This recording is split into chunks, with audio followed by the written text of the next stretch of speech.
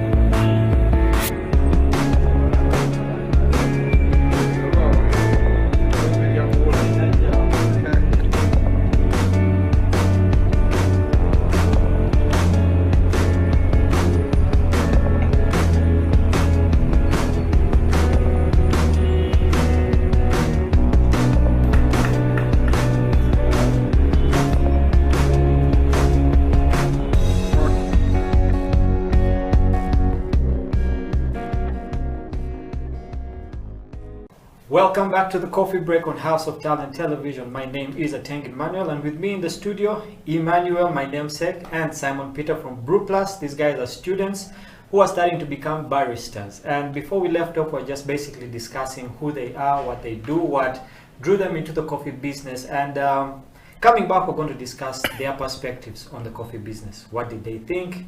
What do they want to do? What do they want to achieve? Peter, I'll go to you first. Yeah, you told us who you are, what you do, you know, where you started your first day. You know, you actually didn't like the cup of coffee you were served, but you know, after some time, you know, the taste started getting to you. So we just want to know, because coffee is a process. You know, the baristas always say it's from the tree to the cup.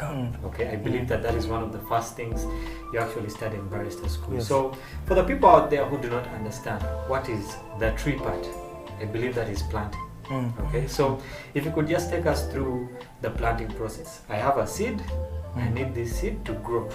Okay, what do I do with it? Initially I just thought that the seeds just, you just find a plant that is just there and it will just give, you know, coffee seeds. But little did I know that, you know, you have the dry coffee seeds and then you make a nursery bed. And then for a certain period of time, like when the seedlings are mature enough, is when the replanting, you know, you plant them to the garden.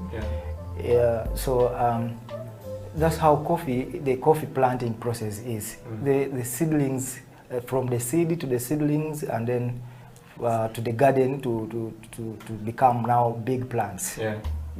So one time I was in class, and then someone was telling us that for you to become a good coffee farmer, it's basically if you start as a barista, you can start a farm and become a very good coffee farmer. You know, the reason as to why we produce very bad coffee here in Uganda is that people don't taste their coffee. But when you know the taste of the coffee, you can easily go back to the garden and produce very nice coffee. But you know, people are after money. They just grow coffee, pick it, and then after picking the coffee, they just put it anywhere and then take it to the market for selling. It's not like that. The coffee must really have to take a very good process to reach to the final consumer who is taking it in the cup. Because what happens in the garden is what a person in the cup is going to have. So that is how coffee is from. Although it's a very long process, people are really very impatient with the coffee because it takes quite long, like 3 to 5 years for the coffee to really become the coffee we know. Quality. So to add on a little on what he's saying, you know, the process through which coffee undergoes affects the price and the quality of the coffee at the end. So one day I was trying to search on the different varieties of coffees that we have in the world, and I was able to find out that Black Ivory is the most expensive coffee. So I kept on wondering, how is Black Ivory the most expensive coffee? So as I went deep to search the process Black Ivory goes through, it's really so funny that those guys get the coffee, the berries, the yellow ones, red, and they feed them to elephants. So the berries go through the digestive system of the elephant, and when the elephant poops, so they go and pick the remaining processed coffee beans. So that by the time they are out, they're already processed, full of flavors. So coffee is really so amazing. It's amazing that coffee can come from that process. Because I had in case you put 7 kilograms, you can pick like a kilogram out of the elephant poop. So it's a very hard process. It's really so hard. so hard. But if it's that expensive, I mean, it's worth the wait. It's really worth. It's worth the wait. So speaking about Black Ivory, we have different kinds of coffee. Okay? Which ones do we grow in Uganda, and in which parts of Uganda do we find the different types? We have Robusta, Robusta coffee, and then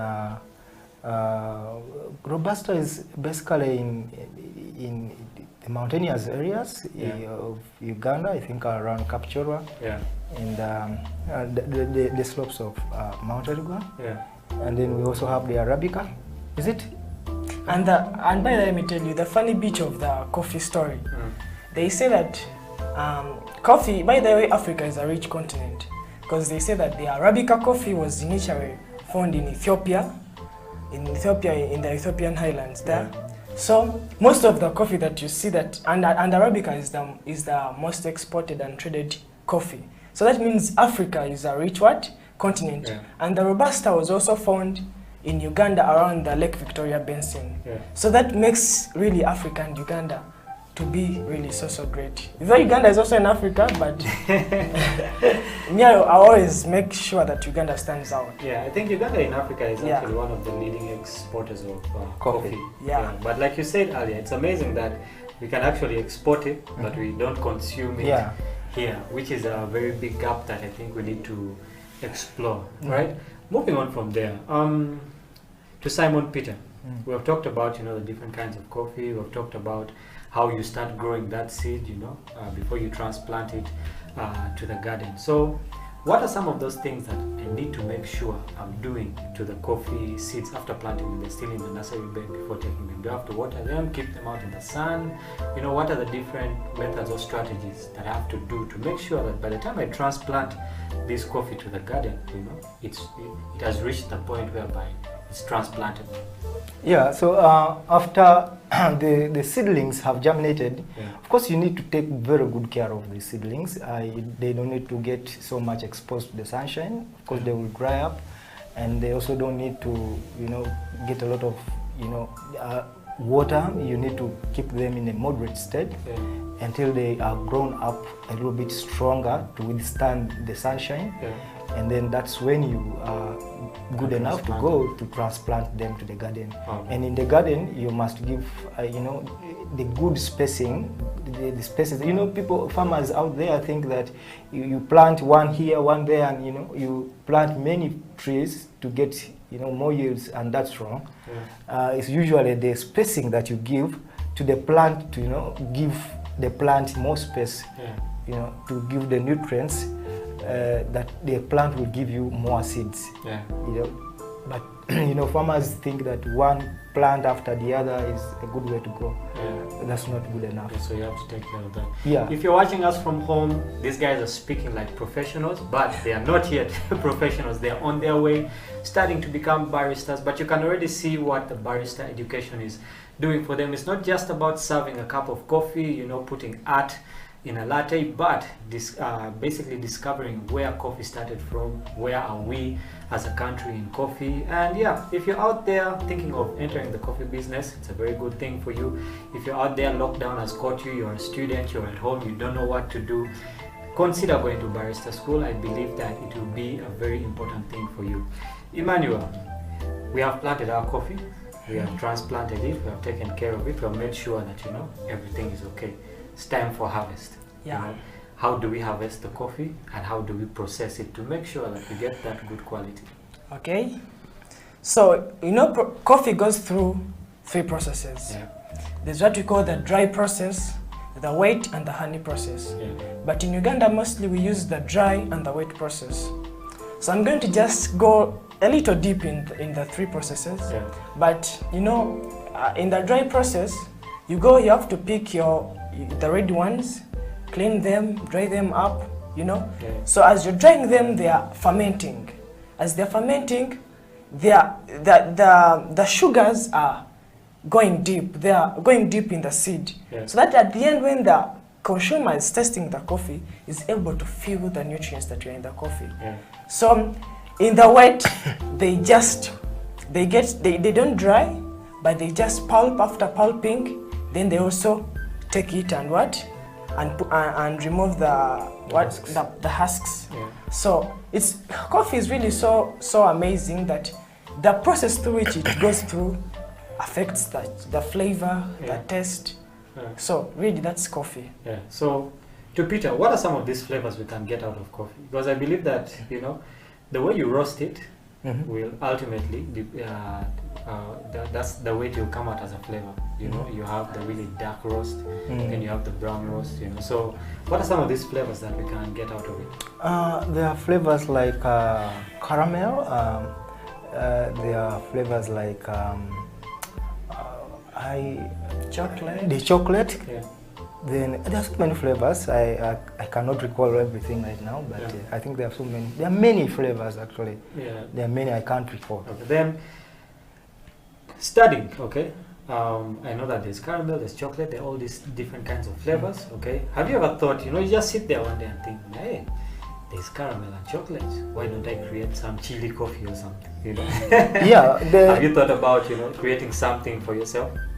Yeah. Like a different kind of flavor.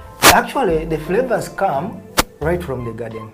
They always tell us that when the plant is in the garden, what nutrients it gets involved with is how the flavor will come. Yeah. When you grow coffee together with maybe jackfruit, some plants around jackfruit tree, you're going to find out that as you're taking this coffee in the cup, you will always feel that there's some smell, there's some flavor of jackfruit in that coffee. So I don't know how it comes about, but it depends on what nutrients it has gotten with in the garden. That's how the flavors of the coffee will definitely come out. So if I want some strawberry coffee, I just have to make sure that within my plant I put yes. some That's how funny coffee is. Yeah. Okay, I think it really picks up, scents from different plants really quick. Yes. Yeah. So we have processed our coffee. Now it's moving on to the next step. How do we store coffee? Because I believe that you just don't put it there and that's it. How do we store coffee? Coffee is packed in bags, bags that are able to pass out air and also bring in some air. And when you're keeping those bags, they must be on a raised pallet. You should not allow coffee bags to be on the ground. Why? Because they may gain the moisture from the ground. So you have to put it on a raised pallet, and the coffee beans and the sacks should not touch the walls. So coffee is really so weird that you must take care of it. Any mistake you do, it affects the whole process. So that's how you put it in the bag until you wait for its time to be taken out. So you talked about air, I don't need air in that bag. So which air goes out, which air comes in? Yeah. Which one? Coffee, you lose carbon dioxide from the coffee. So that's the coffee, the air that goes out. So you need to keep it sealed the whole time? No, you need to keep, not sealed, but in the bag so that you can be able to be losing the air. Okay, so if I don't take good care of it, at the end of the day, my cup is really going to not be that good. Yeah, that's interesting. So coffee is like a baby, basically. It's like a baby. It's a baby that you really, have to take very good care of. Right from the garden. For the final result. Okay, we've talked about, the coffee process, and at the end of the day, you guys want to be baristas. But I believe that coffee is not limited to being a barista. Yeah. So, to Peter, what are some of these different aspects that we can get involved in? Apart from just being a barista, what other professions are there within, the coffee industry? I think a farmer is a basic, the foundation of coffee. So you can be a farmer, you can be a coffee dealer, and there are so many coffee dealers, then you can also be a barista, and then you can also be a coffee roaster. A coffee roaster, yes. A kappa, so yes. There are so many people that are involved in the coffee. But these are all jobs that we are not looking out to. We just look at coffee just like that, and we export these jobs abroad. Because when we export this coffee, these jobs are created for people there. You have to be a roaster. There's a roaster. There's a kappa. A person who tests these different coffees to see which one has the best taste. So, and then there is also a barista, and baristas are not here. They are there in those countries. We are exporting a lot of jobs. And then maybe we only have farmers, but which farmers are also not very much educated about coffee. They don't know about so much coffee. So we can be a trainer. You can also be a trainer. We are in school. So we are acquiring knowledge. Then later on, maybe we can also have our own schools and train children, people. So maybe, so that is it. Well, you're hearing it there from Peter and Emmanuel. We have them in the house today on the coffee break. If you're out there, you're a barista, you're a professional in the coffee industry, shout out to these guys. Send them a message. Let them know that you support them. Let them know that you are waiting for them, when they get out of school. If you want to give them a job, also here they are. You can comment down in the comment section and just show them some love. We'll take a break right now for you to get a cup of coffee, for you to get some rest, but we will be right back. And after, we shall be brewing a cup of coffee. We want to see how much the students have learned at Brew Plus. We'll take a break right now. This is the Coffee Break on House of Talent Television.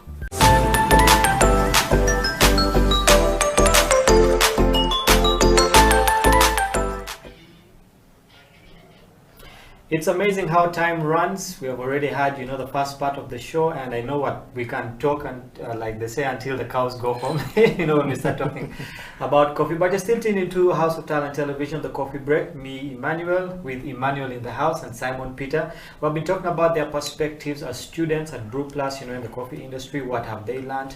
What do they want to become? And the last part of the show is always for brewing. These guys have talked about the theory. Can they do the actual practical? We're going to find out as they brew a cup of coffee. So guys, I've talked about, the theoretical part, the coffee from the tree, the planting, what you guys want to be, how you got into, the coffee business and all these things, what you're studying. Before we get into the brewing of this coffee, I just want to ask Emmanuel, what are your future plans? I know you just don't want to get out and become a barista. Do you want to open a coffee shop? Like you said, you want to be a superstar, So what are your future plans when it comes to, coffee after school? What do you want to do?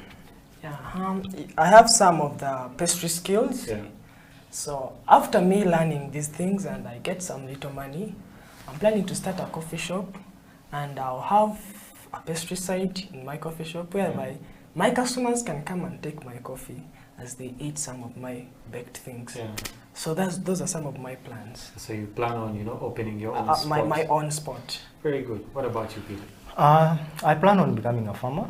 Yeah. I already have plans of, starting up, maybe after getting some capital. It's best to become a farmer because you're everything. You give direction to the entire process. Yeah. Because I have now the coffee knowledge, it's best that I got the field and also farmers out there learn from me. Yeah. It's best if you become a barista because you taste the coffee, then you go back and become the farmer, which is not the case now. So I think that if I become a barista, I have the capital to begin up a farm, I'll go back and begin up a farm. Yeah. Maybe also have my own coffee sell my own coffee. Yeah. And not have middlemen in between, because coffee is really very much expensive. Yeah, I like that I have both of you on the show, because earlier this guy said he's a chef, you like to eat food. So you connected there. Yes. And now you want to become basically a farmer. Yes. And he wants to open up a coffee shop. So you're going to supply him at the end supply of the day. Yes. So I think you guys should really stay close together, because that kind of relationship is very important. Well, we're going to get into brewing a cup of coffee now. I'll hand it over to these guys. We have our stuff here that we're going to use. First of all, you guys have to tell us what is in front of us, what we're going to brew, basically the whole process. But before we start, I just want to tell everyone at home, we talked earlier about hygiene. Hygiene is very important when it comes to the coffee business. Basically it affects, the whole process, okay? So before you start making your cup of coffee, what you need to do is make sure that you're clean. And which parts are you going to use most? The hands. Okay, so here at House of Talent, we always encourage you to use, sanitizer. Always sanitize before, because even the times that we're living in, everywhere you go you have to sanitize, and make sure that you protect yourself, protect your customers, and basically protect everyone who's around you. So before we get into brewing our cup, I just want to sanitize these guys. You can watch at home there, so that you can know that our hands are clean. Thank you. Before we start this, so guys, I'll just hand it over to you. What do we have in front of us basically, and what are we going to be brewing for the people at home? Yeah, thank you so much. So I'm going to teach you how to make simple coffee at home. In case you're able to get yourself a French, this is called a French press, or a plunger. So I'm going to take you through. So we have our hot water here, and this is our kettle. Yeah. So you first have to put your hot water in, because you put your hot water in the kettle.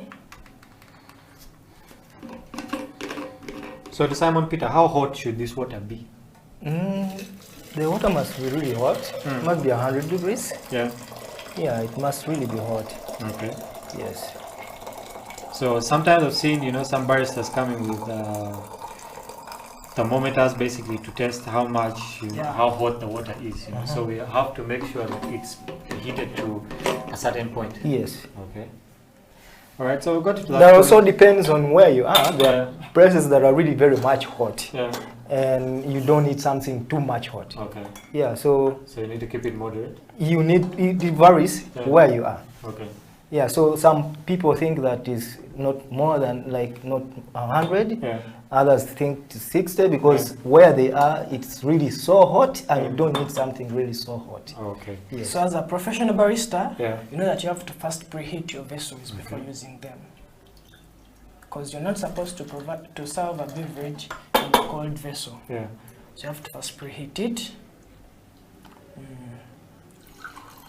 So after making sure that your vessel is hot, I think the temperature is now enough. Yeah. So initially in the restaurants, you have to measure. You must have a measuring scale. Yeah. But this is just homework. Yeah. Yeah, you're making your coffee at home. Simple work. Yeah. So you have to get your coffee.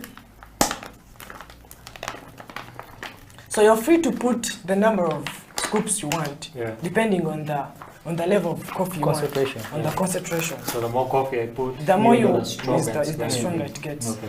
So we are 3, so I'll put 3. So as you continue that, Simon Peter. Yes. I've heard in some instances people ordering cold coffee. Yes. So does cold coffee go through the same process before it comes out in the cup? You use ice blocks to make the coffee cold. Okay. Yeah, you use the same process, but you can use the ice cubes to make the coffee. So basically it starts off as hot coffee. Yes. Then I put in the ice cubes and it ends up as cold coffee. Yes. So does that kind of ice affect the the flavor at the end of the day or the taste of the coffee? The taste will remain the same, but of course the coffee is cold. Okay. Yes. But with a little bit more of water. Yes. Okay. So let's continue. We've gotten to that point. So after putting your coffee in the vessel, you're supposed to pour the water. Okay. In a circular form, Actually, that is what I wanted to test. You guys have passed the test. For every barista that has come here, the first thing they did was preheat. Okay, and when they were pouring the water, it was in a circular motion. Yes. They just don't pour water, And you know why? Pouring for tea. Yeah, why do we do this? So that all the dry spots can get the water. You soak everything. You soak everything in water. Interesting.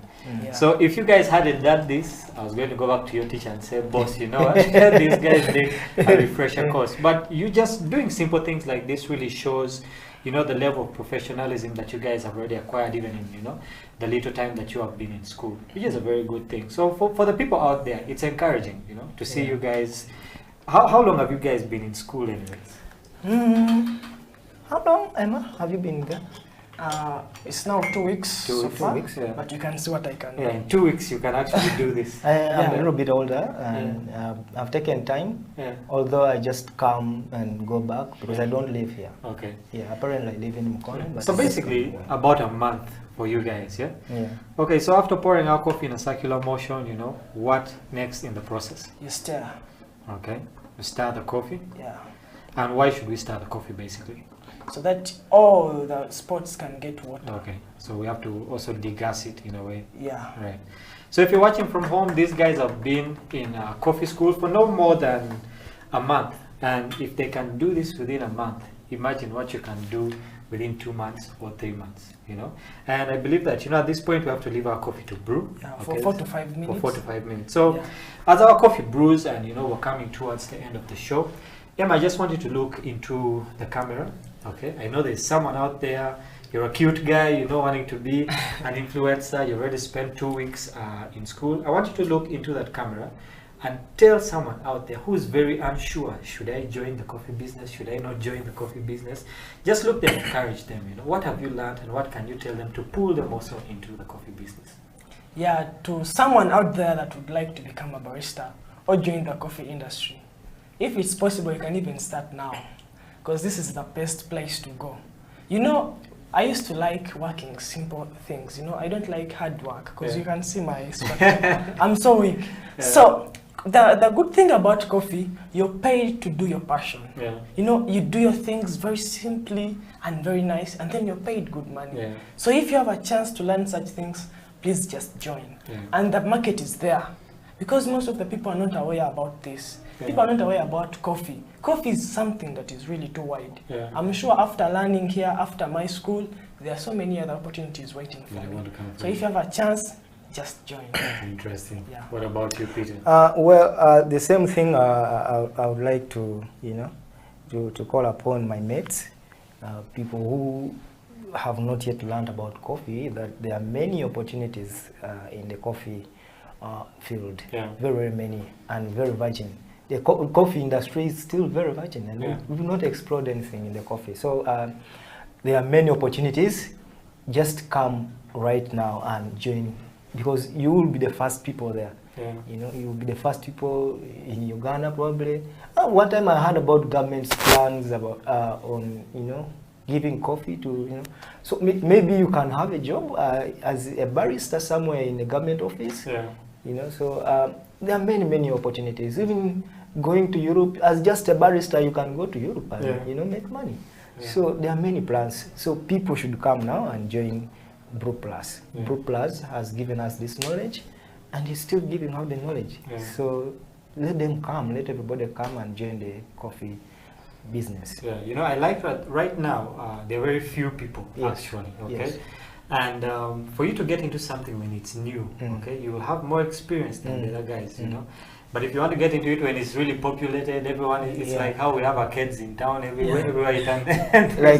like how Chameleon dominated the music industry when he just came in. Yeah. But everybody is now a musician. Now everyone is doing music. So yeah, it would actually be a very good time for you out there to get into the coffee industry. Now the courses are not that expensive. I mean, take it as an investment. You're investing something into your future, and it's something that is going to work for you for very many years to come. Before we started the show, we're just talking about how you guys, there are some people out there who are watching you guys, so I just want to give you an opportunity to say hi to your to your fans, who wants to be a superstar, to the guys you study with. So look into that camera and just say hi to your people. Shout out to my fans out there. It's your boy Caesar. I know you know me, so I say hi to my friends at Daddy Quick Restaurant. By the way, Daddy Quick Restaurant is the best place to go. Yeah. If you want to taste nice coffee, Daddy Quick Restaurant. Yeah. Along Sao Paulo Road, you just find us there. All right. Yeah. Sao Paulo, the Boise side? No, the old campus side. Okay. Yes, Peter, what about you? Okay, I want to say hi to my brother. I have a brother who went to Saudi. I brought him to the coffee. Yeah. They introduced me first, so I introduced him. And he left me. So it's very. So he's actually watching live. Yeah. He's called Paul. Yeah. He's a barista now.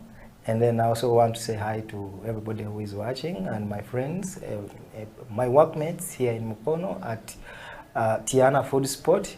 Tiana Food Stop is just along Kayunga Road. If you ever come to Mukono, just along Kayunga Road, along around the tax park, you just find Tiana Food Stop, and we can serve you food. So if I come, they have a free. I have some free food for myself. Yes. You've heard it here. You guys are the witnesses. When I get to Mukono, I have some free food. Yeah. I also want to send my shout outs. Basically, to every barista who has been on this show, thank you very much, you guys, for coming to just discuss coffee with the different people. For the guys who are behind there in production, I know we always don't give them a lot of credit, but they're there. They're always waiting to take the coffee out after it's brewed. I know they're already eyeing it. Yeah, and we've come to that part of the show where it's almost coming to the end. I think our coffee has been brewing, for at least 5 minutes. Yeah. And I think we can go ahead and serve it, as we come towards the end of the show. If you're watching at home, you've also been waiting for your coffee to brew. Get your cup. It's time for us to get it into the cup, like we say, from tree to cup. This is the cup part. Please. Okay. So you cover very well. Yeah.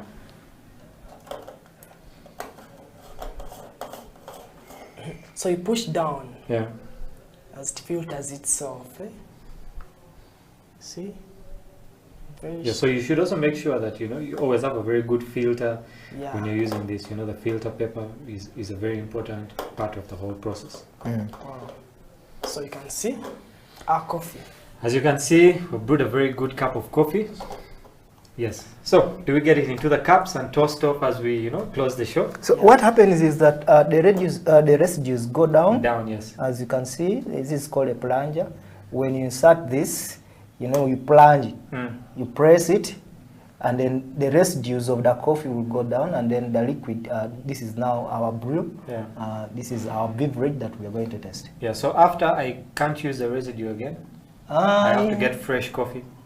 Or I can just keep adding water to it. If you want, you can use it again. If you don't want, there are so many things that they make out of this recipe anyway, so you can keep it. Okay. Ladies and gentlemen, we have come towards the end of our show. Emmanuel will go ahead and serve us our cup of coffee. But if you're out there and you really want to learn about coffee, you can always contact the different baristas and the different coffee schools. They will be able to help you. If you're at home, you're in lockdown, I know that school hasn't yet really begun. Don't sit at home. Always get something that can add value to your life, and getting into the coffee business is a very good idea. At House of Talent, we also bring you the Coffee Break Show, where we let you guys know everything that you need to know about coffee. We have fun with different baristas, we have fun with different roasters, basically different people in the coffee industry. And our cups have been served, and I'll just have Emma take one, and also Peter will take the other, and you know, we'll just toast off so you guys can take a cup each. This has been the Coffee Break on House of Talent Television. My name is Emmanuel. I had Emma with me in the house, who is going to be a future superstar. So you should get to know him now before he becomes a superstar, so that when he becomes famous, he can remember you. We also had Simon Peter in the house, who is a barista. You know, he wants to become a farmer in future. I believe that, you know, you're going to export a lot of coffee. You know, these guys are going to be something else in future. If you're out there, you're a barista, you're a kappa, you're a researcher in coffee, do give us a shout out. Let us know if you want to get on the show, so that we can basically build a very good community of baristas. But from us here, we're going to toast off to the Coffee Break on House of Talent Television. Thank you guys very much for coming. As we enjoy our coffee, have a good day. This has been the Coffee Break on House of Talent Television. My name is Ateng Emmanuel. Till next time.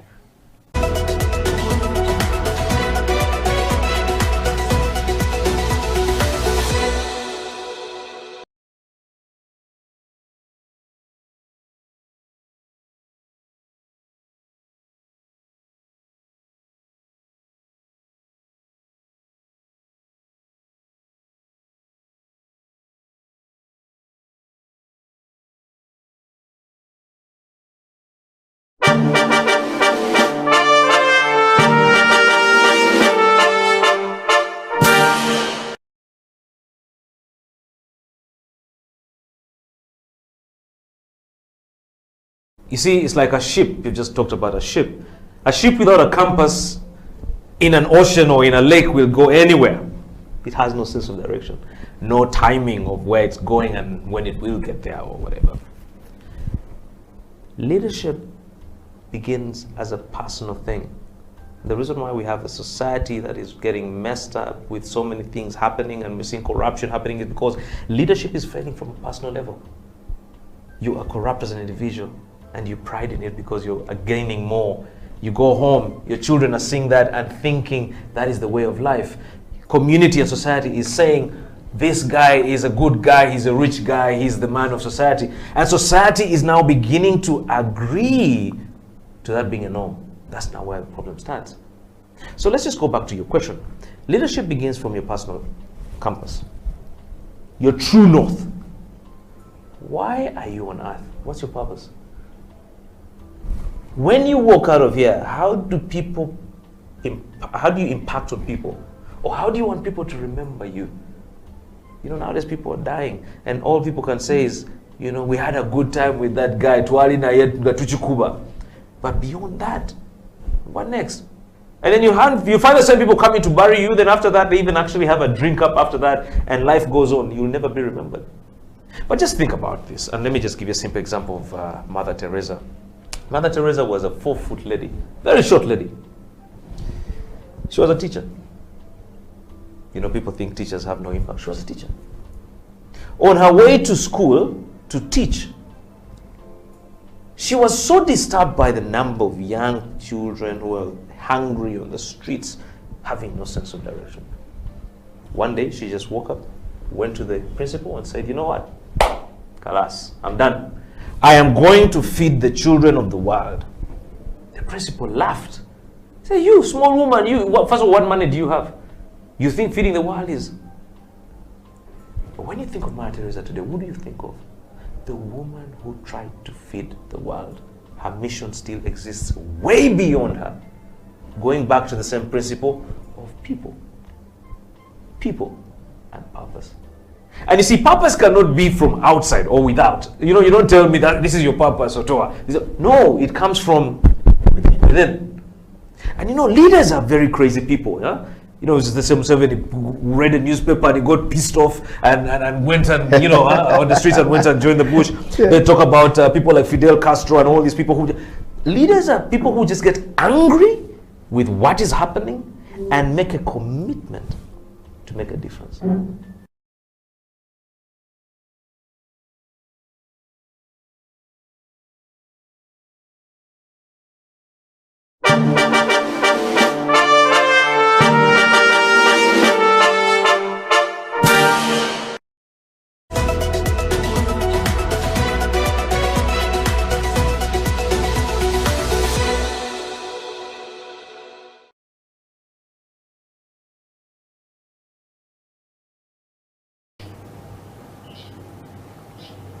Welcome to the CEO Bench. My name is Eddie Okila, and of course, coming back from the holiday break, how are you guys doing? How is everyone doing? Is your CEO back in office? They're supposed to be back on the 15th of January or around about the end of January, okay? And of course, we took a break with them for the Easter, rather the Christmas holidays and the happy holidays. Everyone welcoming you all the way from the 2021, the year that was very tough, to the new year 2022.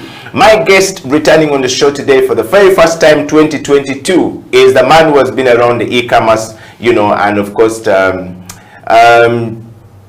know, computer science and technology and all these things we talk about. He's been in that space for some time. He's a man known to many of you across. He's the representative or the team leader for Flutterwave Inc. in East Africa. Nielsen, yes. Welcome to the show today. Thank you so much. Thank you so much. Yes, I'd even forgotten to pronounce your name. You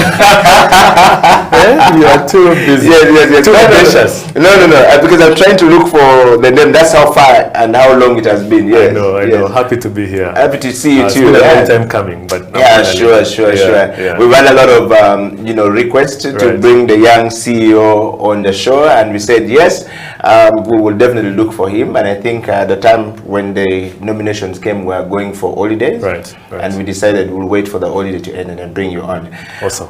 Well, we're happy to have you here. How's the family? How's work and everybody else? Awesome. Great. Yes. We're going to dive into our interview very quickly. The CEO Bench is a program that focuses on young leaders or old leaders or people who are in the position of leadership or climbing into position of leadership. We want to share the nuggets of truth about the journey of self-leadership into that position or into that space. Right. And you know, how has it been? Has it been easy? I mean, people just see sometimes CEOs on the streets and you know, on television or wherever they have been, and they think that it's easier to get there. Right. But some of them are going by the baptism of fire. We think that you are not different from them, that there could be some really serious fire going on in your life. And we want to share it out. So we'll start from a lighter note by just getting to know you. So who is Nielsen Sango? Are you Ugandan? If yes, what are the values that define you as Ugandan? Yes, and how did you end up in this space? So my name is Neil Sango.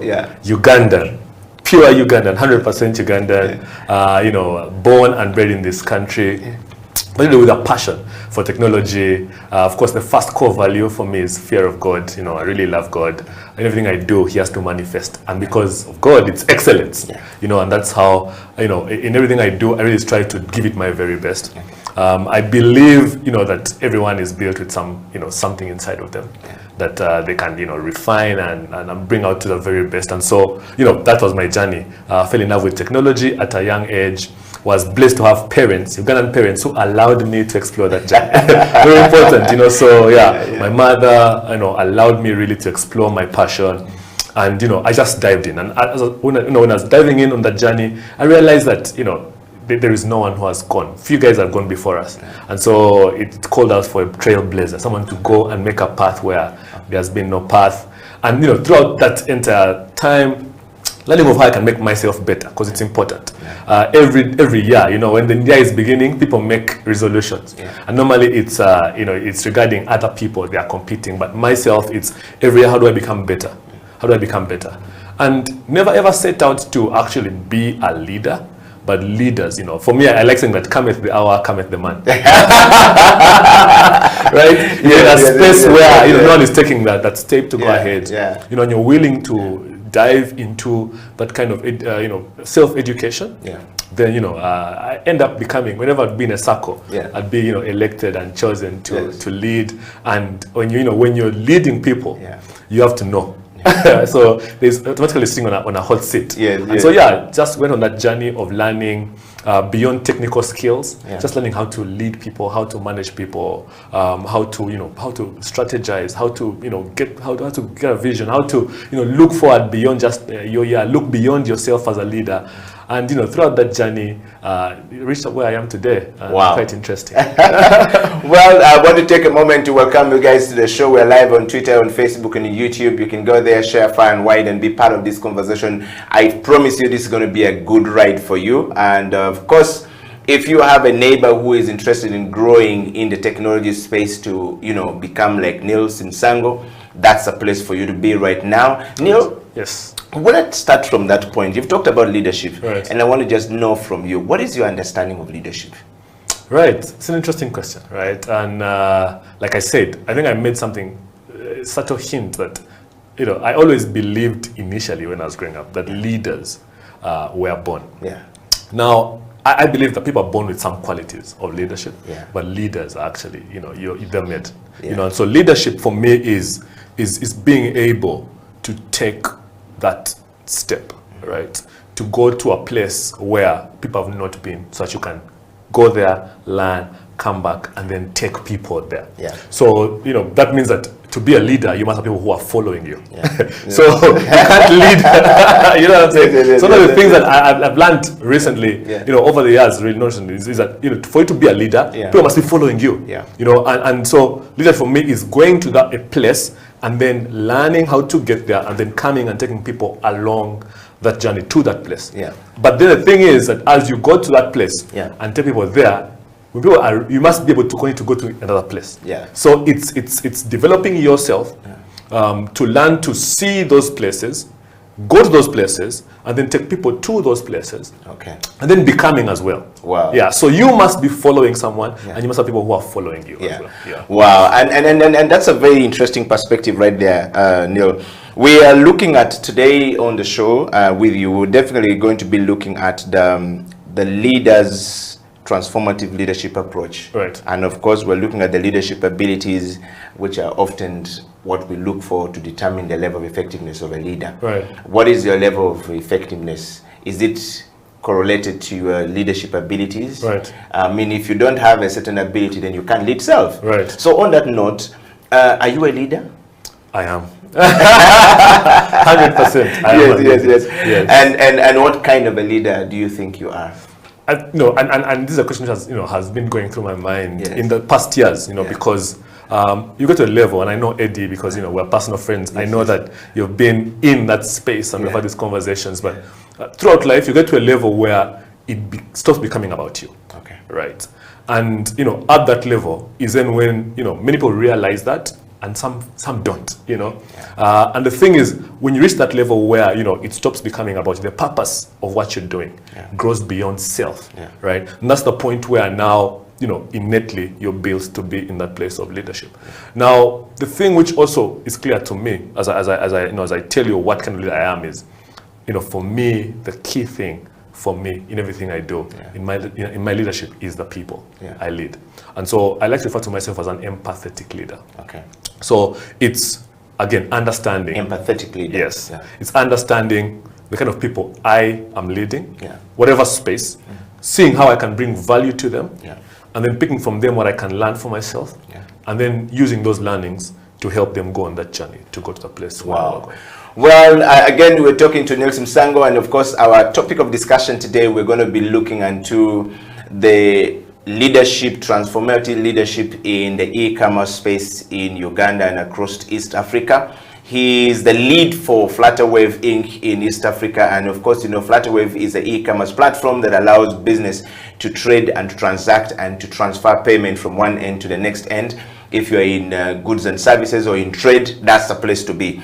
And talking of that, Neil, you have defined leadership and you've talked about what leadership is to you and the type of leader you are. Yeah. What is self-leadership to you? A lot of us out there don't know what self-leadership is. You ask the person, says, I don't know how to lead myself to get myself to this point. What is self-leadership to you? And how can you actually, define it for somebody who doesn't know, given the fact that you have been walking this journey to where we are now? Right. And I think that's a key question, right? Which many leaders don't ever ask themselves, right? Because sometimes people end up being in places of leadership positions, but actually not leaders. True. And for me, what I believe is that to lead others to a place where you want them to be, you must have gone there yourself. And so self-leadership for me becomes then what does it take for you as an individual to get to the place where you want to be, and those things, it's a big part of it is reflection, knowing thyself, right? I think that was in the Art of War. You have to know thyself, right? And so it's to look at yourself from end to end, A to Z, and figuring out who am I, what am I good at, extremely good at, what am I not good at, what do I need to do to make sure that the things I'm good at I become even better, and the things that I'm not good at, what do I need to do today to make sure that I become better at those things? Who do I need around me? Who do I need to? Where do I need to move from in terms of spaces and circles? Who are the people who have the qualities that I want to have? How do I go to connect and interface with those people? And that's a big part of it is being mentored, right?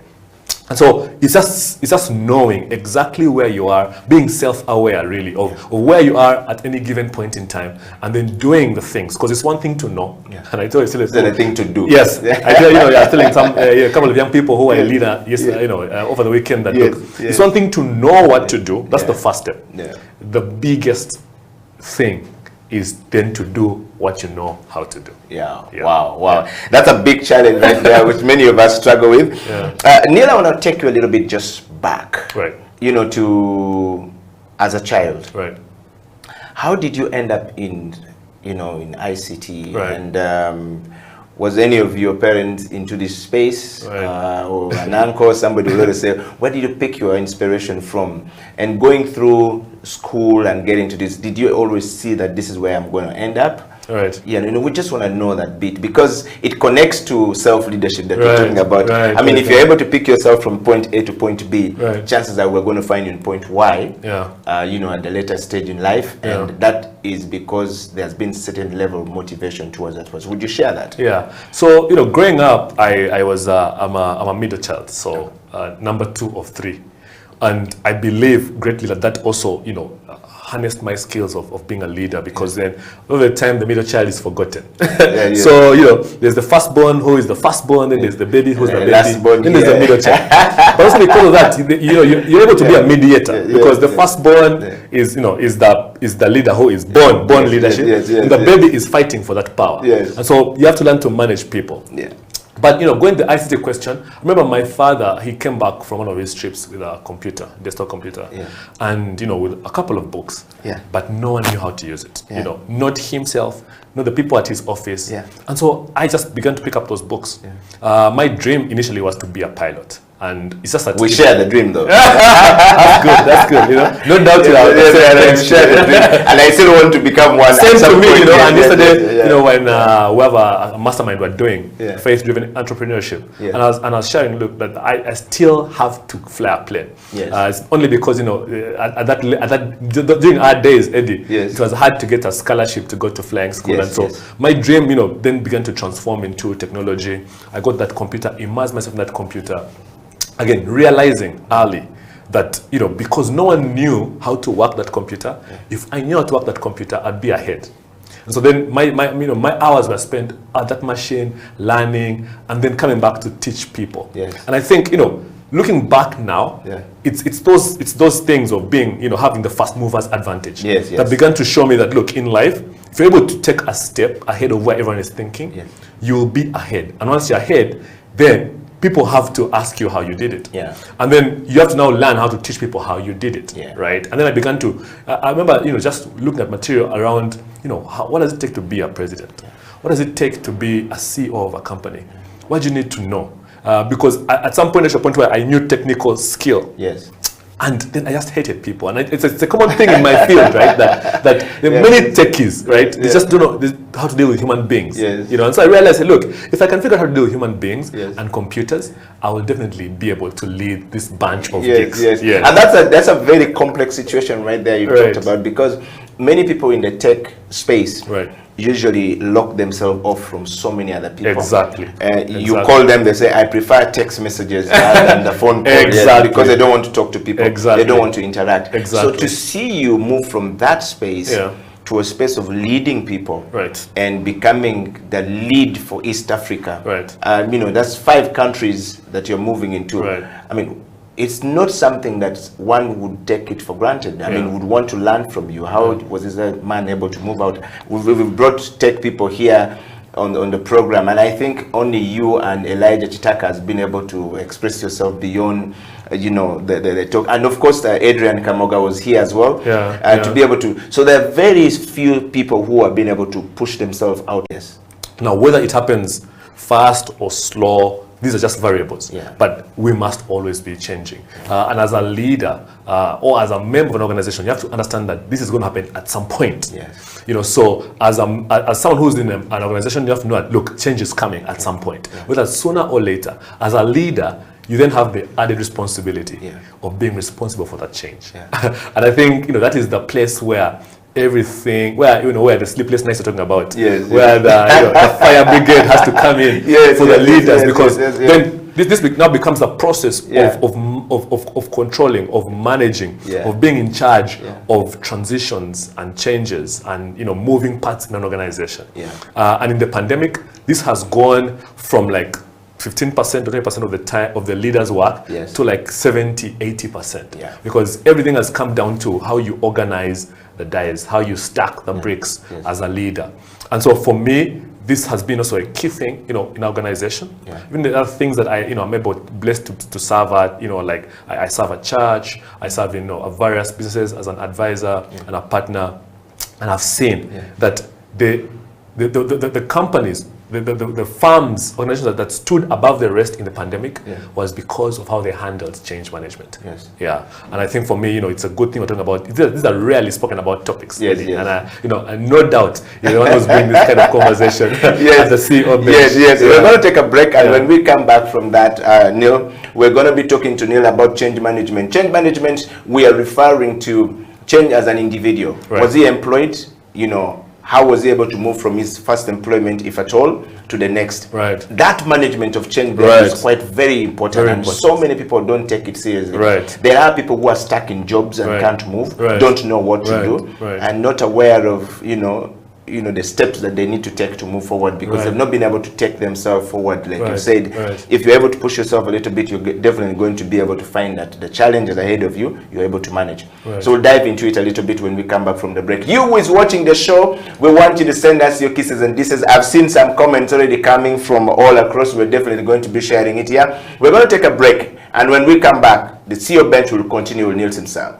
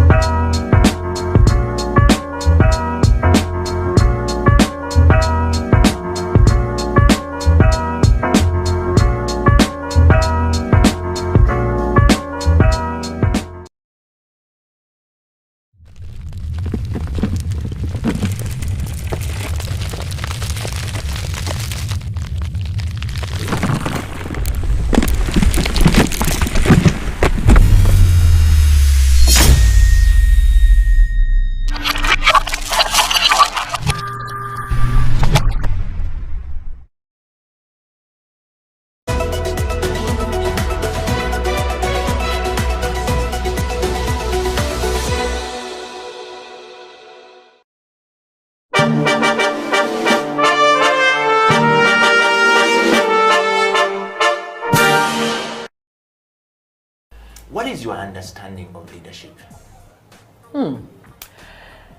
Leadership for me means you're being able to immerse yourself and get your team, not staff. I've learned that's a very different, they're both different terms, and I'll tell you why. When you immerse yourself as a leader, you're willing to sort of get in the trench with your team and get them to buy the vision behind the structure you've set up or the business you've set up. Yeah. I think then you've achieved, or you are on your way to achieving what it is you want to do with the type of business you have. The reason why I said there's a difference between staff and team is your staff is a body there, do this, do that, and they'll just follow and clock out. Okay. But your team will understand the vision and actually run with it. Perhaps even run with it better than you yourself envisioned. Okay. Yeah. And Linda, on that note, are you a leader? Do you consider yourself a leader? I think I'm learning how to, and I'll say I'm working on my impatience. I've been giving feedback about my impatience and that, and impatience in the sense that I know what it is I want. Perhaps we've all discussed it, and if it doesn't happen within Linda's 2 minutes, then I sort of take it away from you and try to do it myself. So I'm trying to pace myself and understand or allow others to move forward and do that. Yeah.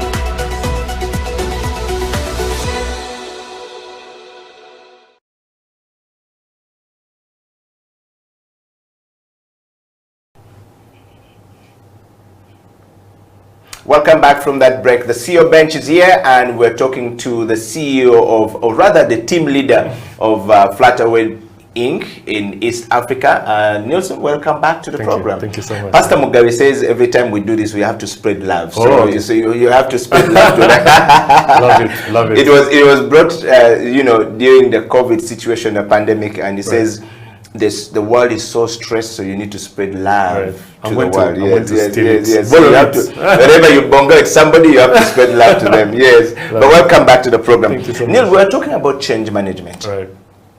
A lot of us don't know that managing change is quite key to our next step of growth in life. Yeah. I want to just take you to that moment. Have you been employed before? Yes. And if yes, how were you able to move from one job to the next? How were you able to communicate that? By change management, we're looking at the deliberate identification and implementation of necessary change in a human being. Yes. Yeah. You have to be deliberate about this. Love it. What is the necessary change that I need to make? Yeah. How do you know that I've reached that point that I need to move to the next step? Right. Some people are just stuck there. Yeah. I need money for school fees, Yeah. rent, and this this job gives me this, but they're dying. Yeah. And the gifting and the talent God has put in them cannot be realized. Yeah. How were you able to manage? I mean, I like the definition you used, because two words stand out for me: deliberate, identification, and necessary. Yes. Now, the thing which I've observed, across organizations, across even my own life, my friends, is the first thing is fear, right? The second thing is people don't even know. They're not aware of self. Yeah. So, I've been employed, of course, coming out of the university, got my first job at an IT firm, and I quickly realized that, it's easy to get comfortable at that firm. Yeah. Because I knew exactly what to do. Reached a point where I knew exactly what to do and how to do it. And I was at the top in that firm. Yes. And so my own goal then comes out now self-awareness. Yes. And what your own dream and purpose Wow, is. that's self-awareness and personal development is key. Yes. It's key. Yeah. So, I set out, if you don't know where you want to be in 5 years, then you cannot make any necessary changes. Yeah. So, my goal was always to be, a business owner. Yeah. I knew that from the get-go that, I'm built out to have my own establishment, my own business, but I knew I had to have the necessary skills. Yeah. And so if I was in a place and I served there faithfully, reached a point where I couldn't add any value to that place and the place couldn't add value to me, I knew it was time to move on. So my first job, was an amazing boss of mine, an IT expert. Reached a point where, we were doing IT service management across the town. And the problems became the same So there was no new challenge for me. Wow. And I knew that if I stay in that place, I'll be happy, have the pay I want. But again, there no new challenge for me. Could not get me to a place where I wanted to be. Because I wanted to be like him, but then he could only allow me to do a certain work at some level. And so, you know, I began then looking aggressively for another place to be. And so at that time, it was choosing where to go to do a master's. You know, and that's another thing about it. Is, you know, knowing where you want to be also helps you make those choices. Because between a master's degree, which is amazing, and professional courses like MCSE and all these kind of things, plus another different job. And so at that point, I chose to go and do professional courses. Because again, the kind of company I wanted to establish was going to be a consultancy firm. And so I thought, if I go do a master's now in IT, I won't be a specialist in any kind of software. And so I went to do a professional course. And so that was easy for me to decide as well, because I knew exactly where I wanted to go. But again, I moved away from the place of fear of security. So I knew, look, if I put in this time to go do these courses a year or so, you know, I cannot fail, first of all, to find something to eat in that time. But then the second thing is that once I'm done with those courses, I'll be of much more value. And so it was I had to then now come and down and say, look, who are the stakeholders in this change? Of course, luckily at that time I was a single man. So, you know, it was just me, my blanket. My parents had to pay for the fees. So I had to go and now, again, present that idea to my parents and tell them the vision. You know, and then come back and also convince myself, because the biggest doubter always is yourself. And so, and in true fashion, when I went to do those courses, the place where I did them from retained me as an instructor there. And so, for me, I think the key thing is the necessary changes. How do you know the necessary changes that need to happen in your personal life? It's where do you want to go? What are your dreams? What are your aspirations? What do you want to do and leave a mark for in this world? Maybe you want to be the best executive. You know, and so that kind of person, you can't be, you know, taking very audacious risk. It's getting your professional level up to that level. What do you need to learn? What do you need to be? Maybe you want to be an entrepreneur. You know, what does that mean for you? You know, in terms of advancing. And so knowing where you want to go is really key. And then coming back down then to then take the steps. Right. There's always people who have gone before us. They're always there. How can you monitor these people? Look at the patterns. If you are into the media space, why can't you come to House of Talent, you know, and say, look, I know Eddie has been there. And I want to do something close to his, but I want to veer off, but it will be imperative for me to learn what he has put in. And then, you know, taking those steps eventually. I mean, you talk about something very important, Neil. I mean, you talked about the very striking point there is that I reached a point where the organization wasn't adding anything to me, value, and I wasn't adding value to the organization. It's the biggest problem, people out there. The biggest problem for people out there to realize that I'm no longer adding value to the organization, and the organization is not adding value to me. Therefore, I need to move to the next place where I can add value. Many of us have failed in our positions, in our jobs, in our lives to actually get to that point. Neil, how do you get to that point, or how did you get to that point? What nuggets of truth that can you share with somebody out there who is watching you right now and wondering, okay, it sounds really cool, but I don't know how to start. I know. So the first thing is really, you know, truth. Be true to self. I default back to that many times. You know, when you're sitting in your moment of work and 8 to 5, you know, how difficult is it for you to accomplish a given task? You know, personally, you know, I like to, you know, set out what I'm going to do in a day. You know, and if those things are easy for me, if I'm not being challenged, then I have to sit back. So either I'm not doing what I'm supposed to be doing, or you know, it's too easy for me. You know, so I do it really quickly. And so the first thing is, how do you know that you've reached that point where you're not adding any value? What is the vision of the organization? Why do they want to be? You know, in that firm, like I told you, the vision of my employer then was to just have people who are fresh out of campus, pay them a bare minimum to service his clients. Now, you know, in my interaction with my line manager, who was he, I realized, look, his goal does not go beyond that. Now, the power I had at that time cannot push me beyond his aspiration. So I knew from the organization side, I've reached my limit. Then from my personal side is, okay, am I then comfortable to live within the within the limits of that dream. Yes. And I wasn't comfortable doing that, you know. And so people also find it, and it's African really. It's a very bad tradition that we have here of people rarely engage line managers to see what is the vision of this organization. Where is the CEO? Where is my leader taking me? What does he want to? I mean, we follow Jesus Christ. You know, he has really shown us the entire roadmap of what is the goal of our followership, right? And you know, it's aligning with that vision, and then saying, okay, I'm in this organization. This is the structure. This is the dream. Maybe I'm an intern, you know, and the way the structure is laid out is that from internship you become associate, senior associate, become a partner, become a, whatever. There's a growth pattern is set out for you. Yes.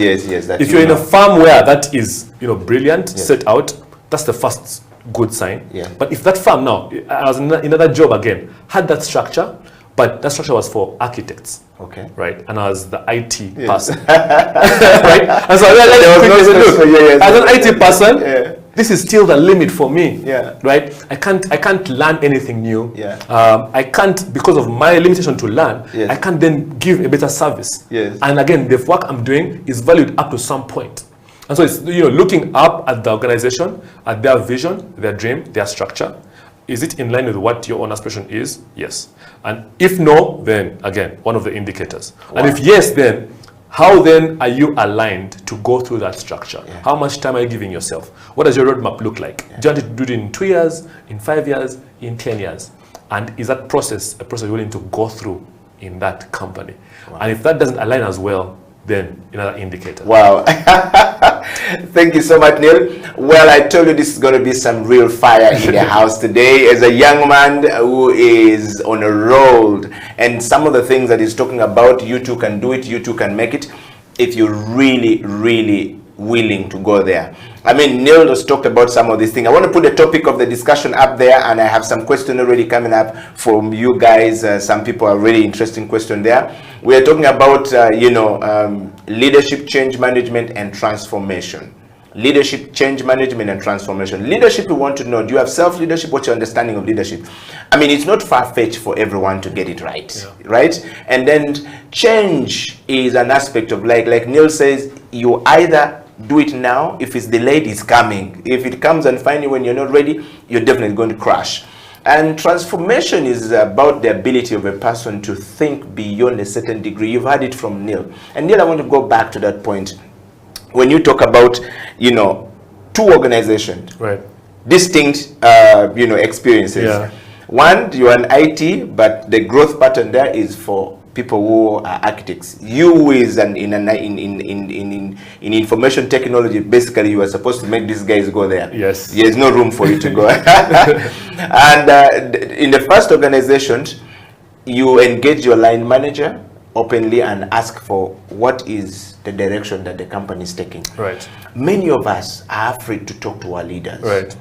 And I have not found young people in my earlier time in my job, and that's how I was launched into leadership. Of course, I come from a leadership family where everything was about leadership from beginning. So we often joke about it. We says we're born leaders. We don't know how we ended up there, but we're always there. And for me, I one time asked my boss when I was employed, what is the vision of the company? And we're in a meeting and everyone says, oh my God, how can you even ask the boss this question? What's wrong with you? You're always trying to be ahead of people. You're going to be fired. So when we took a tea break, everybody thought I was going to be fired. But what was very fascinating for me was my boss at the time, a Kenyan man, decided to use me an example. He says, no one has ever challenged me like this young man. And yet he's the last person to have come and joined the team. And the way I joined the team, I joined as a cleaner. So there I was asking questions at some point as a salesperson. I mean, I'm just a salesperson, but I'm asking questions. That began to open my mind. And so he sat me down and says, never be afraid to ask questions, because then when you ask questions, sometimes your questions are good for me to rethink about where we're going. Maybe you have seen something I've not seen. But my colleagues thought that I was going to be fired. And it was a big problem. And then all the times I wanted to engage my boss to just say, where are we going? What are we doing? How do we get there? What are we doing that needs to get us there? And we've seen it from you. I just have a question here, Neil. And the first question that's come from you is a bank teller, meanwhile. And she's saying, my name is Vivian. Eddie Okela, thank you very much for the CEO Bench. The moment I saw your post, I had to find a way of watching this program. I've been in the banking sector for some time. Yeah. And what Nielsen just talked about right now has made me shed tears. I've been looking for somebody to give me a way forward. I feel like I've reached the top, and in the banking sector, there is no room for a bank teller to grow. I'm a senior bank teller. Right.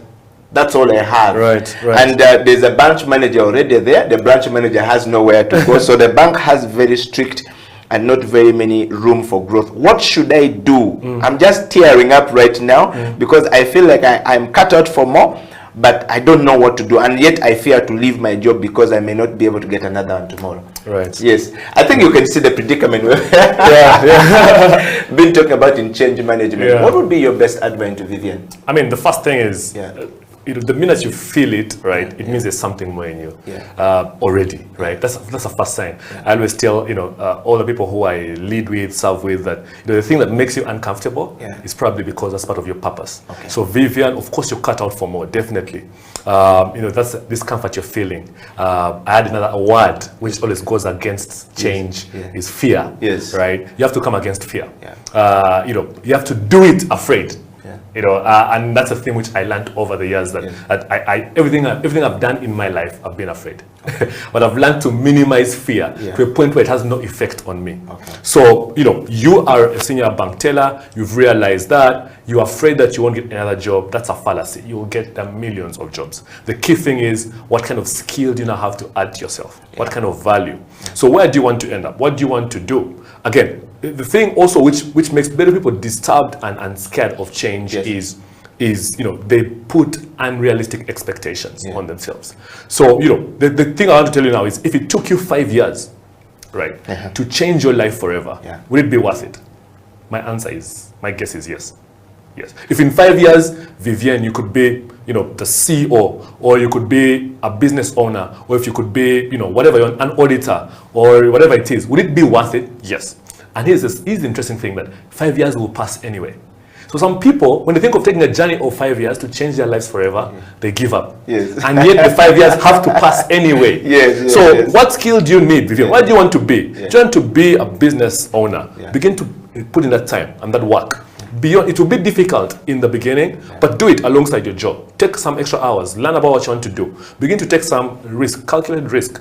Come against fear. I can guarantee you, if you set a goal that's realistic, whether it be 1 year, 2 years, 3 years, you will, I tell you, you will change your life forever. My background is IT. Where I am now, Flutterwave, it's a fintech, we're in financial technologies. I realized, about a couple of years, 3 years ago, that, I'm in technology, I was at that time doing cybersecurity, but I realized that, the way the world is going, payments will become a key part of the world that we live in. And so, 4 years ago, I began on a journey to immerse myself in finances. What does it mean for a transaction to be successful? What does it mean to connect technology and finance? What does it mean today, to be a leader in that space? What have people done outside of Africa, outside of Uganda? What is happening there? How do I be in the spaces where those people are, decision makers? And that journey landed me in China at Alibaba. Again, I applied for a scholarship. Went for that 3-week training with Jack Ma. End up in the same space with the CEO of Flutterwave.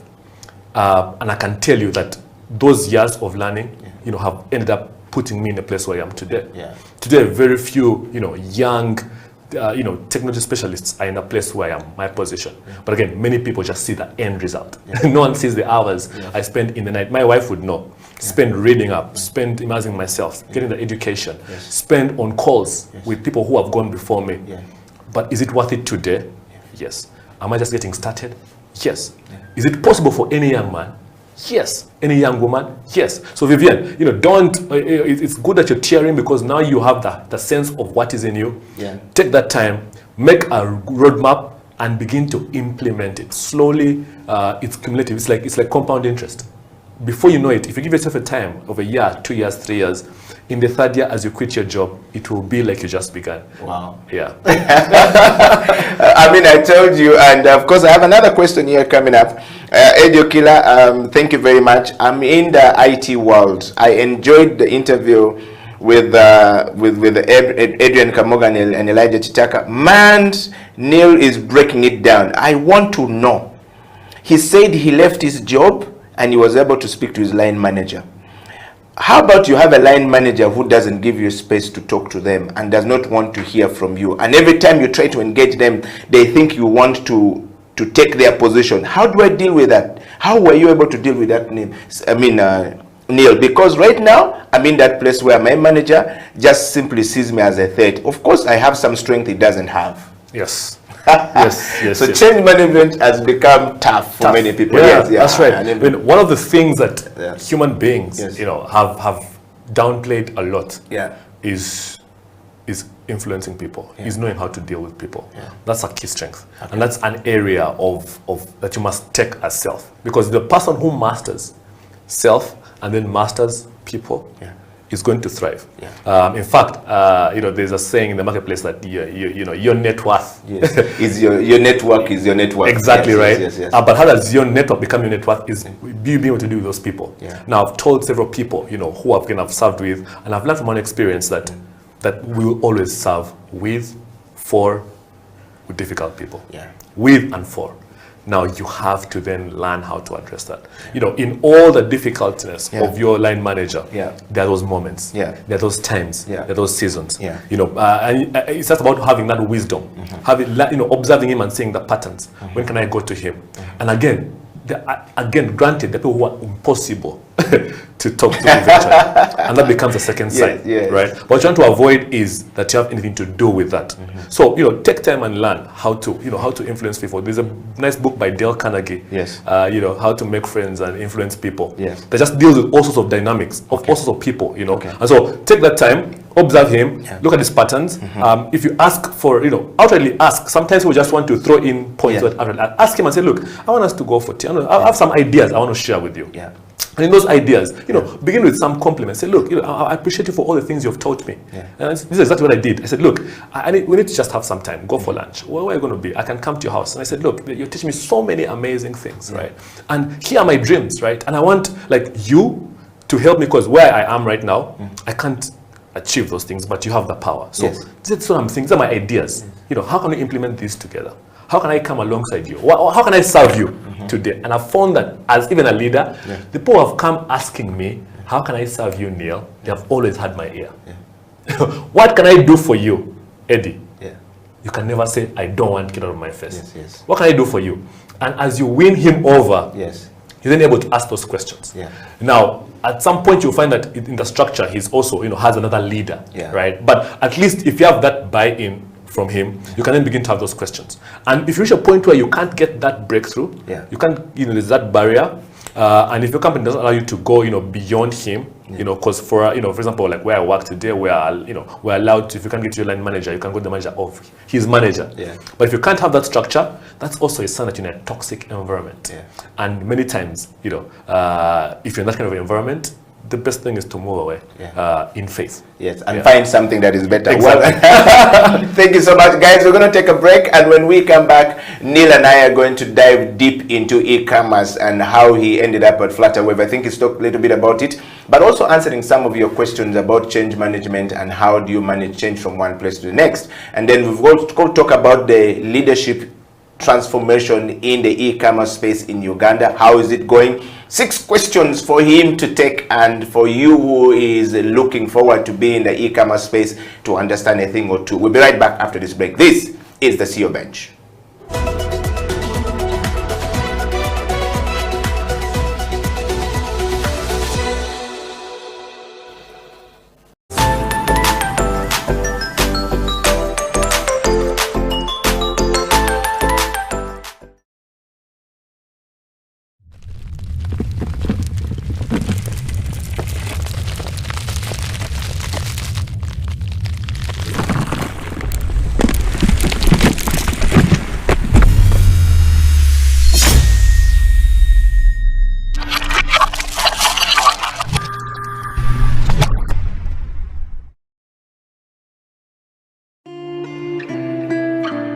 people at the moment are struggling to understand the older generation because times have changed. Technology has come in. They've moved on. Yes. We're the ones sitting back and wondering, what is my child on to? TikTok has surpassed WhatsApp. The other one I call, I never call it Facebook, it's Bookface. Why are you on Bookface? Dad, it's Facebook. Yes.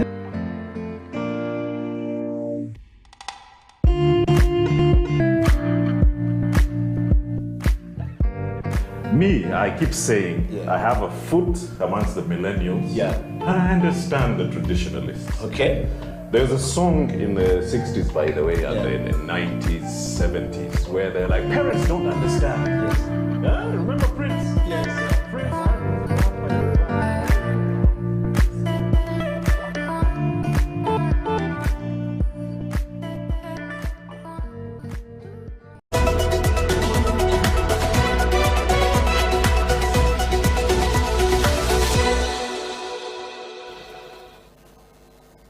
Irene, being the very first person in Uganda, earlier on when we were talking to you, you became the first employee of Diwala in Uganda. I mean, what does that make you feel like being the first leader of a new innovation happening in Uganda? What experience has it given you so far? It's a very humbling experience. And I always thank the team at Diwala for giving me the opportunity, because I can tell you when they met me, it was about 3 years ago, but you know, just chatting about, you know, what technology is in Uganda, how it can be applied to the education sector. It wasn't really, I could say, an interview. It was more me trying to give people some data and some information. And my CEO tells me that from that point, she felt like, you know, I could be part of that team. And I can tell you, I had zero knowledge about what blockchain technology is. And yet here you are now talking like, zero technology. And you know, now getting into Diwala and understanding what they do and understanding why they do it, which is very important. You know, it is important to know the reason behind your why. Like, why are you doing something? And, you know, understanding it and understanding its impact and understanding what blockchain technology can do, how it can improve our lives. It's really been a great journey learning from them. It's first of all a humbling experience that I'm part of the team. It's a humbling experience that I'm given the opportunity to learn. Very rarely do people take a chance on you. And yes, I have skills, but I believe I'm continuously growing. I am still being beaten here and there. And it's humbling, and I'm excited to be part of that team. I'm excited to introduce the technology to all the people I know, my networks. And all I can say is that a lot is coming.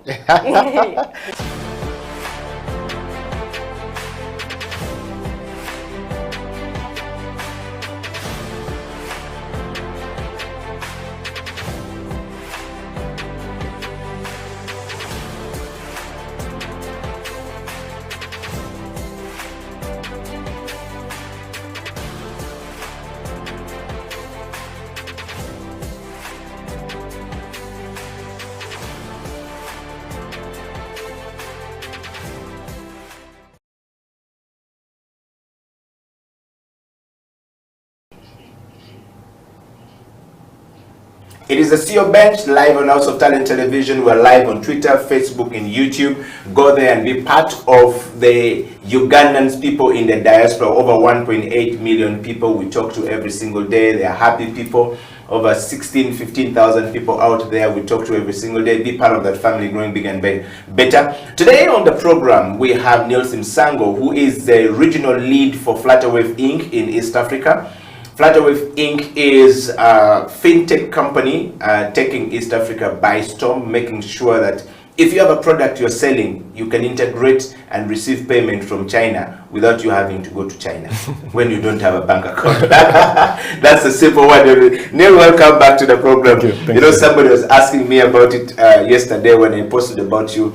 And so I got a lot of people, usually we encourage people to send messages. And so they're saying, so you guys are talking about, you know, e-commerce. We haven't yet reached there. Yeah. And these are young guys who are just, I said, no, we already reached there a long time ago. It's just probably you don't know what e-commerce is. And of course, it boiled down to the effect of COVID-19 on people. Right. A lot of us don't know we're already there, and somehow we're getting there by force, whether we like it or not. Yeah. And some of the things we need to be able to take advantage to learn, one or two. Yeah. So the CEO bench often brings CEOs like you, people who are in position of leadership or climbing to the top. If they're at the top and they're coming down, what lessons can we learn from them? Yeah.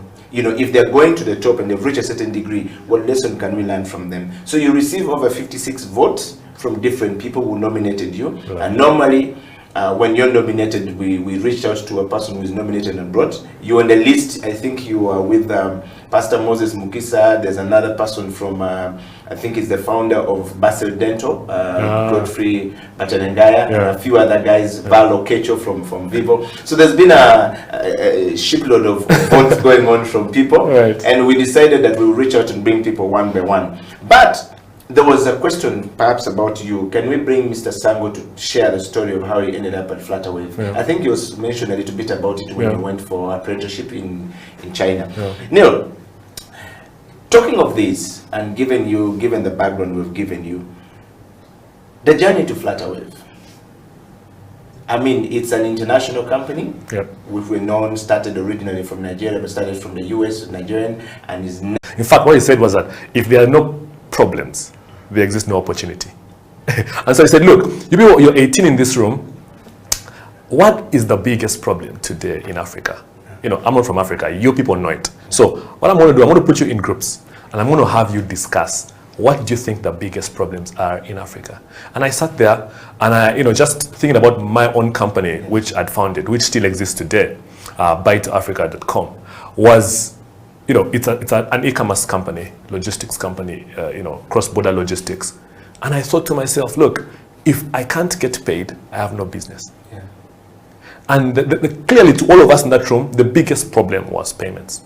And so, you know, for us, it was a way of saying, look, how can we then become ambassadors to solve the biggest problems in order? And so right there, it was, first of all, people must have something they're trading in, you know, and that's the commerce side. Yeah. Maybe goods, services, etc. Yeah. Second point, people must then be able to get paid. Yeah. So today, Eddie, you know, with however amazing HTV is, and this is your product, this is your specialty, if you can't get value for it, it's, you know, there's no value. You're definitely going to close down. Yes. The second thing is then, if you can get paid, then the third thing becomes, how do you then deliver that value, which is where now logistics was. And I realized that I am at the third tier in hierarchy of problems. And so, for me, it was saying, look, I'm available, right, to be part of solving this problem across the continent.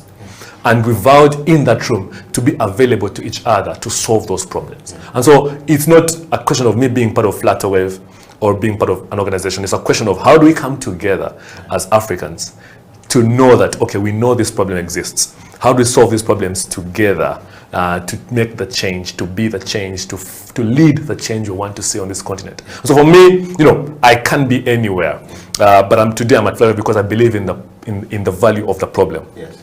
And, you know, soon enough, as an entrepreneur, as a person solving problems, you know, when we handle this problem, we'll move to the next problem and solve it. And so for me, it's a question of what's the biggest problem today in Africa, in Uganda, at my home, where I serve, at HTV. How can I then be valuable to solve that problem and then go to fix the next thing? Wow.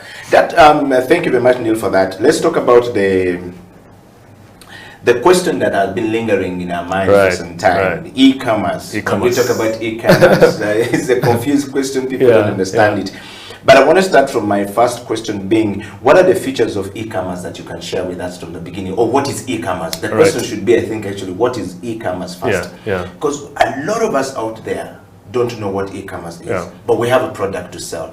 We don't know how, during COVID-19 lockdown in 2020, the president, when addressing the nation, particularly in Uganda, and most presidents in Africa, kept saying, use the online services. We're not yet there. Yeah. And people were wondering, but online services, what is the president talking about? How do I get my goods from Okila, who needs tomatoes, somewhere across 20 kilometers away from where I am in the lockdown when we're not supposed to? Right. How do I move?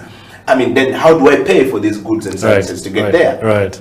We didn't quite understand, but somehow e-commerce began to boom. Exactly. Borders jumped into it. Everyone was into it. Exactly. But what is really e-commerce? Exactly. Yeah. So e-commerce is not a very difficult concept. Now, the concept of e-commerce, the E stands for electronic, yes. and commerce is trade as we know it. So commerce is basically the art of trading, yeah. goods and services, buying and selling, and the E becomes the electronic part. Yeah. Electronic, why? Because the day and age we live in now, it's the internet age. Yeah. And just to give a bit of a preamble to the internet, right? It's basically just devices, your phone, my phone, the TV, the laptop, communicating to each other. Yeah. What this has created is it has made the world what we call a global village.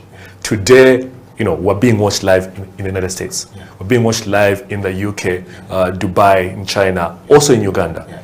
Which means that if you remove the electronic side of the equation, we are not able to reach those people. Yeah. What has happened today is that because of the electronic side, because of the internet, we're able to reach out to people who are beyond our own borders, our own reach. Yeah. That is what e-commerce is. Yeah.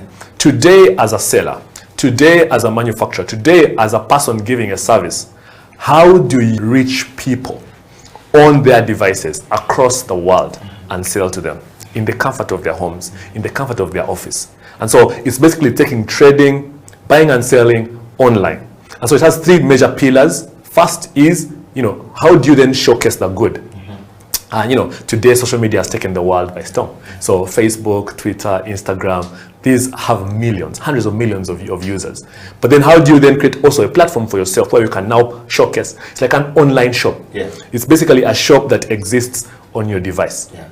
And then beyond showing them, how do they then get to pay for that good or that service? Yeah.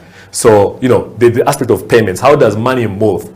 Today, we are also blessed, and this is, again, architected by maybe God himself, that today in Uganda, in East Africa, we are the #1 region that is using mobile payments in the world. A couple of weeks ago, I was having a discussion with a professor from Harvard, and they have begun a course unit where they're studying the use of mobile money in East Africa at Harvard University. What this means is that East Africa is at the forefront of mobile payments. Yes. So then when you come from the showcasing aspect to the payments aspect, it then becomes, how do I then get the good or the service I've paid for? That's where the logistics comes in. And as you can see, the whole world now is alert to the fact that we need to allow delivery, logistics to happen. Even in the lockdown, dead mid of the lockdown, even Uganda, which has been on lockdown for a very long time, allowed delivery people to move. And so that is the three main pillars of e-commerce, but it's basically trading, buying and selling on online platforms, and then accessible to the whole world. Wow, thanks a lot, Neil, for that. Question number 2 would be the difference between the e-commerce and traditional commerce. Right. Yes, we've also been juggling and boxing around the corners and trying to understand the two. Some says my money will disappear. Some people have sent money and money didn't get there. Goods have been received. We've had David Okwi from Oduka.com stores, and he says in the early stages he would send goods and some people don't pay. Right. And then you don't know how to get them back. Or there are these buffers, as we call it in Uganda, who order for goods. If you're watching the show from US or from Canada, wherever you are, it's a person who is a conman. Who get the goods from here, and that's not their address. Yeah. And then they don't send them, and says, okay, I'm going to send the money. They don't send the money. Right. But the question here is that, what is the difference between the e-commerce and the traditional commerce? Right. Yeah, so that we can understand and understand how to mitigate the risk that comes with it. Yeah. I mean, the thing which is, and I look at it as if they're not different. They complement each other. Yeah. So commerce, traditional commerce and e-commerce, the only difference is that the e-commerce is completely online. It's away from the physical store. So basically what happens is that everything would happen in the shop. It's now happening away from the physical store. It's remotely happening. And for me, I like that we're discussing e-commerce together with change management. Because, you know, this is an aspect that we must understand. How do we then transform? You know, we're not stopping one or the other. It's transformation. It's managing, you know, your customers. It's managing your own self as a business owner to transform your experience into an online experience. And all I've observed now is that, you know, there must be a process. You can't just throw it on people. That's why there's so much stigma, because we're like, oh my God, now I'm going to just push my money. And we have invested a lot, even at Flutterwave and all the places where I've been able to be a part of, is in training. Just training the people, just giving them education that money actually is not flying around. It's not an evil spirit. I've had people wondering, how does money fly from one phone to another? How am I sure that you deliver? Christianity will always relate it to witchcraft and bind you break down, you bring down. But how do I make sure that you know, as I'm teaching my customers to embrace e-commerce, I'm even willing to send them products to have a look and touch and feel, and then choose, and then send back what they don't want. It's part of the change management in e-commerce. Wow. Neil, thank you very much for that. And then the takeaway from it is e-commerce is purely remotely being done. I'm in my sitting room wearing my shorts, you know, walking in my sandals. But I have Okila Health and Fitness, a workout that somebody needs to be, you know, to use somewhere in Kenya. And I can deliver that from the comfort of my sitting room. And they will be able to pay me you Flutterwave system, and receive their value. And receive their value the other side. That's a good thing. And the traditional commerce we're talking about is walking to a shop. In other words, riding a bicycle 40 kilometers to a shop to enter Eddie's gym. To enter Eddie's gym or Eddie's gym, and then come back in lockdown. So that's the difference between the two. For some of you guys who have been asking what's the difference is between the e-commerce and the traditional commerce that you know. Of course, when you walk to a supermarket, you know, you still use e-commerce. By you swiping your card, money is not exchanged as real cash money, but it's still going through the same process. All right, Neil, what are the advantages of having e-commerce to organization? I mean, Flutterwave, you've been signing as many people as possible. I walked to a friend of mine opened a new shop in Kampala. And selling original watches in Kampala, Malungu. And he invited me at the mall. Arena Mall in Kampala City. And he invited me to go and check it out. And so I walked into this, you know, watch shop, and up there's Flutterwave as a payment system platform we use for receiving payment. I mean, what is the advantage of having this kind of system to businesses? I think to a business, it's I mean, I could spend the whole day. But the first thing is for me is as a business owner is just to have that that comfort. Number one is security. The cost of handling cash is high and it's risky. Second thing is you give an array of range of possibilities to the paying customer. So, you know, as opposed to receiving only cash in one currency, online, you're able to receive, you know, bit mobile money, bit Visa, MasterCard, PayPal, different Safaricom, M-Pesa in your shop. What that does, it opens for you a possibility of new customers. The third thing I can say for me really about, you know, that e-commerce does for a business is it unlocks the border for purchase. We have a story at Flutterwave, and this is the thing, you know, one of the things I mentioned about Flutterwave is we have a merchant who in the lockdown, her business closed completely. And so what happened was that she used to sell arts and crafts, you know, some sandals, etc. Lockdown happened. She couldn't go to a shop. She couldn't sell to anyone. She had a store, a physical store. Because of our online stores platform, because it is online, because, you know, it reaches the whole world. She opened a store again, following my advice, and she put her products on the store, and she began selling sandals to Ghana, to Nigeria, to West African markets. What this did create was a new opportunity of business. This lady went from selling 20, 30 pairs of sandals in a week to selling hundreds of sandals in the lockdown. Able to get paid in Nigerian Naira, Ghana cedis. Money gets converted to her money in mobile money on her phone. opened up markets. This now. is using Flutterwave system. Yes. Opened up now opportunity in Kenya. She's begun selling now a little bit in Zambia.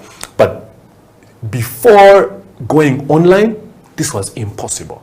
How will she market her product over there? How will she get money from Zambian kwacha to then come and go to a forex bureau, change it to Uganda shillings?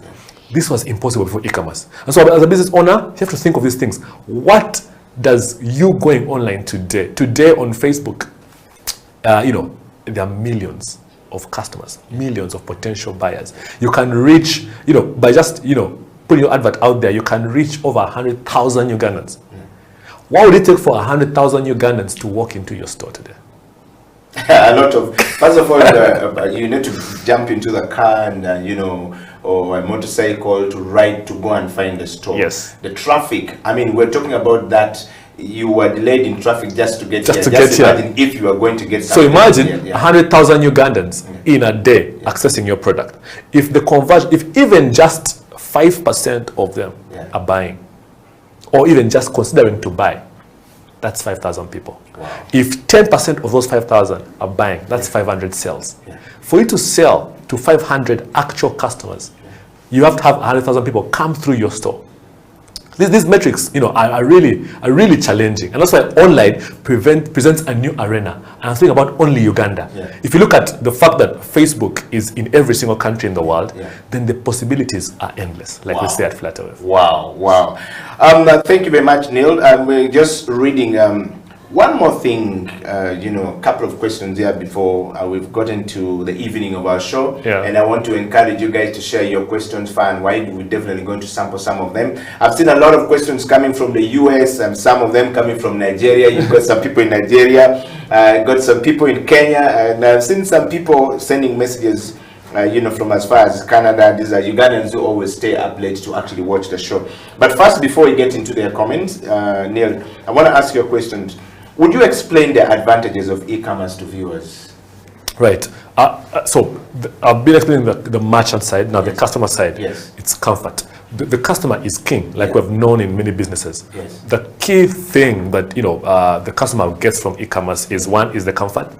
Two is the fact that if the partners that are involved today, we're trying to do whatever is possible to secure the customer.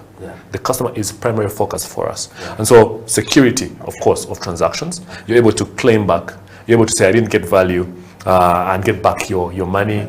You're able to, do other things. So for example, today, for me to buy this shirt, for example, which, had to have me go to a physical store. Now, I can be here on this show and order for a shirt and to be delivered here. I can save time. But also beyond that is then saying, how do I then have a level of accountability? I think for me, as a consumer now, the biggest advantage I have for e-commerce is that because I transact online, there's a history, an actual history. So several times I'll go to your account is much several times I'll go to my statement, mobile money, bank, and I look at, oh my God, this is where the money went. But as a guy spending physical cash, we don't throw away the receipt and what, and that element of accountability, you can't tell.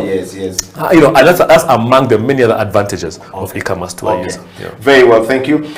What are the shortcomings of e-commerce, if any at all? Like any other thing, there's good and bad, but what are the shortcomings of e-commerce?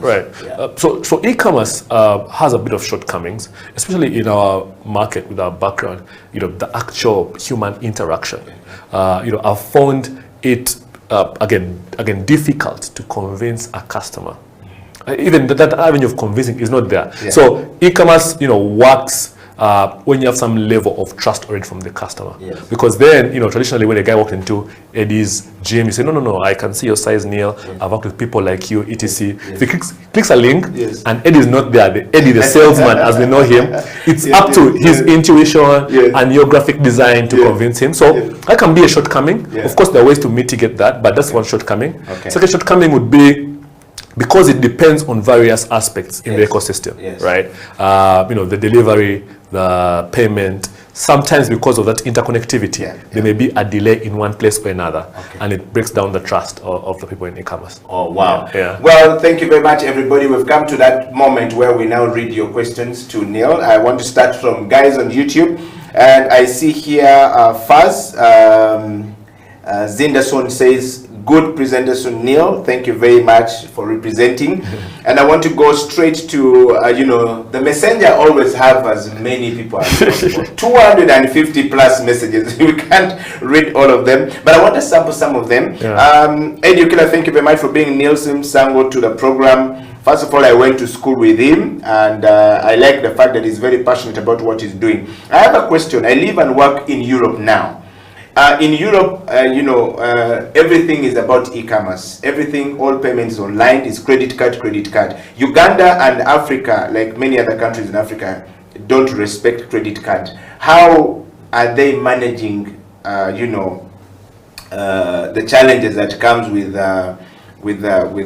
e-commerce payments through online, where people are not trustworthy like it is in Europe? Right. Yes. That's a good question. Yes. And again, it comes down to Africans Yes. building African products. Yes. Now that question cannot be asked by you, Eddie, Yes, yes. because of course, you know, you would know that in Uganda, Yeah. we have, you know, mobile money is very prevalent. Yes. And so the thing which I've also embraced and learned to, you know, carry forward with all the people who I work with is how do we build products for this market? Yes. And so, yeah, cards are not prevalent here. There will be, you know, 1%, 2%, but the most transactions are going to be on mobile money platforms.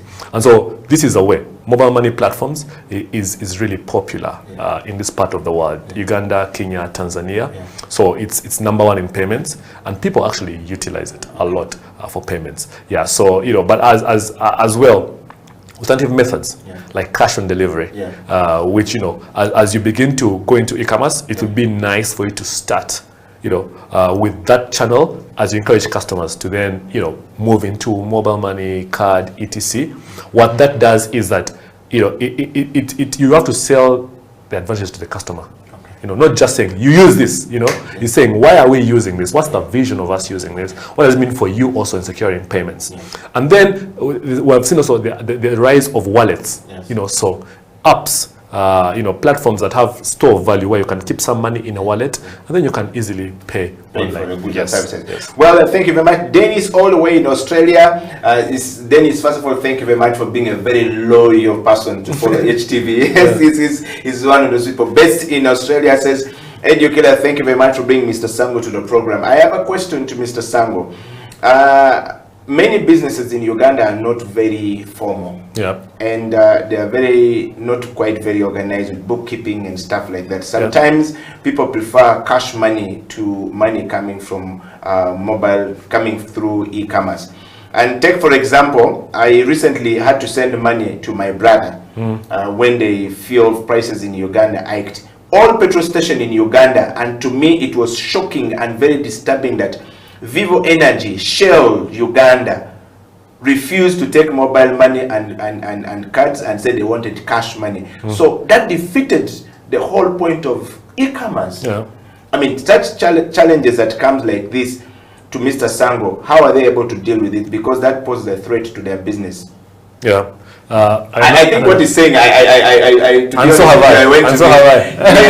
went to a petrol station at night, gas station, to put fuel in the car, and I was told I can't use mobile money, and I can't use my card, my debit card, and so I was stuck. And I asked the guy, I said, how is this even possible? This is what's supposed to be. So if a small thing like that can take us back, what would be your advice on how we can deal with it?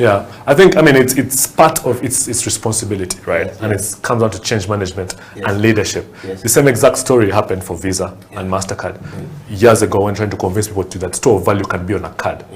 I think we have to know exactly where we are at this point in time. We're the trailblazers. We are leading the journey. So the expectation we put on ourselves must be realistic. Mobile money in itself had a hard time convincing us, the users, that value could be on your phone and be transferred. I think we're not where we want to be, but we're light years where we've come from. And so the question becomes, then how do we go on that journey? The reason which, you know, Vivo would give for not accepting mobile money, these are real reasons. And so, you know, for myself as a leader in this space is, how do I go to solve their challenge? Because, you know, money must be able to hit instantly a position. Today, if I give you your cash, Eddie, you're sure that your cash is in hand, right? It's just between you and your bicep to defend it. Yes. If I give you, if I said I'll send you money over an online payment system, it takes some time to reflect into your account.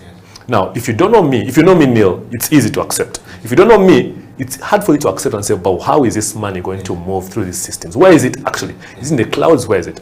So we must work together as players in the ecosystem to say, okay, how do we make this faster? How do you make this real time, like mobile money? Today, you can agree with me that many people have begun accepting mobile money because it's instantly coming to your phone.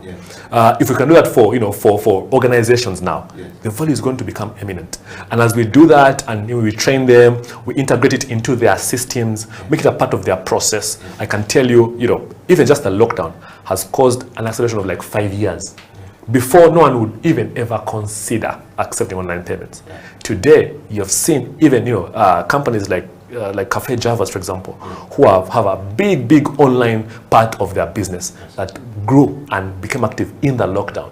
And so I know that it's not where I want it to be. So if you've traveled around the world, but we are making light years in terms of advancement to get to where we want to be. Well, thank you very much, Neil, for taking time to come and share this with us today on the CEO Bench. The last question here, what is next? This question we often ask leaders. What is next? What is the next step for a CEO or a leader in management level of leadership? If they are leaving or returning or staying, what would you say is the staying power at Flutterwave for you? Because you are there, you are still staying. You're not yet coming down to live somewhere else, you're staying. What is the staying power for you there that we can learn from? And what are those 3 things that you can leave with our viewers today? Somebody who wants to pick something that they can use tomorrow to better themselves.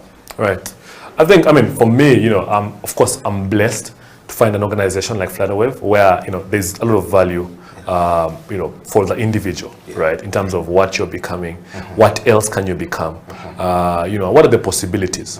What do you need to do to even get there? So, the dream is big, the passion is massive. We have to go, to all countries in this continent, and change, be the drivers of that change in payments. And so the dream is still big, the vision is big, and I'm aligned to that vision, so I'm still there. The 3 things I can say, to someone who's watching me, as a person who, either is a leader or you're on that journey of going into, self, just understanding self, or changing into another role, which I've had to do in the recent weeks, is, the first thing is know yourself. Know what you're about, have a vision, know where you want to go and what it takes to go there, right? That's the first thing. That understanding will give you a sense of direction. It will be like a compass to show you, the vision is like a compass. It just shows you, where do I need to be going? What am I thinking about? Where do I spend my time? Second thing is, then after that, find a community, a space. And there are many amazing spaces online, even physically in the country, where you have people who are mentoring you, who have had similar changes, who have had similar challenges. Find that space and be in that space, be active in that space. Most times people wait, as people who are growing in their career journey, wait for their managers to call them. I can tell you that, being the guardian of your destiny, you have to approach the people who you want to impact you. And then the third thing I can leave, with everyone watching here, is refuse to be afraid. Do it in fear. If you're stuck in a job, you don't want to be in that job, what do you want to do? Who can get you there? Begin to take those steps. The fear will be there, but suppress it. Believe that all things are possible. I have seen it, I have lived it, I am living it. All things are possible to he or she who believes. And I can tell you that, the limit is not existent if you just believe. Wow. Thank you so much, Neil, first of all, for coming to the program today. We want to, take this moment to thank you for accepting the nomination from our viewers to come to the program today, and for you to be able to share your heart with us. It has come to that moment when we have to say goodbye, and every good thing comes to an end. We want to wish you well. We're looking forward to catching up with you when you are now taking over, you know, East and Central Africa as the next lead of Flutterwave. And we'll definitely be able to bring you in. And to all the people, we want to spread love to you. No, it has to be the other hand. Oh, okay. Yes, so and then you spread love to other people. Yes. All right. And thank you very much for being a part of the CEO Bench Growing Bigger and Better. To all of you guys in the US, in Canada, in Sweden, and all across the world, we thank you. And from back here in Uganda, where we're actually based, we want to say thank you to the crew. Thank you everybody who has made this possible. Until next week, stay woke and stay blessed. The CEO Bench has come to an end. Edio Killer, Neil Simsango, signing out.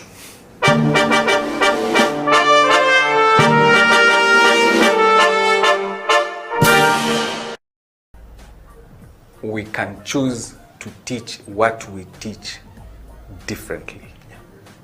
And for me, that's what I decided to do, even in the systems that there were.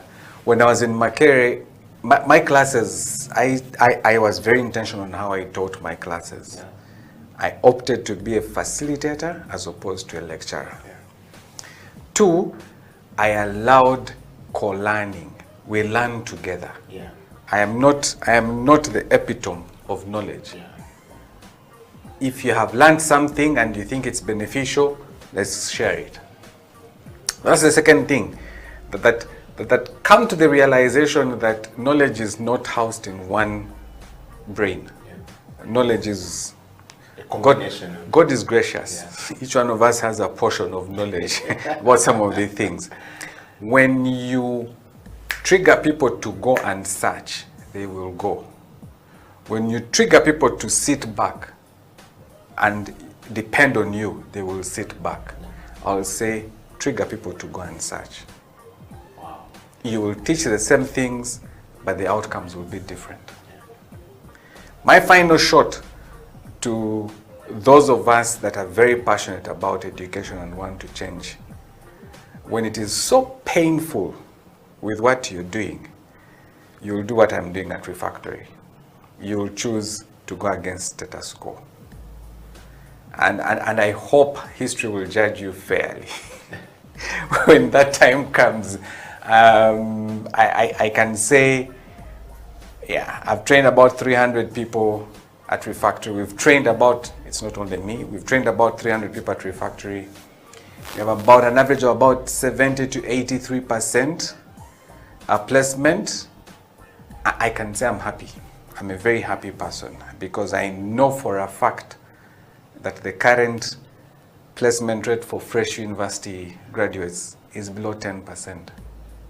So for me to be at 83%, yeah, I feel I can walk on the clouds, but I won't. There's still a lot of work to be done. Yeah. And so each one of us has an individual responsibility for those of us that are in the education space. Yeah. And hopefully, each one of us can then create that summative change that we need to see. Wow. Thank you.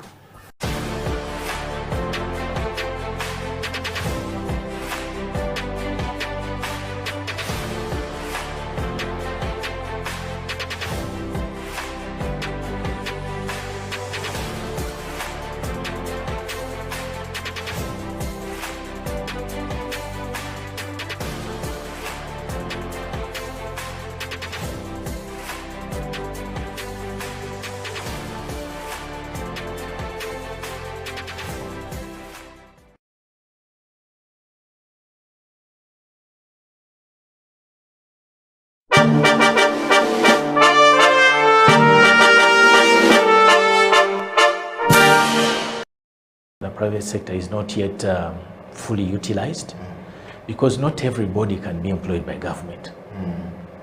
And we are looking at a future whereby more people are employed in the private sector than in government. So I think if we all work hard, if we all work together and invest in the right areas, there's been a lot of talk about value addition in the agriculture sector, in the mineral sector. If there is enough investment in those areas, I think it can create enough jobs for our children and grandchildren. Okay. Yeah. I just want to take you to question number 4, Andrew, which is, let's talk about your journey at City Hall and the foray into the Executive Director's office, which is as Andrew Chitaka, Very and interesting. as well as the Director Engineering. Very interesting. I joined KCCA on 1st November 2011. Yeah. And before then, I was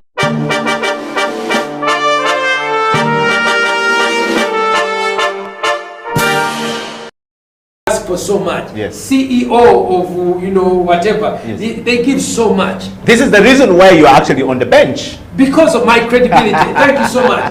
But now they attack you, they vilify you. Yes. And the goal Yes. is to weaken you financially. Yes. Is to weaken your honor. Yes. These are slanderers. Yeah. So I'm glad that someone would stay up at night Yes. to ask and learn about me. Yeah. And I pray that in the next 2 months, because I know many Ugandans who travel overseas, when they go there, one of the things, because the media has been so much, and Sam Kutesa, the Minister of Foreign Affairs, has really not done a good job. He has dropped the ball on this issue.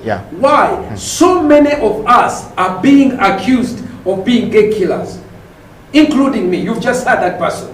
Uganda is being accused that we kill gays, which actually is absolutely untrue. And because of this, it has affected our tourism. It affects people who go overseas to do work or study. It affects whenever you go to a conference. Hi, my name is Eddie Okiela. Oh, where are you from? I'm from Uganda. Oh, you are the gay killers. And then you begin to describe. So one of the things that I've done is I've written a book, which should be coming out. I know that I keep saying the same thing, but the work of doing a book takes a long time, and I wish I could be supported. You know, many people who write on this subject, like Sylvia Tamale, she's supported by the Rockefeller Foundation, Carnegie Foundation. There is money.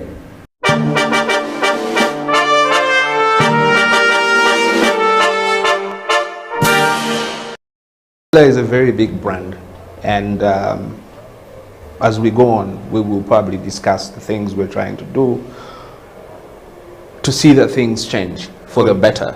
Good. Sean, on the CEO bench, for everyone who is following, we're live on our YouTube studio where we actually stream from. So YouTube studio, for everybody asking for a link, is actually House of Talent Uganda.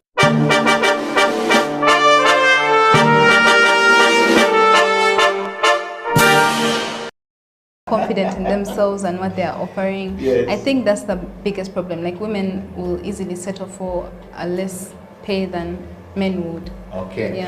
Mona Onyeitodeke goes on to say, I think this is a comment, says, I didn't know that beauty products are taxed at 60%. Whoa. They are. I pray that changes soon, but they are. Okay. So with that challenge of 60%,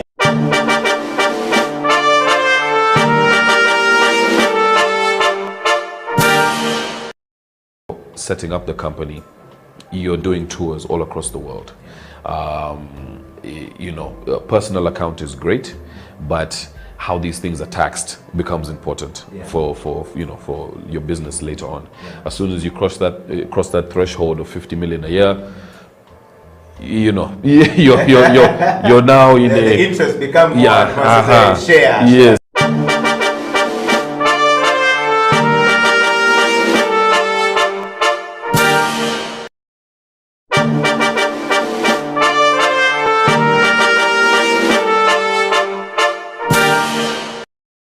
Even people are stuck in their own ways. For people who have had a chance to, say, work out of the country, you're dealing with people from different backgrounds, different cultures. Their view of the world is different. You know, you cannot change that. The best you can do is get into that space and find a way of navigating through that. Okay. So I don't believe that what I've learned necessarily is going to go into, say, a big organization like Stanbic and change it. If it may guide me along the way in terms of how to navigate, in terms of how to influence the leaders of that organization, but not necessarily kick the front door and change everything. In fact, I think that's disastrous because you may just end up going backwards. So I think for me is allow yourself to learn from the environment and then adapt and change from within. Okay. Yeah.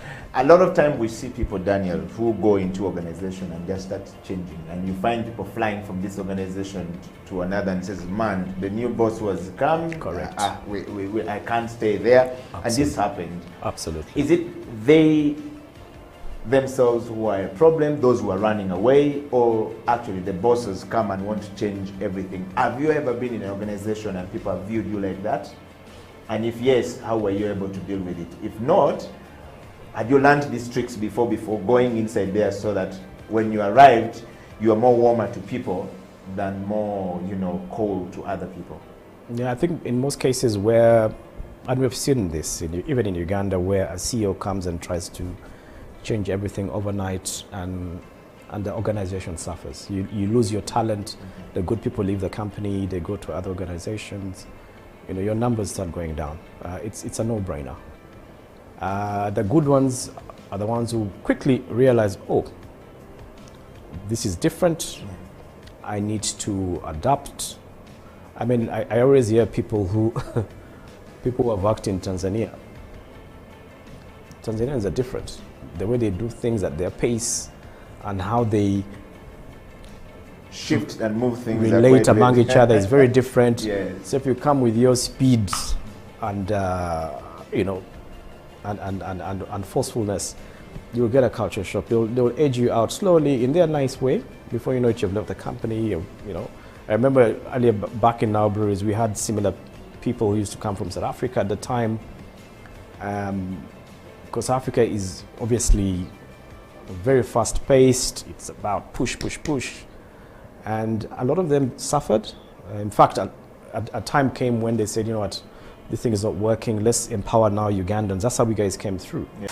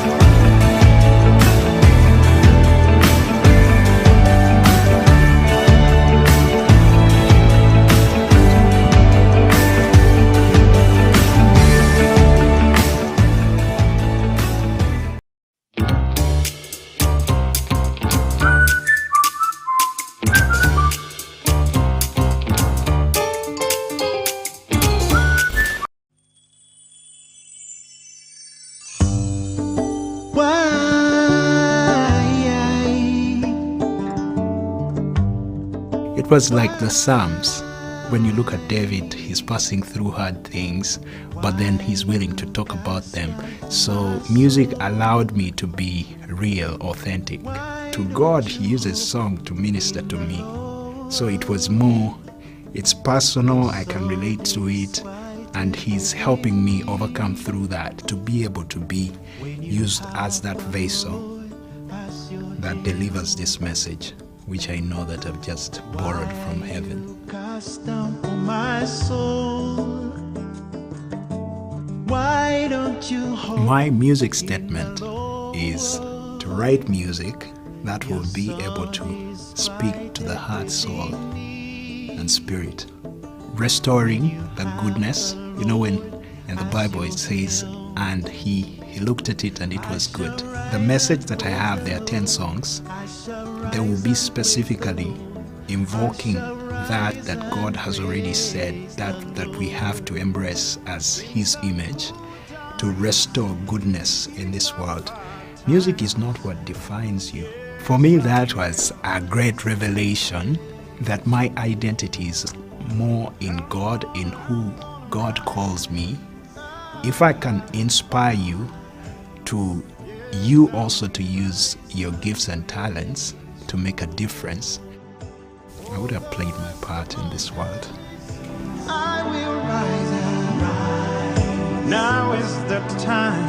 Rise and praise you, Lord.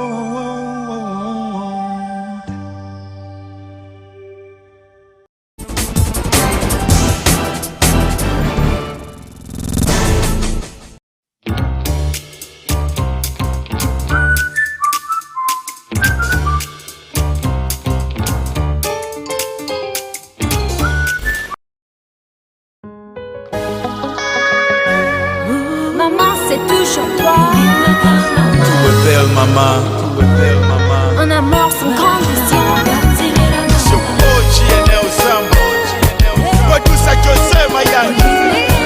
Babu, always an entertainment. Ulira, nina knowledge kuba yasasula eza college. Nina energy kuba mu buto yasikanga amachi. Mama wange yagala nkule n'empisa ennungi. Chokola bwe neyiso bubi yansuzaako mu kkala. Yes, kadolo sense. Nine fujjo lingi. Ne tuyomba ne nechwatwana ne nkubawo olungi. Emyaka ejjekazi watunamuleka akabira mu boarding. Yangamba bwe tusigwe nakuza sigwe musimu. Nasula kinyiga era mu early morning. Ne nfukamira ne mugamba siriddamu mukaabya.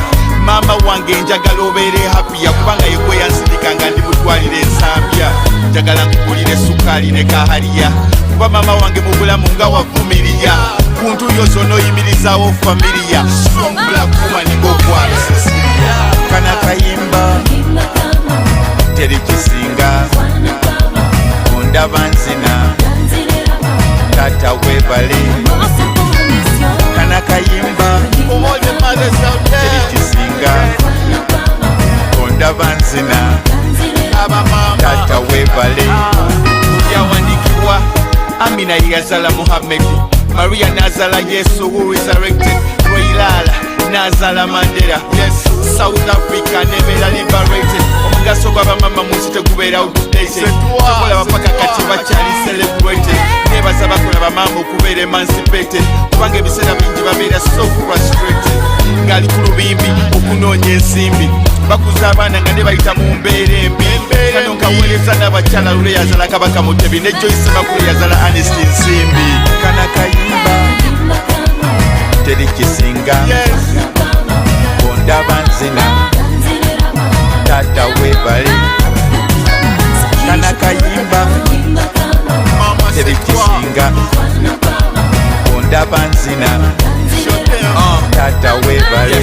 When the worst comes to us, my mother comes first. Musabira blessing inga sinalya breakfast. Omukwano gwe when they sibera rich. Nsaba mukama musibira kayumba ku beach. Namuli mu water heater amazzi siga fetch. Wabawulira nina ekizibu talinnya ku bridge. Buli birthday mama wange ambekingira ka cake. Mkoke kuchap nawe webala okuzala kiprotich. Alberta Williams okuzala Martin Luther. Kila time mama weyagamba tozimbizaako twe. Ekyo kyekyakuwonya okufuuka nga alinaitwe natwala erimeri wakugenda kwekera koine emitwetwe kana kayimba teri kisinga ondaba nzina tata webale kana kayimba teri kisinga ondaba nzina tata webale.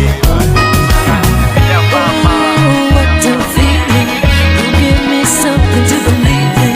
Mama, your love is so amazing. Ooh, it's such a blessing. Ooh, what a feeling. You give me something to believe in. Mama, your love is so amazing. Ooh, it's such a blessing. Mama wange kwasinga ewule nebwe ya east and west north and south hemisphere with the most beautiful scent kana kayimba teri kisinga ondaba nzina tata webale kana kayimba Jose Mayani teri kisinga sanuka kuwo nze ondaba nzina tata webale omukwano gakyaliwo wulira omukwano ogukula wulira okuva mu ggulu yes wulira fountain y'omukwano gw'omutima gwa mama wange oba ebiseera byanyama oba byakawo mama wabeerawo Mama, c'est toi. 2015, 2015.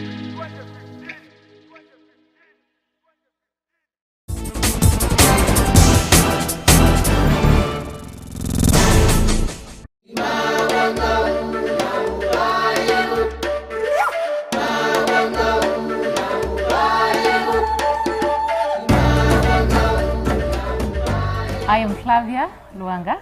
I'm the Human Resources Director for Airtel Uganda. Just been through the roundtable discussion on, how, what is the importance of doing more than one international languages. And we are doing this at Alliance Française. Personally, I believe it's important to know more than one international language. Obviously, most of us speak English, so because it's really known worldwide, pretty much most people will be, English speaking. And personally, I choose, French because it's equally, largely spoken on the African continent, and so we have the, the Anglophone countries, then we also have the Francophone countries. And working at Airtel Uganda, we do have, countries that we operate in Africa, over 13 countries in Africa, and you could say almost 50% of those countries are Francophone countries. So I see there's a lot of value in learning more than one language. And like I said, I will speak more from my point of view, which is to learn the French language. And at a point we go to a situation where the different countries would always reach out to each other to get talent for specific roles in their countries, because there are many reasons, but one of them being that the roles are scarce in the specific country. So many people reached out to us from other Francophone speaking countries and other countries which are Anglophone, but Francophone especially, I felt hurt because I believe we have very good talent at Airtel Uganda, and we do have good talent in Uganda. So with the opportunity of knowing the French language and the fact that you're already a professional, it adds so much more to your life. So because you will find that if you have so many people who have the capability, how does the employer choose you from the next person? I think French language is a key differentiator. And like again, I said, I'm speaking about Airtel per se, because this is the opportunity I saw.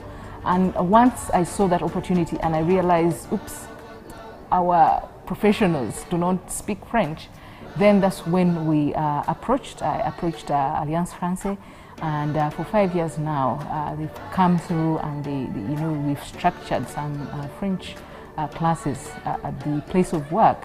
So we have a stream of people coming through at different levels and trying to learn the language.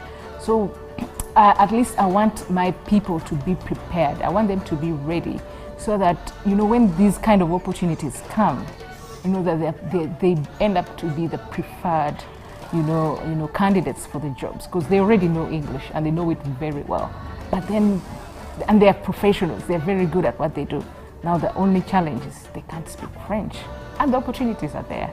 And I've sent some, some of my people to the French-speaking countries, but the ones where I've been able to send them are the ones where, there's at least a balance of both French and English. So I've been able to send people to Seychelles, I even have a finance director in Seychelles today, Ugandan, who didn't know any French, but because they sort of, as a country, they've embraced both languages. So it was easy for me for this person to go. They didn't go as a finance director. They went as a financial controller, and today they're a finance director. I've also sent people to Rwanda, and as you probably already know, Rwanda is also now really picking up on the English. So it's important to have at least two national or multinational, international languages. So that's the opportunity I see. My name is Bujingo Don Patrick. I work with Aloysia Organic Natural Health Products as the Managing Director. And I also work with Macquarie University Business School as the Lecturer of Marketing and the French language. I think firstly, this roundtable on French and employability for me is an opportunity to give a testimony. I'm a product of the benefit of having studied the French language. So I believe this roundtable discussion gives us room to look at the past, where we are, and the future. So it's a very, very strategic discussion. I did get the passion to study the French language. Firstly, I was exposed to this language rather young, not with much interest for myself, but rather the motivations of my teachers, French bread, things like this after class. But then as I went into the higher levels, I started to see the value of this language, the beauty of the language. So for me, the passion was mainly to see that we could fit into this global village. French is a beautiful language, and knowing the language itself exposes us and the opportunities of the world out there. Raymond Muhechi is my name. I'm a lawyer and a French student at Alliance Française de Kampala. I'm very much interested in French, and I love the French language because of the opportunities it presents to not only my profession, but also to the people I work with. I'm a lawyer, and my work is mostly into international law, as well as in Uganda. I do private practice in Uganda as well, in addition to the international work I do around the world. And my experience in my international law field has been challenging in the past because of not being able to speak the French language. I've been missing out on several work engagements, and I've also had challenges in some work engagements. Shared some experiences. One I had recently in 2019 in Benin, where I lost a job opportunity with United Nations because I couldn't speak the French language. And when last year I was in France, I was left on a train because I couldn't understand what they were saying on the train, and I missed my stop. So these challenges that I kept facing showed me why I need to learn the French language, why I need to add French to the English language. Not only is it important to my work, but also interacting with the other people around the world. When I saw this program being organized by Alliance Française and the partners on French language and employability, I realized that I must attend this event. Not only is this event going to inspire me to, learning a language requires commitment and inspiration. Not only is this event going to inspire me, but I'll also learn how to maybe to inspire people and also meet the top employers who are going to tell us why the French language is important to them, why they pick out someone with French language as an addition to work in their companies and organizations. And it doesn't matter whatever profession, all professions, engineering, we're seeing journalism, we're seeing the legal practice as well, we're seeing all professions require the French language. And noting that also we're seeing more French countries connecting to East Africa, DRC, Burundi, Rwanda. This program becomes very important for us to really, take on. I'm Gloria Rodriguez, and I am working with International Organization for Migration. I am the Human HR Resources Officer here in the IOM Uganda. I already mentioned it in the panel or discussion.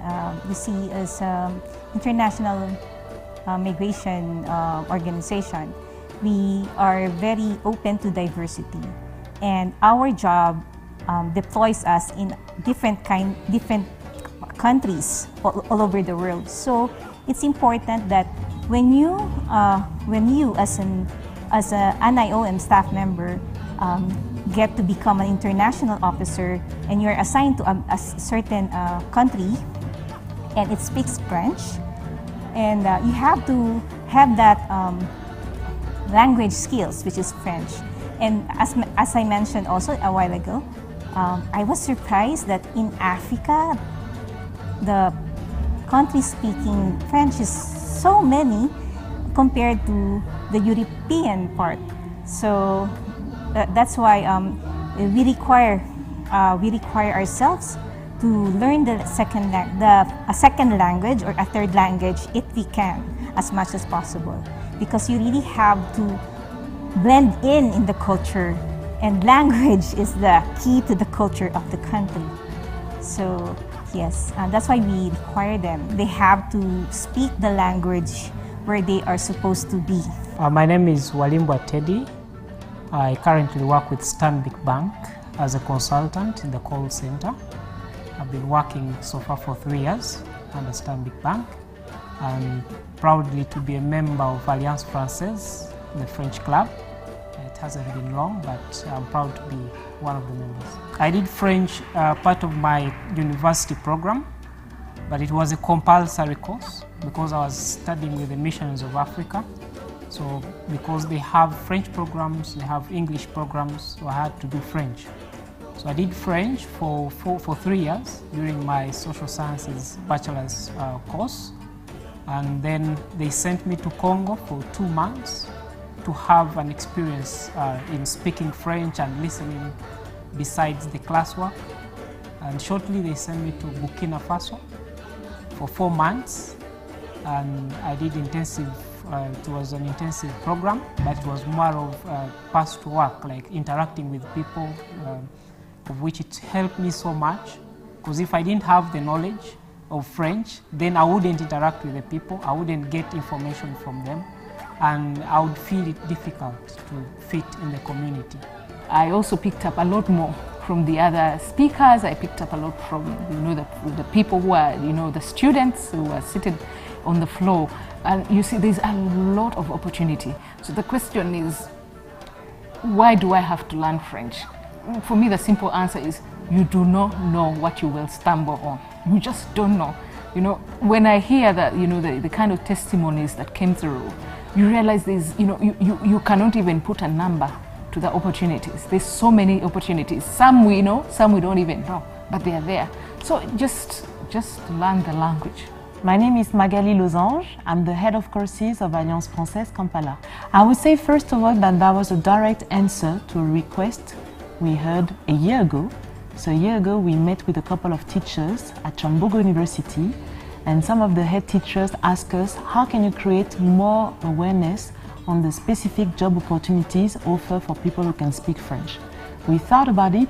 We realized that instead of having French teachers telling them the full story, it would be better for us to meet employers and employees who are already living this idea that with French, you have access to more job opportunities.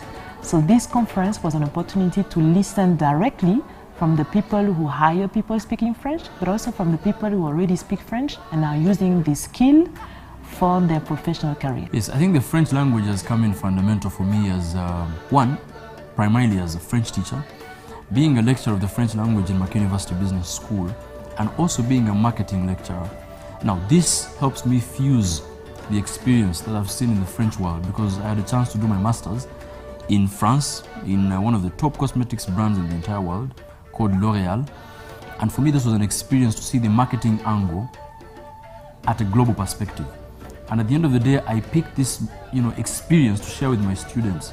And how this also now taps into Aloysia Organic is that we want to tap into this global market. How will you tap into the French market when you do not have any chance to speak the French language, for example? So meaning our products can be able to reach the French-speaking community, the Francophone community in Africa, and this is the future really. Today, this language is becoming an official language in the East African community. I'll speak, yes, from a human resource, but there's also a business angle that I picked up here. And I was like, okay, this is something I'd never thought about. From a human resource perspective, obviously, like I said, I've seen so many advertisements from the time I started, looking out for a job when I just left university.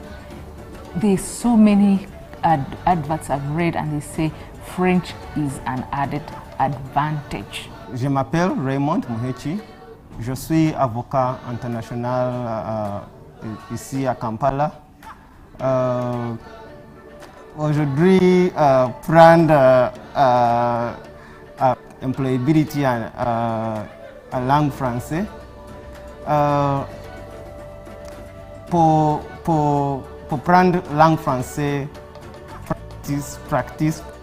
I would like to think that the students realize that there are so many opportunities. Usually we think about the most obvious ones, such as, of course, French teachers, translators, but they realize that the French can be this little extra touch. So as long as you have a specific education, French will open more doors for you, but it can come along with so many different skills, and it can be used in so many different sectors. So the main goal of this gathering was to inspire and to put a light on all the different opportunities. From the HR managers, I hope what they realize is that there are already a lot of people who can speak French in Uganda. And on my side, the idea was, okay, how can we do more moving forward? Je m'appelle Flavia Luanga. Je suis une étudiante de langue française depuis 5 ans.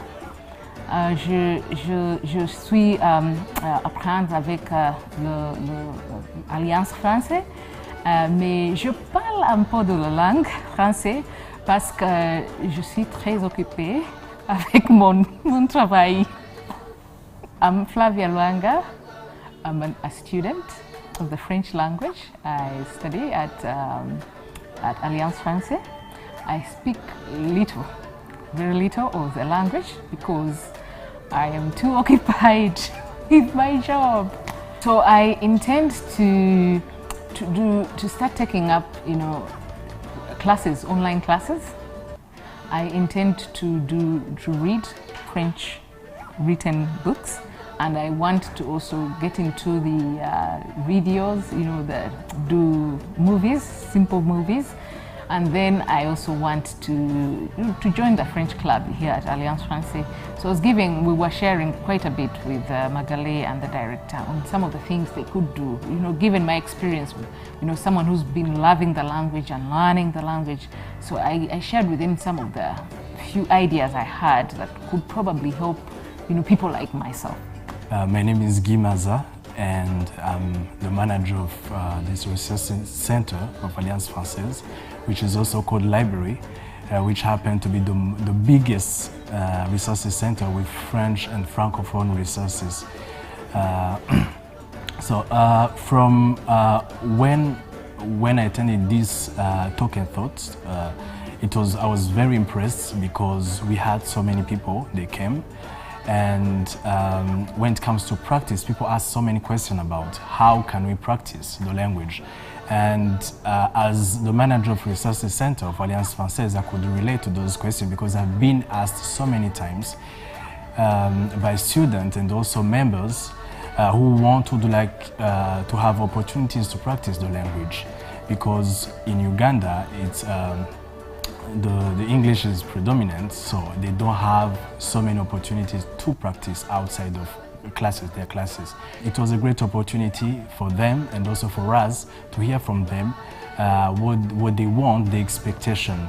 And from someone who work here and also who is always in interaction with members and also students, I would say we have a huge responsibility here in the library because we have resources, physical resources such as books and also movies, DVDs, and internet, because we provide them with internet. And then we always advise them to use them, to borrow those books, to go home and read. Now we have an online library. You don't have to come here and read from here or to borrow a book from here.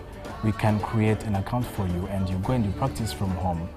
And then for us, the library provides them with so many resources in French, so many resources in French, yes, physical but also online. And also we have activities which help them to practice the French language, such as French Club, which is an opportunity for students and members to share and to speak on different topics in French.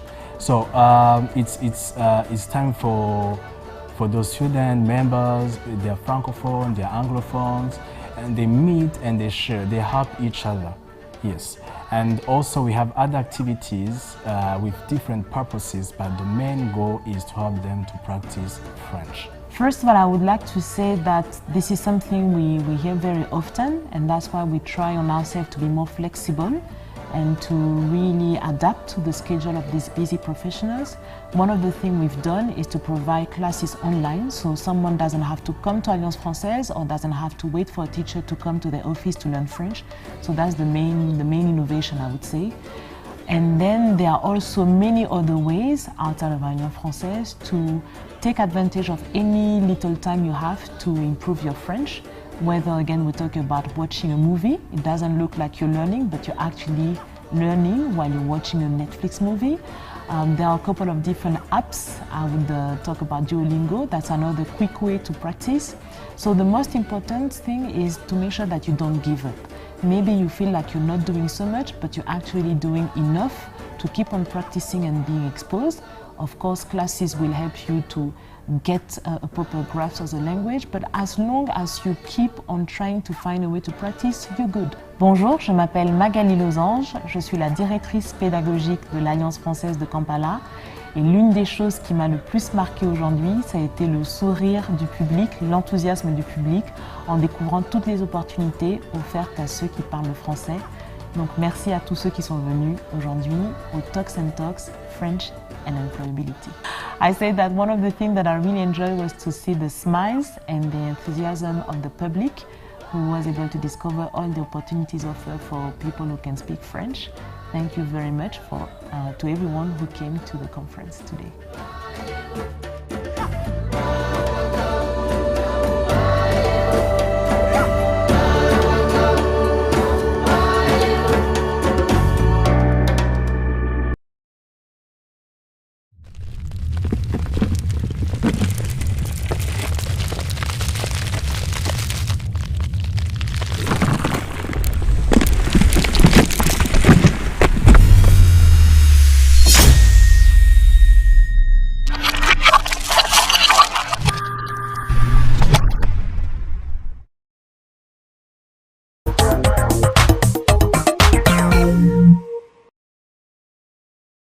COVID-19 has tested our hope and faith as individuals, families, and the country at large.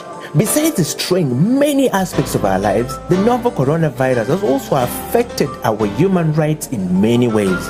You and the Law, the COVID edition, is a 30-minute weekly television program that focuses on the impact of COVID-19 on human rights in Uganda. The program engages experts to explain the importance of rights-based approaches to the success of any public health response to ensure the respect, protection, and fulfillment of human rights amidst the challenges presented by COVID-19. You and the Law, the television. And even the constitution itself. However, there's still a lot that has to be done. Yes. For instance, as a government, we have a silent pandemic that most people that are in government have failed to understand.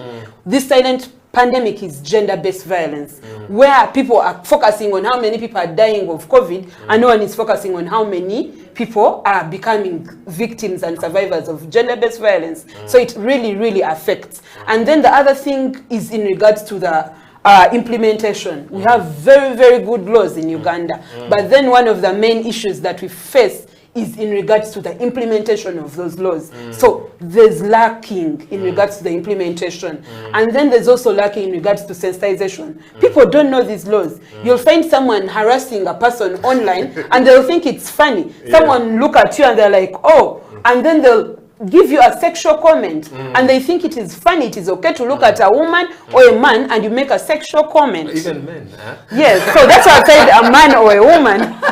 So this affects either sides. It affects a woman, it affects a man, and it affects also children.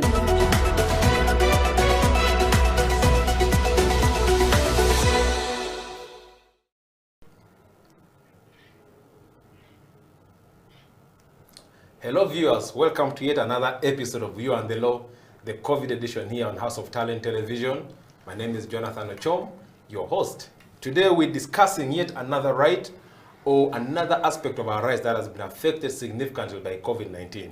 As you know, in the previous episodes we've been tackling different issues. We talked about employment law, we talked about land rights, we've talked about access to justice, we've talked about human rights broadly as a theme and how COVID-19 has affected it. But today, we'll look at gender-based violence. What is the intersection between COVID-19 and gender-based violence? And with me in studio is Angela Simwe, who is the human rights lawyer and working for FIDA Uganda. Angela, you're welcome to You and the Law.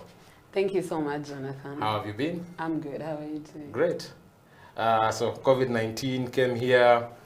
How have you been coping up, knowing that almost for the last 1.5 years or 2 years, yeah, the game has been a bit different. How has it been on your end? On my end, it has been a bit complicated, but with time I managed to cope up because I'm so much into online work. So most of the work I had that was physical, I transferred it to online because I work mainly with people that are vulnerable and marginalized, women and children. Yes. So you manage to keep afloat. Yes. Okay. So I know you do, so many things, but I also know that you do some work for FIDA Uganda, and I thought perhaps you could give us 1 or 2, 3 lines about FIDA Uganda for people who could be hearing about FIDA for the first time. In the unlikely event that those people are there.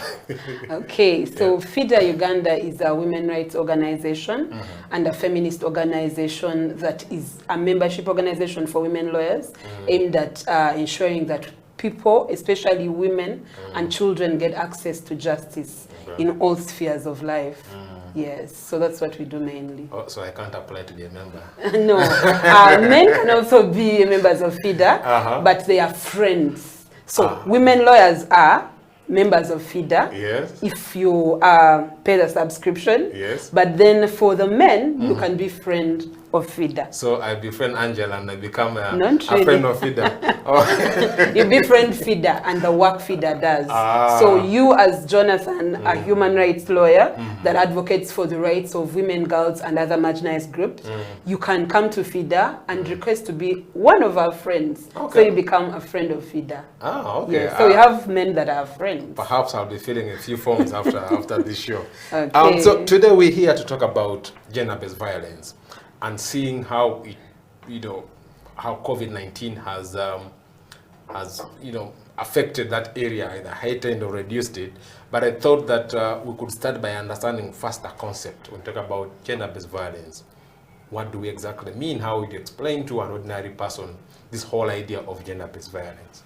Okay, thank you so much, Jonathan. So, gender-based violence, what we have to know is it evolved from violence against women, and that was under the UN Declaration on Violence Against Women, where they defined, or to make it easier for the ordinary Ugandan, like you said, it's any act of violence that can be physical, emotional, economical, or anything that is harmful to a person. So it's basically violence that has different forms. My quick understanding of violence would entail sort of physical contact. So how are people violated economically and, I don't know, emotionally? Okay, so what we have to understand is violence is not only physical. There are several forms of violence. For physical, that's where you'll find the battering, that's where you'll find beating someone, getting physical with someone. But then for economical, that's where you'll find issues to do with refusing someone to take their assets, in issues to do with land, where you deny someone because they are a woman, so you deny them the land and say that a woman can't inherit land. And then there's also something to do with the mental or psychological, where you can make sure that a person is psychologically tortured, so that is also violence. And then we also have the other violence, which is to do with emotional, but emotional is related to psychological. And then there's the harmful practices. So harmful practices, that's where you find female genital mutilation and other harmful practices we have. Then the main one that has been on the rise during the COVID-19 pandemic is sexual violence, which has many components to do with defilement, rape, incest, marital rape, even online. These days it's worsened online. Yes, so those are the forms of gender-based violence that we have. Yes. Angela, you explained this idea in an eloquent manner, and I'm curious to know, so where are these ideas embedded? Because if we talk about fighting gender-based violence, we should have some framework in place to facilitate our work. So if you look at global, regional, or national frameworks, what is there? What do they provide for in that regard?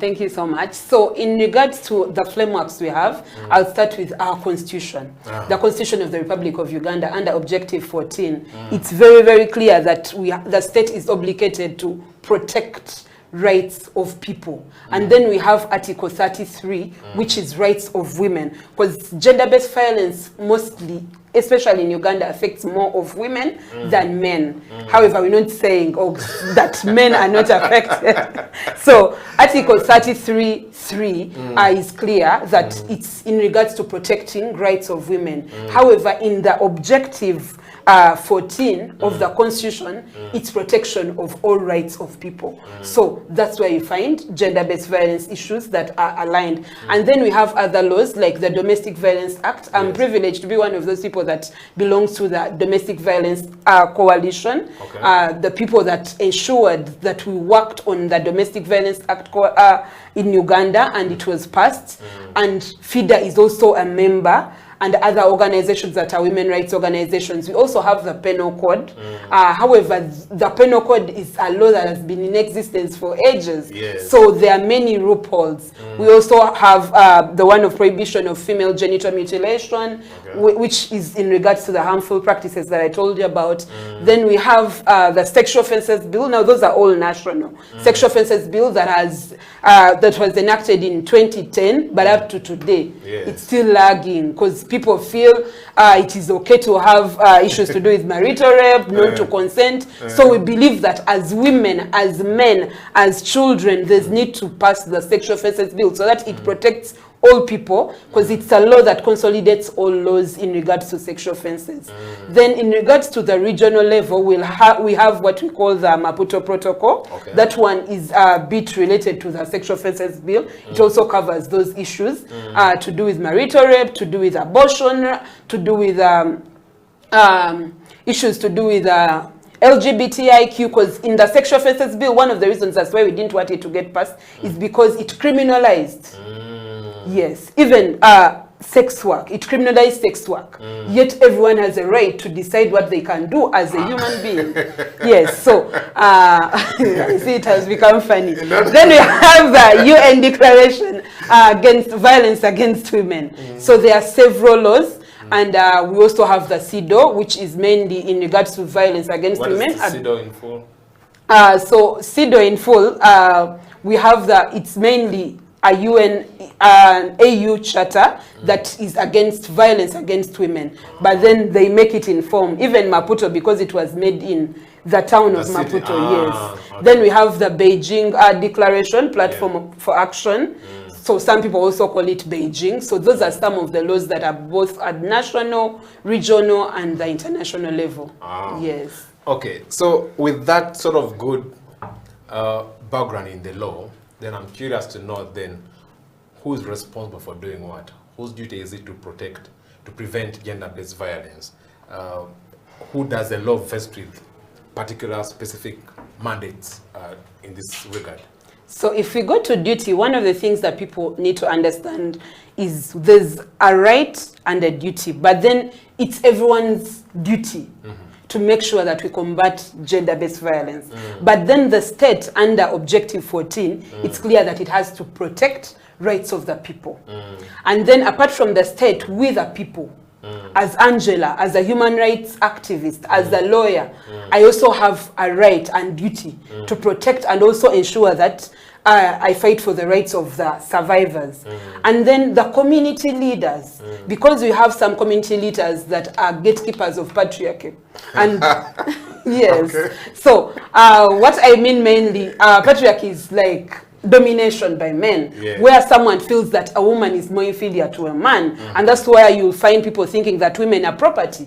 So a woman is abused just because a man paid dowry, and then they don't know that dowry is something where the case law is now clear that it's not buying a woman, it's just a gift. So you don't have to beat a woman just because you took something. And then there are also religious institutions. They also have a big role to play. So every time they keep telling women, you have to submit. If a woman beats you, a man beats you, it is okay. So we also have to engage them so that they play their role. And these days they are trying to do a good job, because I've listened to radio stations, TV stations, and it's clear. They tell people that gender-based violence is a vice that needs to be stopped. So all those institutions and individuals have a big role to play. So it starts with you and me, and then it goes to government, and then it goes to the leaders in the community, then it goes to our MPs, it goes to also the international level. And that's why we gave you both national, regional, and international, because it's everyone's duty and role to protect women and men against gender-based violence. Angela, so having stated the obligations, what would be your assessment of Uganda as a country? How are we doing in as far as the prevention of gender-based violence is concerned? What would be your quick appraisal? How are we doing as a country? As a country, I'll first appreciate the successes. I'll commend government to some extent that there have been enactment of laws like the Domestic Violence Act. We have the other laws and even the Constitution itself. However, there's still a lot that has to be done. For instance, as a government, we have a silent pandemic that most people that are in government have failed to understand. This silent pandemic is gender-based violence, where people are focusing on how many people are dying of COVID, and no one is focusing on how many people are becoming victims and survivors of gender-based violence. So it really, really affects. And then the other thing is in regards to the implementation. We have very, very good laws in Uganda, but then one of the main issues that we face is in regards to the implementation of those laws. So there's lacking in regards to the implementation. And then there's also lacking in regards to sensitization. People don't know these laws. You'll find someone harassing a person online and they'll think it's funny. Someone look at you and they're like, oh, and then they'll give you a sexual comment and they think it is funny, it is okay to look at a woman or a man and you make a sexual comment. Even men, huh? Yes, so that's why I said a man or a woman. So this affects either sides. It affects a woman, it affects a man, and it affects also children. Yes. So it's basically, you're basically saying we are there but not there. We are there but not there. And then the other thing that has also failed totally is in regards to the shelters. The numbers are increasing. The 2016 demographic survey was clear. 25% of girls get pregnant below the age of 18 years. And since the onset of COVID-19, the numbers have doubled. And in the last report we had, there were over 60 girls that get pregnant below the age of 18. And that is also related to gender-based violence under the form of sexual violence. So you realize that if we have such a number, and then we have a president that will go on television and tell people that if these girls have not died, it is not an issue. That is really, really crap. We can't say that this is an issue. So, because this is a silent pandemic. Every now and then they are releasing numbers of girls that are getting pregnant. And yet we have a government that has done nothing about it. We have no shelter. We have no laws that are implemented that are very clear. Yes. So, Angela, that's a sort of a sad revelation, really, your closing remarks at that point. But I guess it's time for us to go for a break and cool off a little bit. Then after that, we'll pick on from there. Viewers, you're watching You and the Law, the COVID edition here on House of Talent Television. Let's go for a quick break. We'll be right back.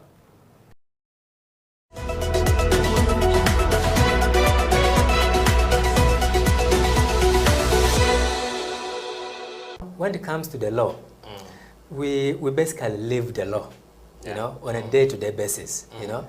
Whether it is in your bedroom, there is a law that governs it. If you're married, for example, even if you're single, there could be something touching on the law, because you might be in your bedroom with an underage girl, or you might be with another person's wife, you know. All the things are the law, you know.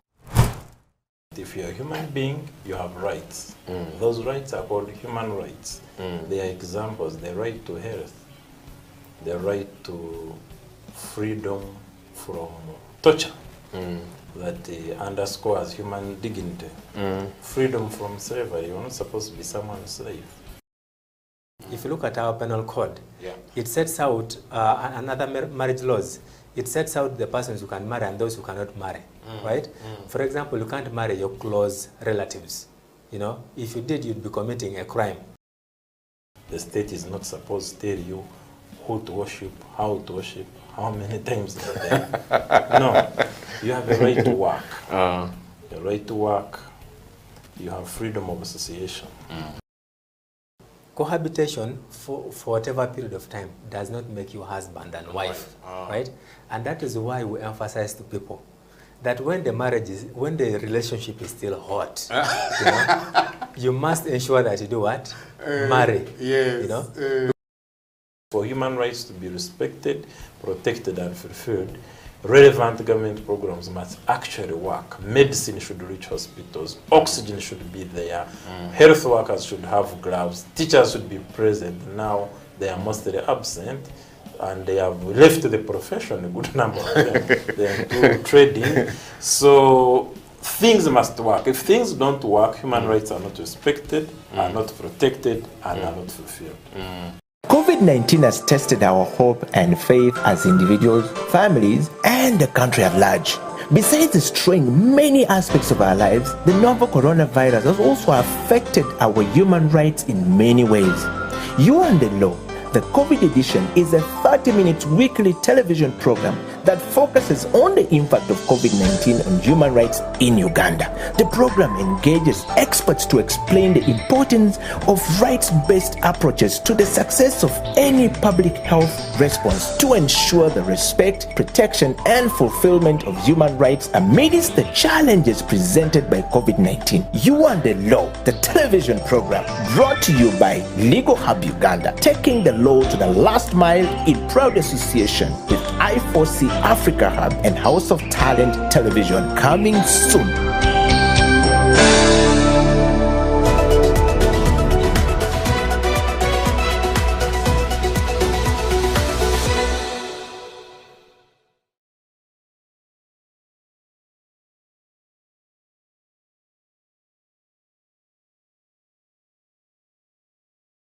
Welcome back. This is You and the Law, the COVID edition here on House of Talent Television. I'm Jonathan Ochom, your host, and today we're sitting with Angela Sime from FIDA Uganda to discuss gender-based violence and how COVID-19 has affected or impacted on the whole gender-based violence situation in the country. So, Angela, welcome back. Thank you, Jonathan. Before the break, you were unpacking the responsibilities and obligations of the different people. You talked about the state, talked about religious leaders, individuals, and stuff like that. So I want us to switch gears now and then tackle COVID-19. So we have a global pandemic comes to Uganda, and the government, as expected, had to swing in action and put in place a number of stringent measures in order to curb the spread of the virus. And but along the way, we realized a number of issues arising along the way. But I'm curious to know from your end, what is your assessment of how COVID-19, the interplay between COVID-19 and gender-based violence? Thank you, Jonathan. So one of the first things I want to let people know, we've had many people blame COVID to have brought gender-based violence, but COVID is not the problem. It has, COVID is not the problem. It has been there before. Gender-based violence was there before COVID-19. So one of the things we have to understand is when COVID-19 came, the stringent measures that you talked about, the restrictions, the lockdowns, are the ones that accelerated the numbers and increased them. So when people were locked down, especially the first lockdown where people are not allowed to move, and we realized that people like you, the lawyers, were not allowed to work, you are considered non-essential, by the way. Yeah, so, but the borders were more needed at that point, yeah. So mainly what you have to understand, those restrictions increased the rate. And then that was because many people were stuck with their abusers. Most of the times, yes. Okay. So, I thought people were stuck with their spouses, their loving spouses. There are people that were stuck with their loving children, loving spouses, but then there are also those people that were stuck with abusers. Most of the times, there are people that will go out there and they look for a sexual partner, but then now you're stuck in a home and you're with people that don't even connect with you. So the next thing you're thinking about is, okay, what do I do now?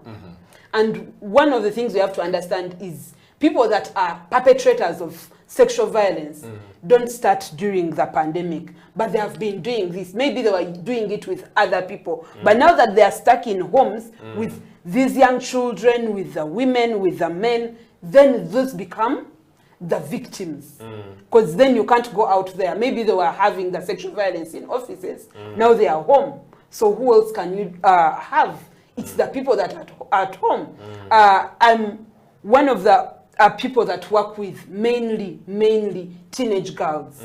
And those are pregnant teenage girls, because I'm also a survivor of sexual harassment that gave birth at the age of 15. But then we got over 80% of cases that were incest cases.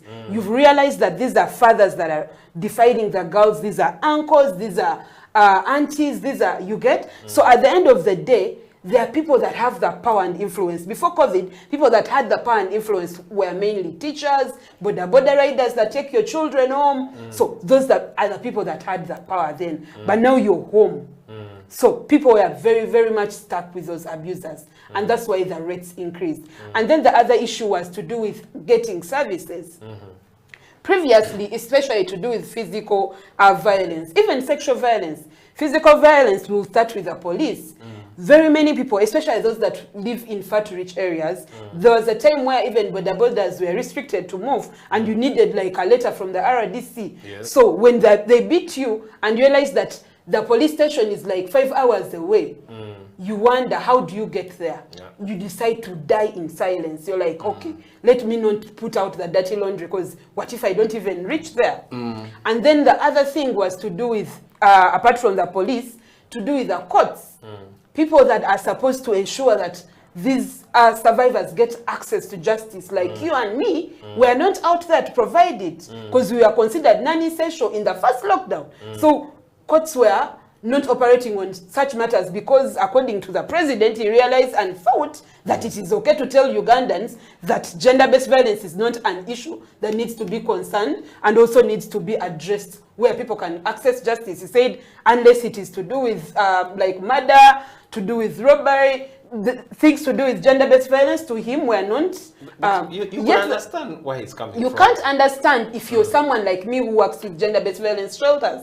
I've worked with several gender-based violence shelters, not only the remnant generation, even Uonet shelters. Last week we are reopening the shelters of Kamuli and Namutumba. Those are under Uganda Women's Network.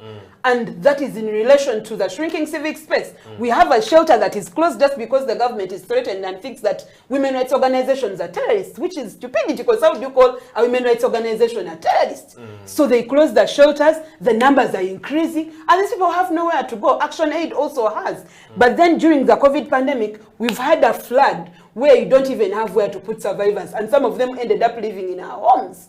So it's an issue that was supposed to be tackled. So when it wasn't tackled, it kept accelerating. And then they keep blaming COVID, but it's not COVID, it's the system in place. If the system was in order and people can access justice, people can go to police, people can ensure that there's a shelter. Government has consistently failed to set up a shelter for gender-based violence survivors. And yet it limits the organizations that have put these shelters up. Because we have like 5 women rights organizations that have set up shelters for gender-based violence.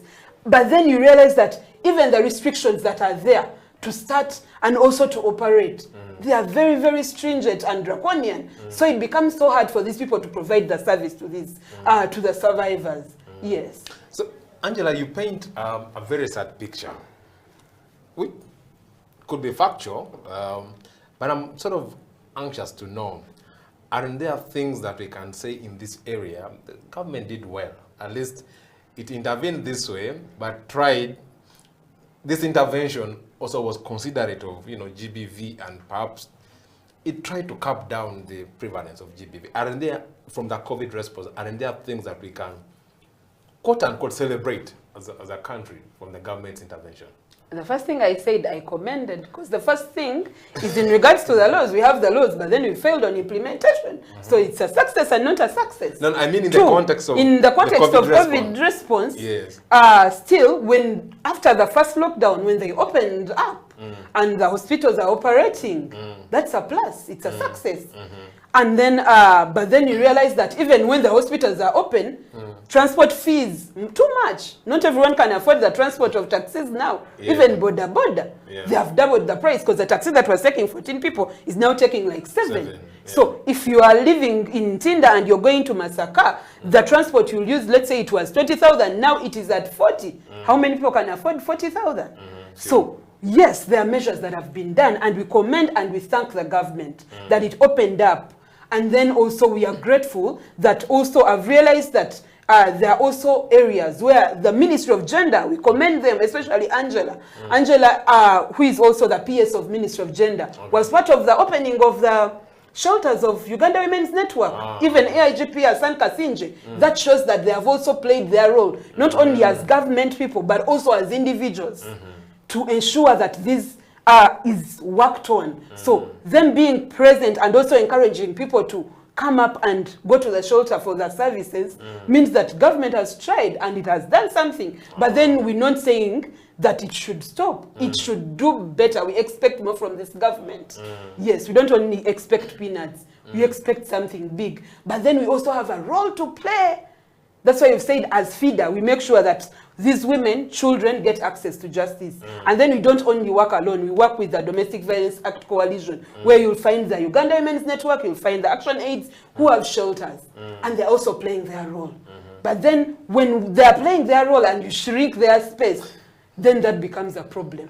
Yes. So Angela, you've highlighted the challenges that government has gotten itself in, but I'm then curious to know, what role do you think that ordinary people at the family level, because it's important also to highlight, the community aspect. We can't push everything to government, whatever the justifications.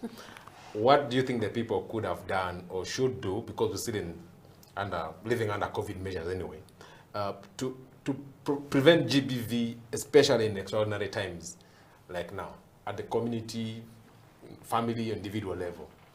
So first and foremost is mainly sensitization.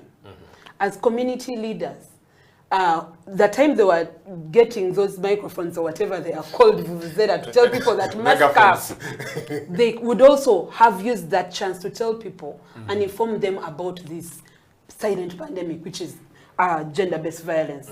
And then also open their doors and inform people that in case anything happens, we are open, you can come and report. Because the other thing that really affects people is in regards to the norms, where someone can't speak up, saying that you're a survivor of gender-based violence is seen like a taboo. How do you say that? You're putting the dirty laundry out there. But then if we sat down as the community leaders, and they did that, but then we start from family. So as I'm a mother of a 14-year-old son. I always sit him down and we have the conversations in regard to sex education. I tell him, if they touch you like this, if they do this to you, if they make these comments, this is what happens. Please report. So encourage people starting from home to speak up. To speak up when they get issues to do with gender-based violence. But also make sure that other forums, because if you can't access the police because it's far, then let the LC be nearby and let the LC have, because they gave them motorbikes, I remember. So they can drive those survivors to the police station. Yeah. So it will start from family, where we talk to our children, then it will go to the leaders, and then it will go to government, because government indeed can't do everything. And then also as civil society and women rights organizations working together, because that is one of the main reasons and also a way that we've tried to make sure that that happens. And then other ways works to do with the toll-free lines. Many people, I also commend Uganda Police Force. They also got a toll-free line in regards for GBV. Yes, for GBV. Okay. Even other organizations, FIDA got, we have a toll-free line also in regards to GBV and other cases to do with women and children, Women's Pro Bono Initiative, the Remnant Generation, and other organizations. So really, there's a lot that has been done, but then there's more that needs to be done. A lot that needs to be done. Then in terms of the legal framework, which is one of the core obligations of the state, you've highlighted that there were a number of still challenges with the law. Are there specific laws that you are pushing for their reform to protect GBV? Yes. So the main law that we're pushing for is the Sexual Offences Bill. Sexual Offences Bill is the law that consolidates all laws concerning sexual offences. And it will work on in regards to the punishing the offender and then ensuring that the survivor is catered for, not only in court, but also mentally.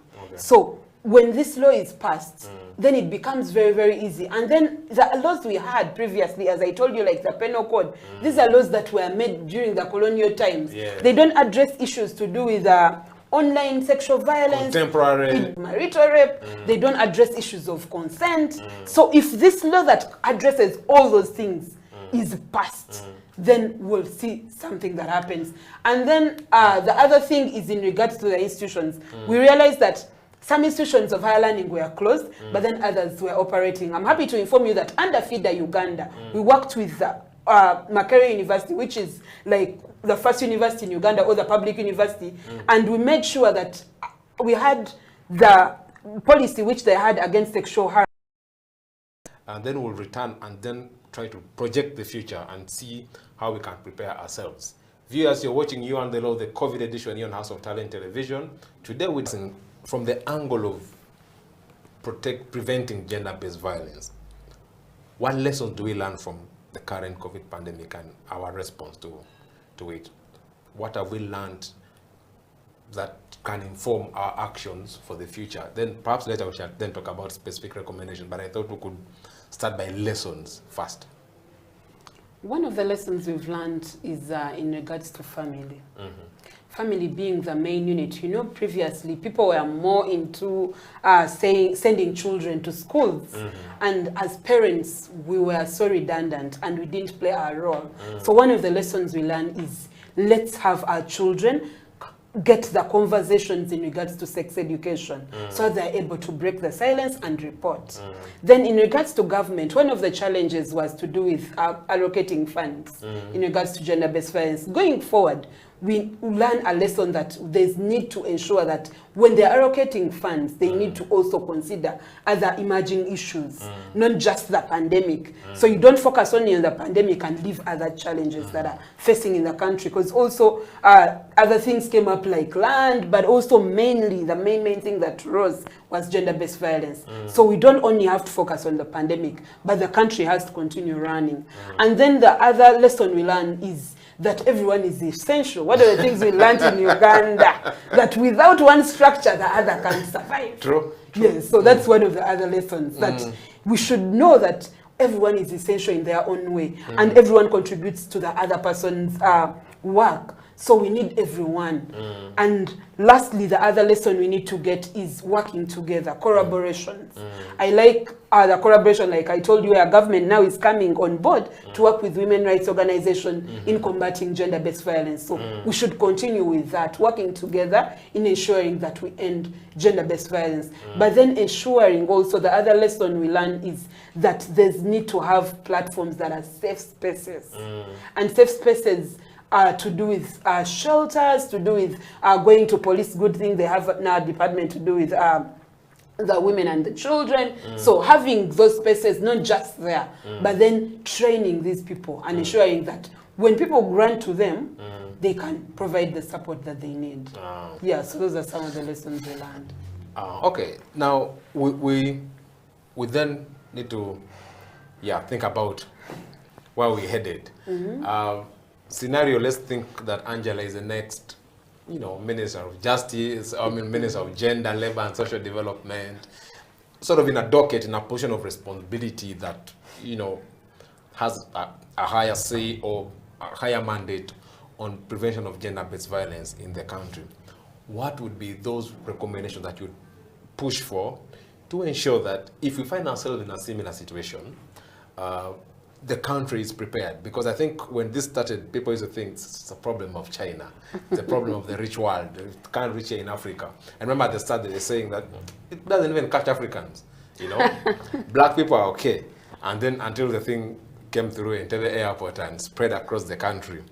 So what would be those things that you'd say, government, ABCD, prepare now so that if we find ourselves in this, we'll be able to maneuver through and ensure that GBV is prevented in Uganda? In regards to government, one of the main things would be in regards to passing the sexual offences bill, because it addresses at least 90%. I wouldn't say like everything, but at least 90%. However, they have to remove the clauses that are criminalizing other people's rights. Yes. And then the other thing is in regards to ensuring that perpetrators are held accountable. We've seen as one of the people that spearheaded Justice for Samantha campaign, and it was in regards to ending sexual harassment in the workplace. But then we see the alleged perpetrators not tried under courts of law, but then promoted from a deputy solicitor general to court of appeal. So we need to have stringent measures of ensuring that the perpetrators or the alleged perpetrators are brought to book, where the survivors can feel safe that, okay, if court said that this person is innocent, then that's okay. But then if you don't try this person in a clear court, which is a court of judicature, then it doesn't also help the survivor, because the survivor will also suffer again. And then the other issue is in regards to ensuring that the laws we have are implemented. Because like you said, if as Minister of Justice, I would ensure the first thing was to ensure that there are measures that are clear and these laws are implemented. Because having good laws like the Constitution and all these other laws, and these laws are not even implemented, doesn't help anyone. Yes. And also maybe encouraging people out there to break the silence. Yes. To break the silence and know that this vice, if you don't break the silence, then you can't help other people that come out there and they're also survivors. But when you break the silence, like Angela comes here and tells you that she's a survivor of sexual harassment, then it is easier for the other person to also speak up. So encourage more people to speak up.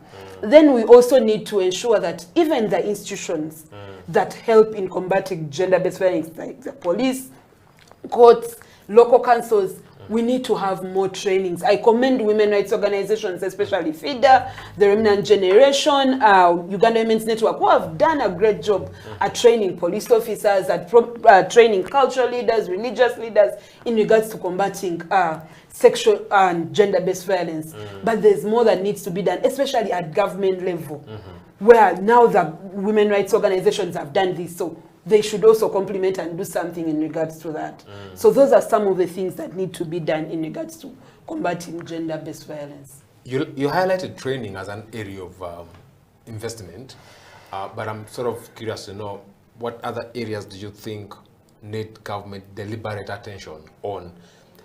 Because I know if you talk about training, you're talking about resources. What are the other areas that actually resources should be dedicated to?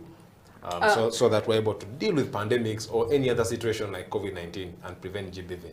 The other areas in regards to resources is to do with our budgeting, especially the national budget. Realize that most of the times, even now when COVID came, since the onset of COVID, all the money is directed to COVID. So they need to allocate some money in regards to Ministry of Gender and towards fighting or combating gender-based violence. Because if most of the people who were engaging in Ministry of Gender, they were like, okay, we also want to support, but then we don't have a budget for this. And there's nothing much you can do about it. So as women rights organizations, if you're to work with them, you'll end up even funding them. You'll pay for most of their services to make sure that something works out. So there's also need to also ensure that they direct some funds in that docket. Yes. As we come to the end, Angela, I want to sort of get your parting shot, but in the form of, want to make a case why we should invest in prevention of gender-based violence. What benefit shall we reap as a country when GBV is prevented as we come to the end of the show? When GBV is prevented in Uganda and in the world, women and girls can achieve their full potential.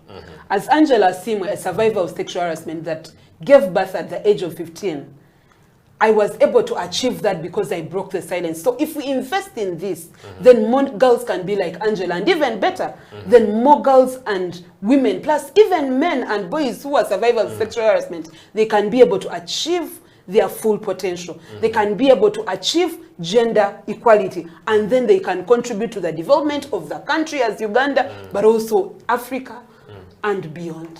Thank you so much. Thank you so much, Angela, for taking your time to be with us here on House of Talent Television, discussing COVID-19 and the relationship with the gender-based violence. You've made very strong points for the need for the government to invest in areas that matter, training, skilling of actors on prevention of gender-based violence.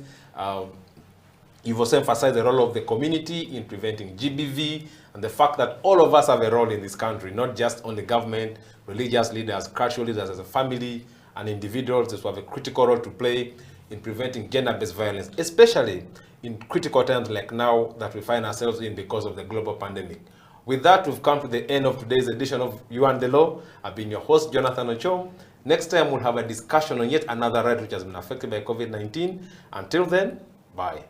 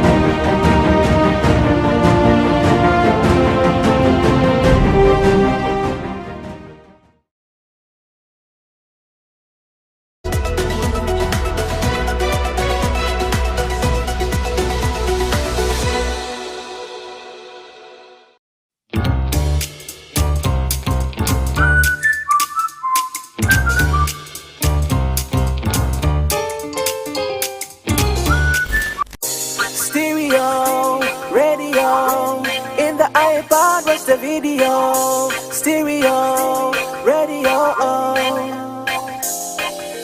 Turn up the stereo, volume of the radio. Headphones in the iPod, watch the video. Turn up the stereo, volume of the radio. Headphones in your iPod, watch the video. Sijukira muchere kulusania, sijukira kaunga musefulia. Ebiziwe bichize nembigumira, sijukira emikwano kuntabukira. Uno mukwano gange sekatawa, yali mulokole nebimutama. Anti kumuli mubagasoma, ebyobulokole tebiza magoba no. Me and my house will walk with you, cause of your love so real and true. Topo wake mumwachi topo wa, mwana weka tunula jolaga. Topo wa Yesu wakulemesa, ebye birungi byonna jakubikuwa. Topo wake mumwachi topo wa, mwana weka tunula jogenda. Topo wa Yesu wakulemesa, ebye birungi byonna jakubikuwa. Ono sister Teopisita, yali alina kulasa mu kanisa. Mwatu bali bamazeyo kwanjula, ekyali kisigaddeyo nga yembaga. Tetwamanya Jeff gye yava, ow'amamotoka gali munaana, okukutadde n'edduka mu kibuga. Tuzanyisa nga dduniya, Bunaza bamuzalawa, omukwano gwe babi ne baguyiwa mu binika. Yazirika yatabuka omutima ne gumenyeka. Topo wake mumwachi topo wa, mwana weka tunule jolaga. Topo wa Yesu wakulemesa, ebye birungi byonna jakubikuwa. Topo wake mumwachi topo wa, mwana weka tunula jogenda. Topo wa Yesu wakulemesa, ebye birungi byonna jakubikuwa. Send me look you cause you're simple. Send me from the disco. Love you Lord more than every girl loves a dimple. And I won't serve you on the lay low, aka Mr. Enough of the intro. You're always on time, never been slow.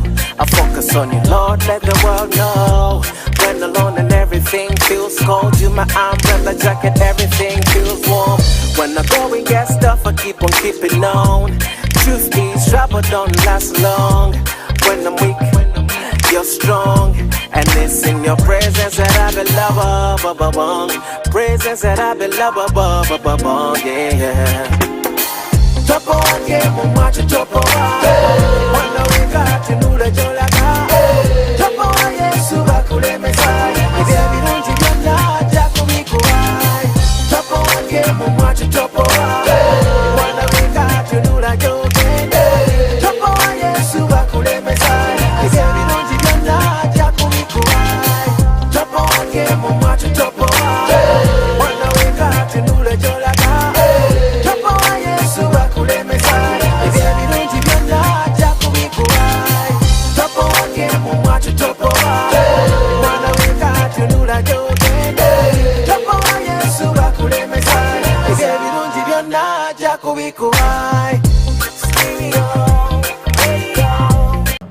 people are employed in the private sector than in, more people are employed in the private sector than in government.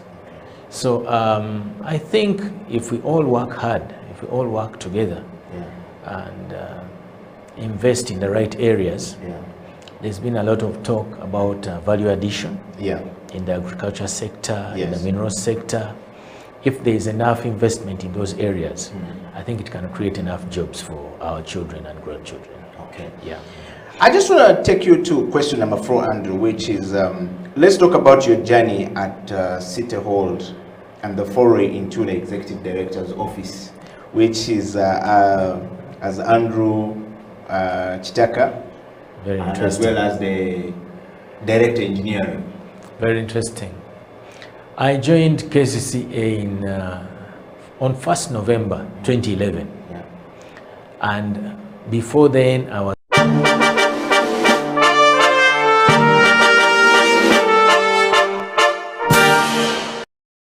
for so much. CEO of whatever. They give so much. This is the reason why you're actually on the bench. Because of my credibility. Thank you so much. But now they attack you, they vilify you. And the goal is to weaken you financially. Is to weaken your honor. These are slanderers. So I'm glad that someone would stay up at night to ask and learn about me. And I pray that in the next 2 months, because I know many Ugandans who travel overseas, when they go there, one of the things, because the media has been so much, and Sam Kutesa, the Minister of Foreign Affairs, has really not done a good job. He has dropped the ball on this issue. Why? So many of us are being accused of being gay killers, including me. You've just heard that person. Uganda is being accused that we kill gays, which actually is absolutely untrue. And because of this, it has affected our tourism. It affects people who go overseas to do work or study. It affects whenever you go to a conference. Hi, my name is Eddie Okela. Where are you from? I'm from Uganda. Oh, you are the gay killers. And then you begin to describe. So one of the things that I've done is I've written a book, which should be coming out. I know that I keep saying the same thing, but the work of doing a book takes a long time, and I wish I could be supported. You know, many people who write on this subject, like Sylvia Tamale, she's supported by the Rockefeller Foundation, Carnegie Foundation. There is money.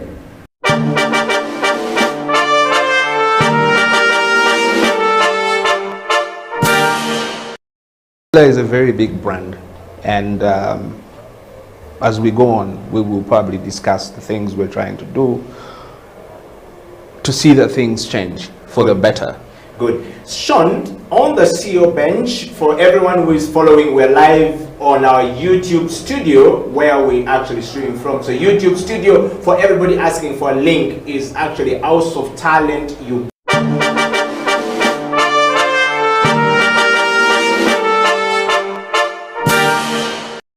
Confident in themselves and what they are offering. I think that's the biggest problem. Like, women will easily settle for a less pay than men would. Okay.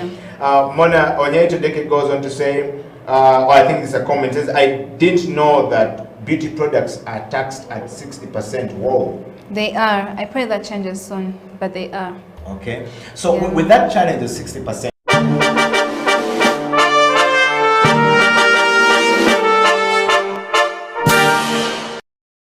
setting up the company, you're doing tours all across the world. You know, a personal account is great, but how these things are taxed becomes important for your business later on.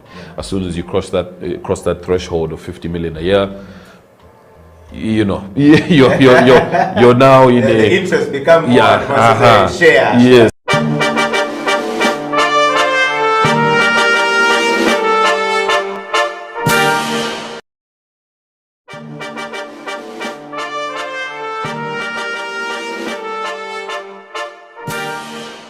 It is the CEO Bench. My name is Eddie Okela. Welcome to the next session and season of the CEO Bench, right out of Kampala to the rest of the world.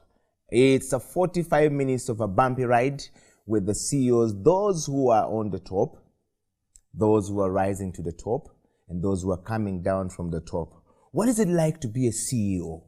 What is it like to lead yourself to a certain degree of respect in our society today? Today on the program, my guest is a man who has been around for a long time. The man who speaks and breathes marketing.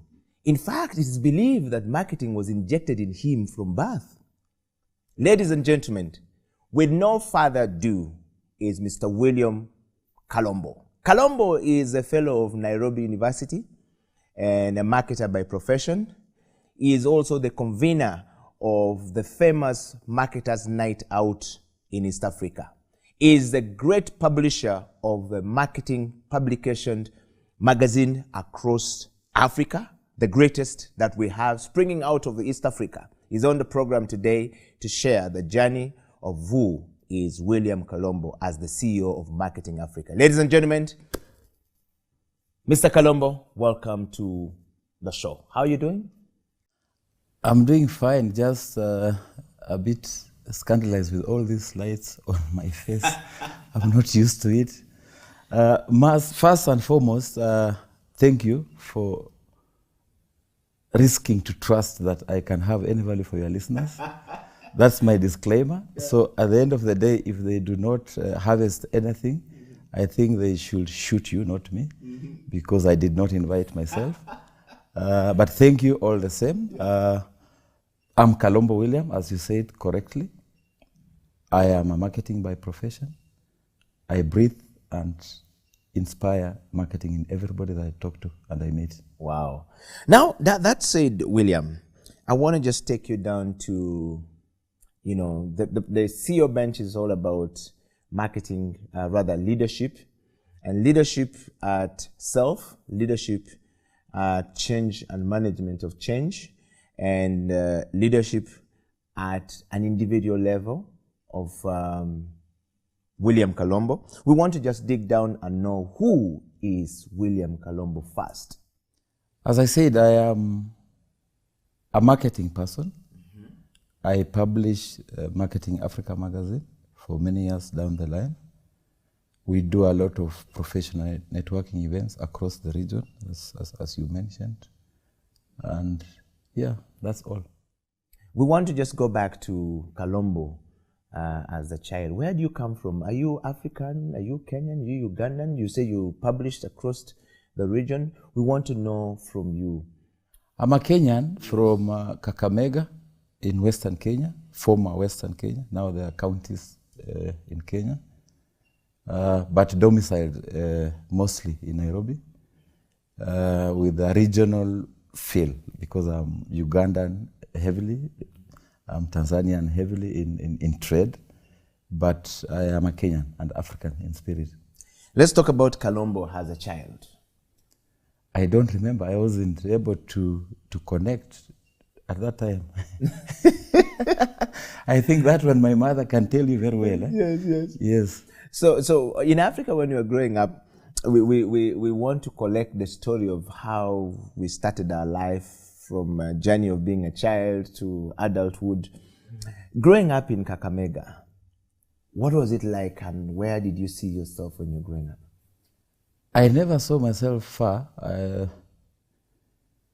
After school, of course, every child's interest was to finish high school, go to university, get a job, and move on like that.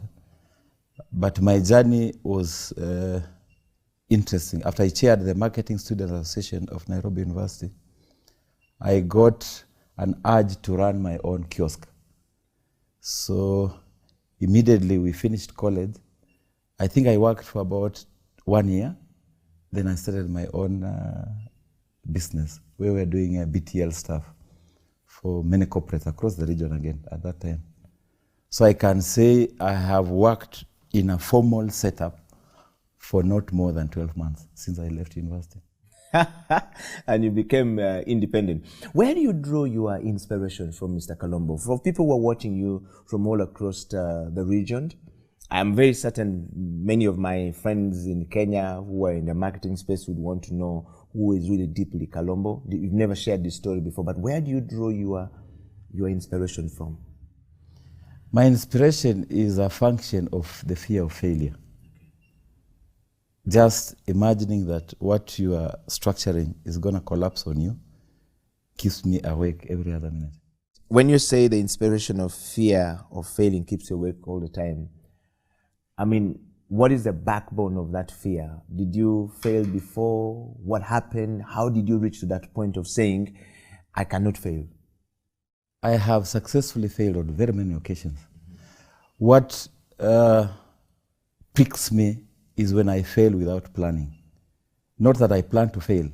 What I mean is if I have a project, for instance, I do every available thing to make sure the plans, upfront plans, are working. In such scenarios, when I fail, as it has happened many times, I don't die. I just move on. I pick the pieces and move on. What makes me sad is occasionally you have done poor planning to a project, then you have regrets. But when I fail and everything was nicely planned for, I have zero regret. I just pick up and move on. Because remember one thing, when you are doing a project, there's no way you can plan your own project failure. It cannot work. William, thank you very much for that. We want to dive deeply into the part of leadership. This show looks at leaders who are on a journey to the top, those who are already at the top, and those who are coming down from the top to retirement. We want to know, what was a journey like climbing to the top? When you reach to the top, you have to come down from the top to retirement. What lessons do we pick from people like you? You are a CEO of Marketing Africa Limited, a company you founded. We've just understood from you this program right now that you were only able to work in formal, being employed for not more than 12 months, and you started this company and it's been running. You lead a team of people in Marketing Africa. We want to know from you, in your own words, what is leadership to you? Perhaps we need to demystify the word leadership. I have some weird perspectives on the terminology itself. Oui. And I know that in my own private engagements, I talk about mostly the curse of leadership in Africa. But we need to understand, and this I'll take it back to when we were in college, the drilling that was infused in us as students of commerce marketing was that we were prepared to become managers after college. So we learned all these big words about management, about leadership, about BCom. But when you came out of college, you were not a manager. All the training was structured to make us imagine that we'll become managers. So we came out of college and you find that some people will never hold the title of manager across their life, which then creates opportunity for you to start feeling low, you lose your motivation. Yes, so you can be a sales rep all your life, yet the training was that you'll be a manager, you get it. So I think then that we need to rethink what leadership is. You must know that not everybody will become a CEO of anywhere. So remember that the most powerful thing is that you already are a CEO of yourself. That should drive you. Yes, at individual level, you are your own personal CEO.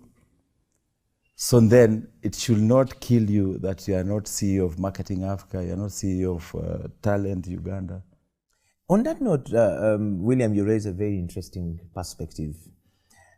Having understood leadership from your point of perspective and your point of view, what would you term as self-leadership? Because what you're talking about requires a person to get to a certain degree of understanding of self, to pick self, to give self meaning.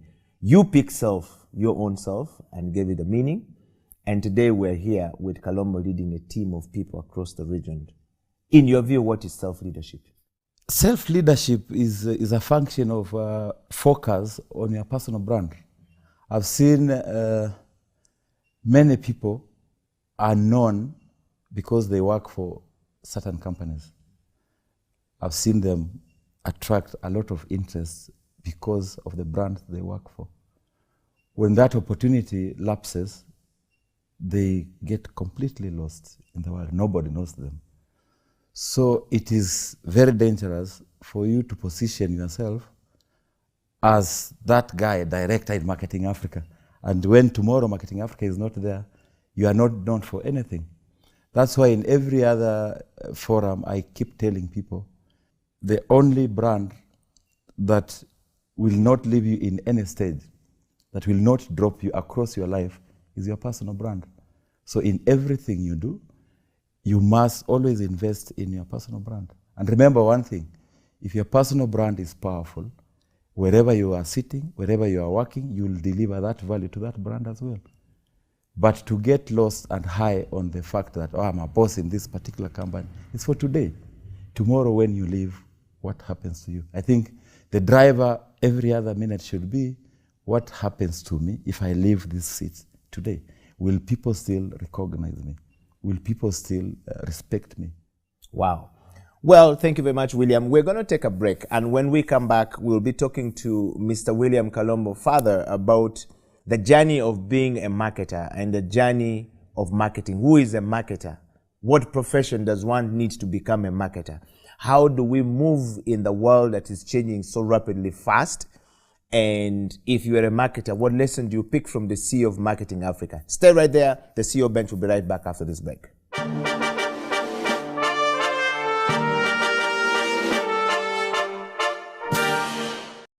Welcome back to the CEO Bench. My name is Eddie Okila. The CEO Bench is a 1-hour program springing out of Uganda to the rest of the world, giving people an insight into the life of a CEO, either when they're retiring or when they are going up or when they're on the top. What is the journey like for a CEO? How does one get there? Today on the program, we have the CEO of Marketing Africa, Mr. William Kalombo, a seasoned marketer, a great thinker of marketing, breathes and thinks marketing even when he's sleeping. Mr. Kalombo, welcome back to the show. Thank you. Marketing in itself is something that most people don't understand very well. But you are a marketing professional and a CEO of a marketing company that is leading in East Africa. William, in your view, what is marketing, first of all? It's the art of identifying consumer needs and delivering on them, even beyond them, at a profit to the owner of the brand. William, I want to take you straight to some of the questions we designed for you today, which should be able to give us an understanding of a CEO befitting of a marketing company, but also as a viewer, what do I want to pick from a man who is on the top? You've been on this journey for a while. I want you to start by telling us, how did you think about starting Marketing Africa? What was the inspiration behind it? And what is Marketing Africa all about as a company? When I was at the university, we had a publication. It was called the Marketing Review. And we were able to publish that magazine and get 18 full-page adverts at that time, which was a first. I've never seen it up to today. And we made a lot of money from the magazine. At the same time, we were running events as an association. We had an event every week for the 12 months that I led the association. We had industry tours. The most popular, of course, was to the brewery, which was happening every Thursday. So we grew the association to such a level that even the watchmen in the compound wanted to be members of the association because we had so many functions. We were giving a lot of giveaways. We started at that point a canteen. It took me about 4 months to get approvals from the VC to get this canteen, and through the support of my patron, Professor Francis Kibera. The resistance from the university was because they were not understanding what we want to use the canteen for. But what we were looking at that point was to get a laboratory-like scenario where students of business can come and try out the theories that we pick up from the classrooms. When we launched that canteen, I think we had about 1,000 people in Lower Kabete campus of the University of Nairobi. And we did one of the biggest Guinness promotions ever done up to today, where a lot of prizes were on the giveaway, on the list.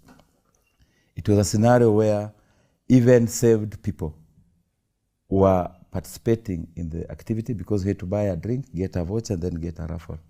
Even saved people, you call them Mologol, I think, were participating in this scenario, so they win a prize and leave that beer there. So we started at that point. After university, I told you I worked for 12 months. Then I started a company that was doing below the line activities. So we are doing... That's what we call in marketing BTL? BTL, yes, yes. So we did that for a while. And then I made a suicidal move to imagine that I can publish a magazine. Since I had done a very successful one in the university, I thought I can do it now commercially. So I set shop to do a magazine. And one of my board members, he gave us the magazine to do for the society. And that magazine had died. They had, the last 3 years, I think, they did 4 issues, 3 issues, 1 issue, then 0 issue. So we picked a dead publication, reawakened it, and it hit the highway. It was called Sokoni. When it picked... I was a big reader of Sokoni Africa. Yes, when it picked... some people, out of their own wisdom, imagine that they can micromanage us and extinguish us and take away the project and give it to somebody else. As always in Africa? Which they did. So they took away the magazine from us on the claim that we didn't have a contract. So we were fired, literally.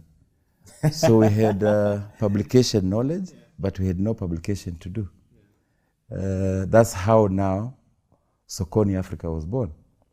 So we started doing Sokoni Africa, and the MSK sued us. They said, you can't use our name. You have to drop the name, look for your own name. So they took us to court, and we were in court for about 9 months. Within that window, we were able to publish, I think, 3 issues of Sokoni Africa.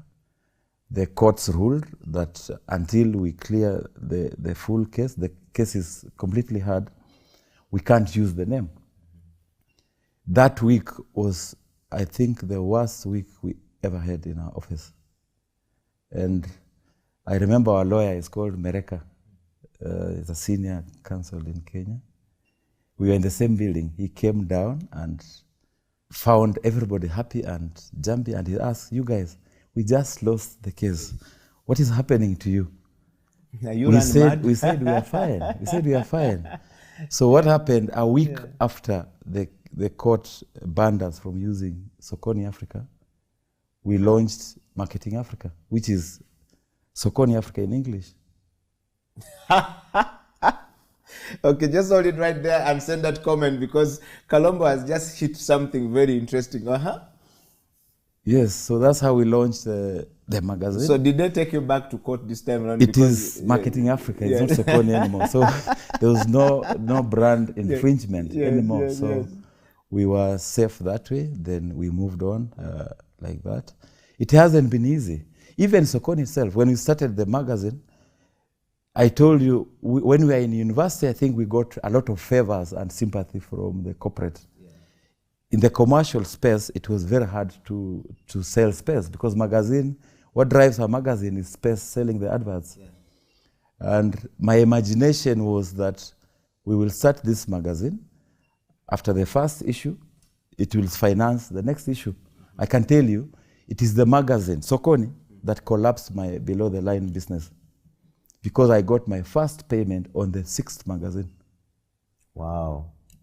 Wow. William, this whole story that you're talking about as a CEO of the great Marketing Africa Limited we see today, what does that remind you of in that journey? And by the way, were you the CEO? At what point did you become the team leader?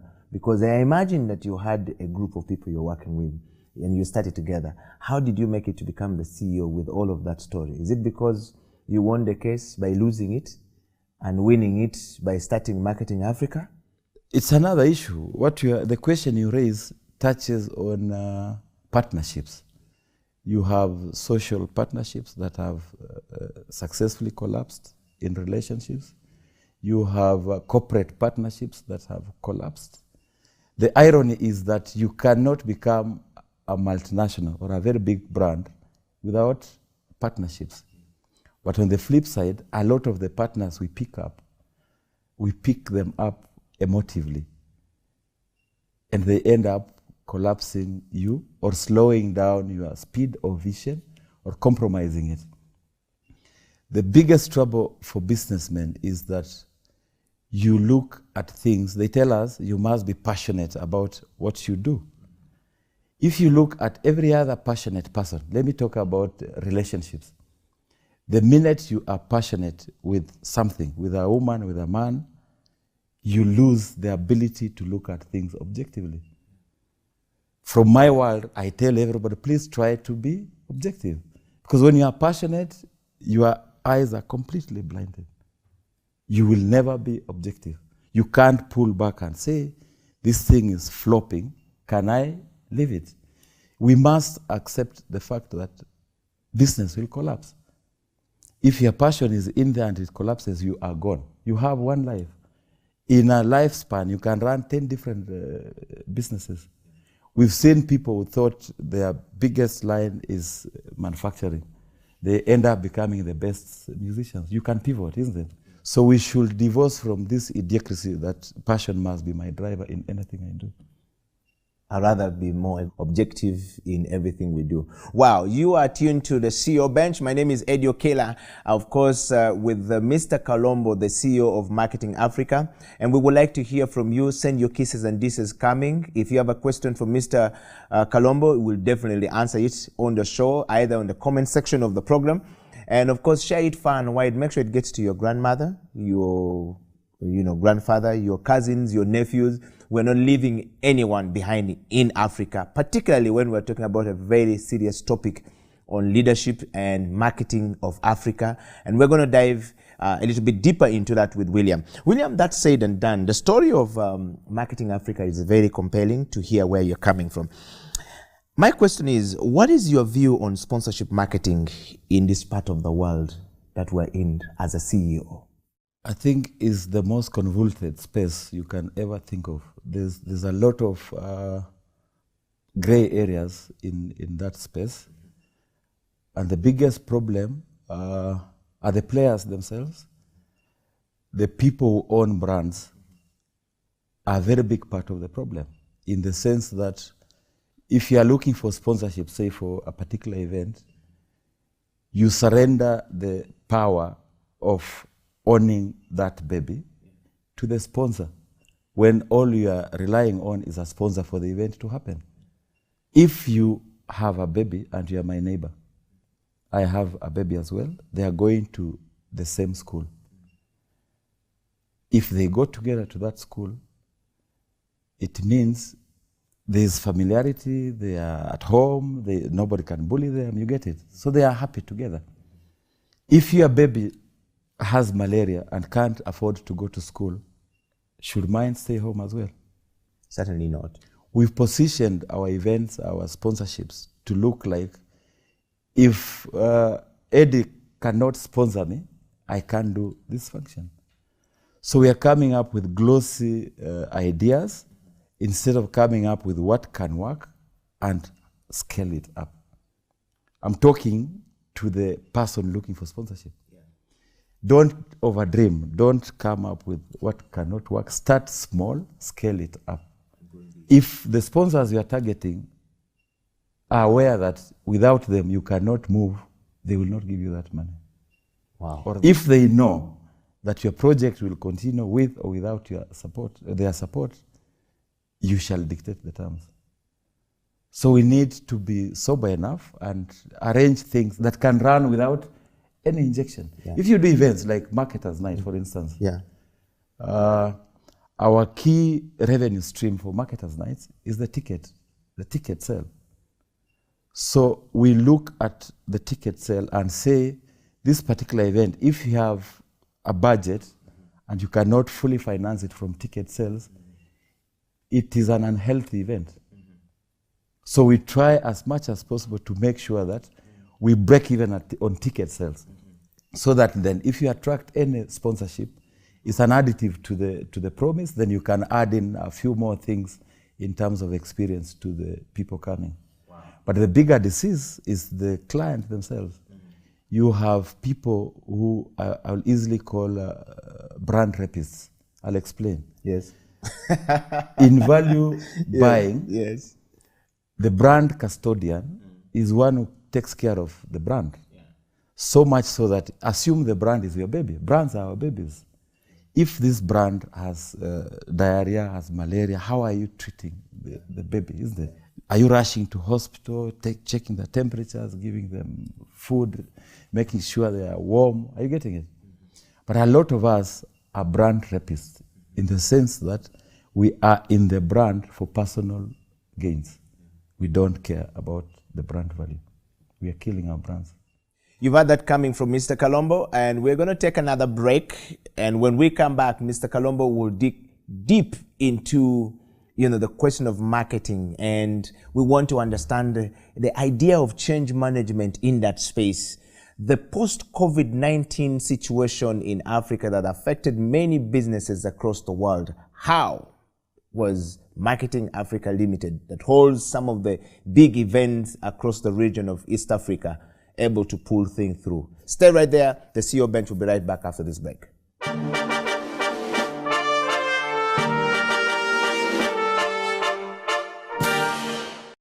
Welcome back from that break. My name is Eddie Okela, and this is the CEO Bench, where we're talking to Mr. Kalombo from Nairobi, Kenya, the man who is oiling and planting seeds of marketing across the region of East Africa, and of course springing out to the rest of Africa. If you're a marketer out there, this is probably the best interview for you to look forward to and share it far and wide so that we don't leave anyone out. William has talked about repping brands. Are you one of those people who are a rapist in our region? Can you repent of your sins? Welcome back, William, to the program. Thank you. William, very interesting choice of word that you used there. I know you explained it already. We're going down to a moment when we want to talk about something very interesting. One, do you think that brands have optimally utilized the event space across the region, across Africa, and across the world? Do you think that we have optimally utilized that space? A few brands have got it correct. Some brands have had a lot of misses. And the misses is because the people on the brand side do not respect the hustle of the event owners. So severally they look down upon you people in the event space and they don't take you serious. You have scenarios where you are planning an event 6 months down the road and brands are coming on board a day to the function. And they're all over your space trying to dictate things last minute. The idea for creating calendars for events is so that you can have everything oiled out in good time. So events are getting affected because we have very poor respect from some people on the brand side. They need to change and respect the hustle and come on board. If these forums, if these vehicles are not working, where will your brand tell their stories? It is in the interest of the big brands that as many events, as many vehicles are working in the ecosystem you're in, so that you are able to utilize them to tell your story. William, that said, in today's rapidly changing world, learning to lead our organization to read the turbulence that is brought about by the change in either technology, in our thinking space, in the way we look at money and entrepreneurship and investment and saving, is beginning to require that one needs to be critically aware of certain things that are very, very factual. My question to you is, in your view, what is ailing the marketing profession as a CEO? Today, the biggest enemy to the marketing profession are the people who claim to be marketers, the people who occupy marketing offices. If you look at the finance guys, for instance, after the first degree, they are continuously learning. If you look at a lot of marketing people, immediately they finish that job, they get that big job with a big car, they feel like they have reached. So they don't invest in continuous learning. We need to relook at that, respect the fact that some critical knowledge you may have today could easily be obsolete by tomorrow. So it's in your interest that you continuously are available to keep learning so that you can sharpen your story. Yeah. I've seen situations where you have, say, a marketer's night, which is a learning forum, powerful learning forum. And because I, the boss, am not available, my whole department will not come because I'm not available. It means then you have closed the window for your own team to come out and learn. What is bedeviling the profession starts from university. In my days, a class of 400 people, half the guys were doing marketing. Today, I'm told by my professor friends, in a class of 400, you'll find maybe 15 are doing marketing. The unfortunate thing is that the other one doing insurance or finance, at the end of the degree course, they're coming back to the professor and asking for marketing jobs. The whole profession has porous. It's been water washed. Everybody's claiming to be marketing. Everybody's claiming to do marketing, and it's not protected. In Kenya today, we are benchmarking the Nigerian Institute of Marketing, where we are going to launch a code of practice for marketers, so that not every other lay-by character is claiming to be a marketing person. That then gives you a minimum number of CPDs to achieve every month. So it will force everybody now to go back to supporting the events you do, to acquire those things. By the end of the year, you must have a minimum. The accountants are doing it. Yes. Lawyers are doing it. Lawyers are doing it. Now HRM is doing it. Yes. And even medical profession are doing it now. Yes. Wow. So that said, William, do you think that the marketing profession is endangered? Are we the endangered species? Are we our own worst enemy? Marketing as a profession is the force behind business, and it will be for ages. Yeah. But the current players in the space are endangered species. So from I see your seat where you sit, you think that we are our very own worst enemy? The biggest enemy to marketing is the marketing person, those who claim to be in marketing. We don't support anything marketing. Because you are in a big house, you don't look out to see what other people are doing. You get it? Yeah. That right there is coming out from Mr. William Kalombo, who is the CEO of Marketing Africa. What is your thought? Do you think that you are your own worst enemy as a marketer? Are you the one endangering your own life? Are you strangling yourself because you're not going out to look for information, or because you have stopped thinking and abdicated the duty of thinking to others? That's why the marketers are being suffocated, right? Share your comment right down there on the comment section and ask questions to Mr. William Kalombo. He will definitely be able to respond to all these questions. And of course, we will be able to give you some tips, 1, 2, 3, 4 things that you need to do. But most importantly, Mr. Kalombo, as a practitioner of marketing, is definitely going to be able to answer your question.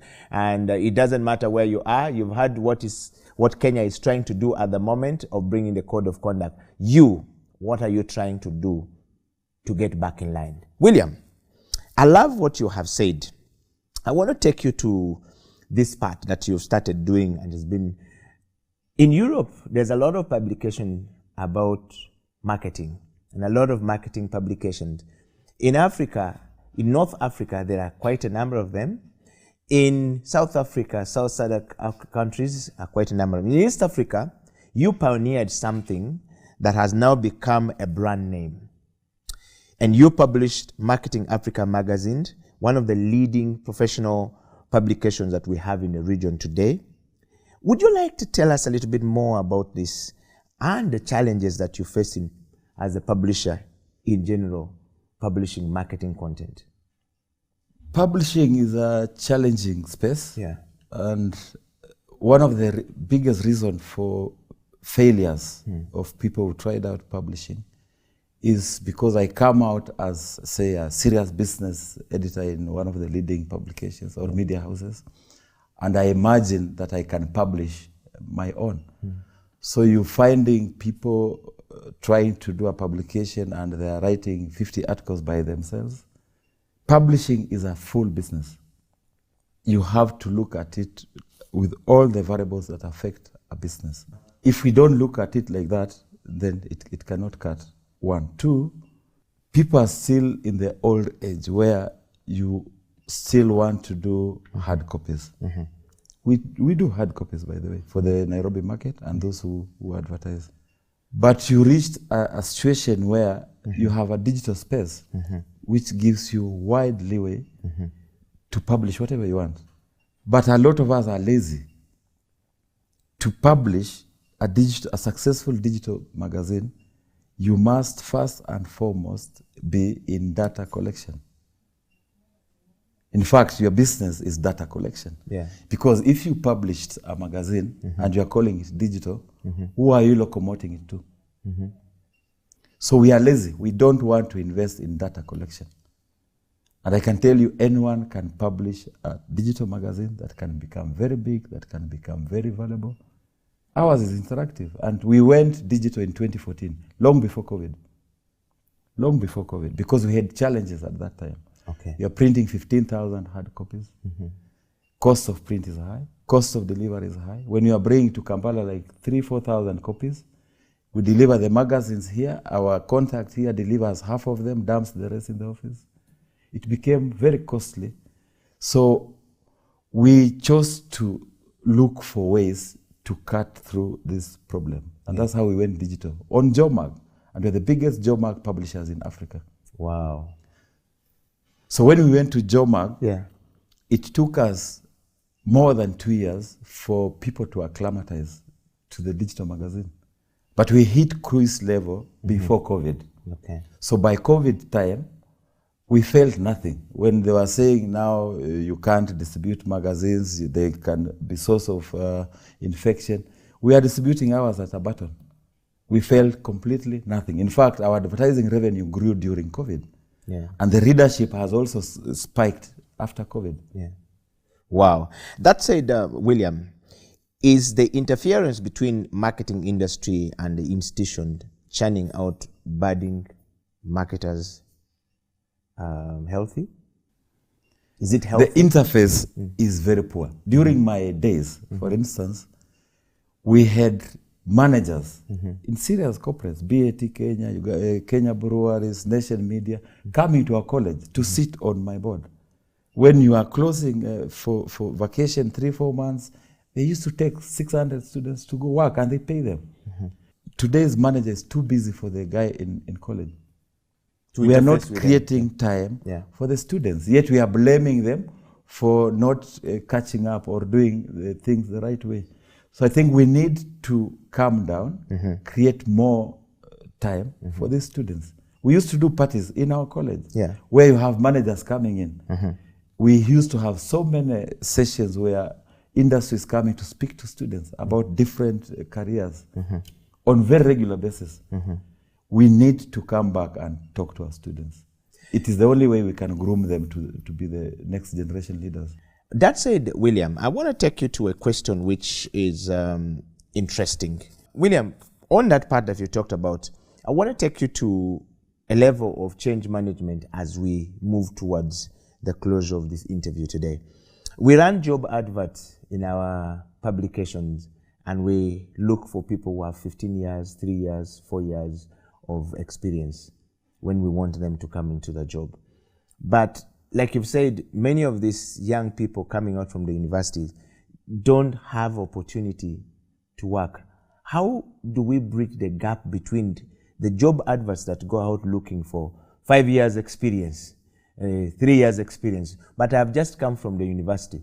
I've never interacted with any brand out there, and the brand is only looking for people with experience. How do we bridge this gap going forward, in your view as a CEO? We should bring that down and just hire people who are willing to work, people who are willing to learn on the job. All of us, what we do today, we didn't know. So you get to learn on the job. So long as they have the correct attitude and you are doing a professional onboarding, let's collapse that so that we are able to give our youngsters the window to come and learn on the job. My next question is about change and management of change. COVID-19 came in and rocked the boat. Some of our organizational companies in Africa closed. Many corporate companies across the world closed. The marketing profession suffered a deep down, and many did not know how to manage change. You are a CEO of a big corporation now by our standard in East Africa and across the region. What is your understanding of change management, and which principles do you always apply when moving out? Say, for example, as a CEO, if you're moving out, if you're a brand, how do you move out? If you're now changing the relationship, you've been funding Marketing Africa for some time, you decide that you want to now leave Marketing Africa. What principle do you use to make that decision? 2, and how do you communicate, or how does one communicate, as well as how do they manage the change and address the problems that they have that is making them leave to go to the next level? We've seen brands, for example, saying we're parting ways with House of Talent, we're parting ways with Marketing Africa, and they don't say why they are parting ways with Marketing Africa. They just say we leave. Some of them are down to individuals, others are down to the fact that the value are not shared properly. And not everyone finds this part very easy. You are a CEO. Are you saying change management? Yes. Or being dropped as a client, or losing accounts? All of that is part of change management, because when you're being dropped as a client, there's a problem. Yes. And when you're a CEO, you are changing position to go to the next one, is also a problem. How do you manage change? When you are losing accounts, it should be an occasion for learning. There must be a critical reason why you're losing it. Okay. In some occasions, you find that somebody is dropping you because they have got their own preferred supply or something like that. Some others could be malicious with you. They are not happy with how you are doing things.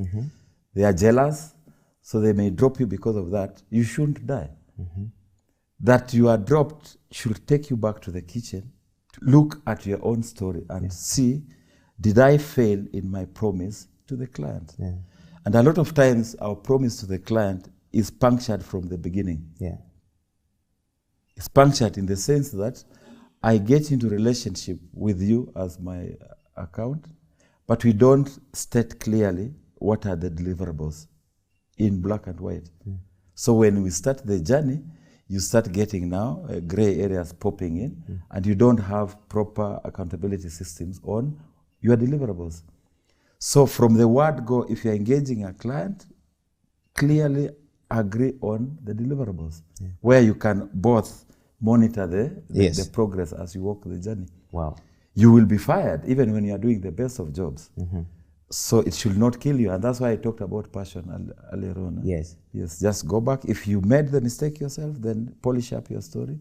If the client fired you because of their own issues, they keep moving, isn't it? Well, but change management itself is a very big problem in a lot of corporates, even in our own lives. When you find that the things you are used to are shifting, the boyfriend you had is moving on to another side. The girlfriend you had now has got better, handsome looking guys with fat pockets. It will hit you. What must drive you is that you have to pick yourself up and keep walking. Because the fact that I messed you up should not make you die. You dying will not kill me. Just remember that. If you die, it is you die. I'll continue moving on.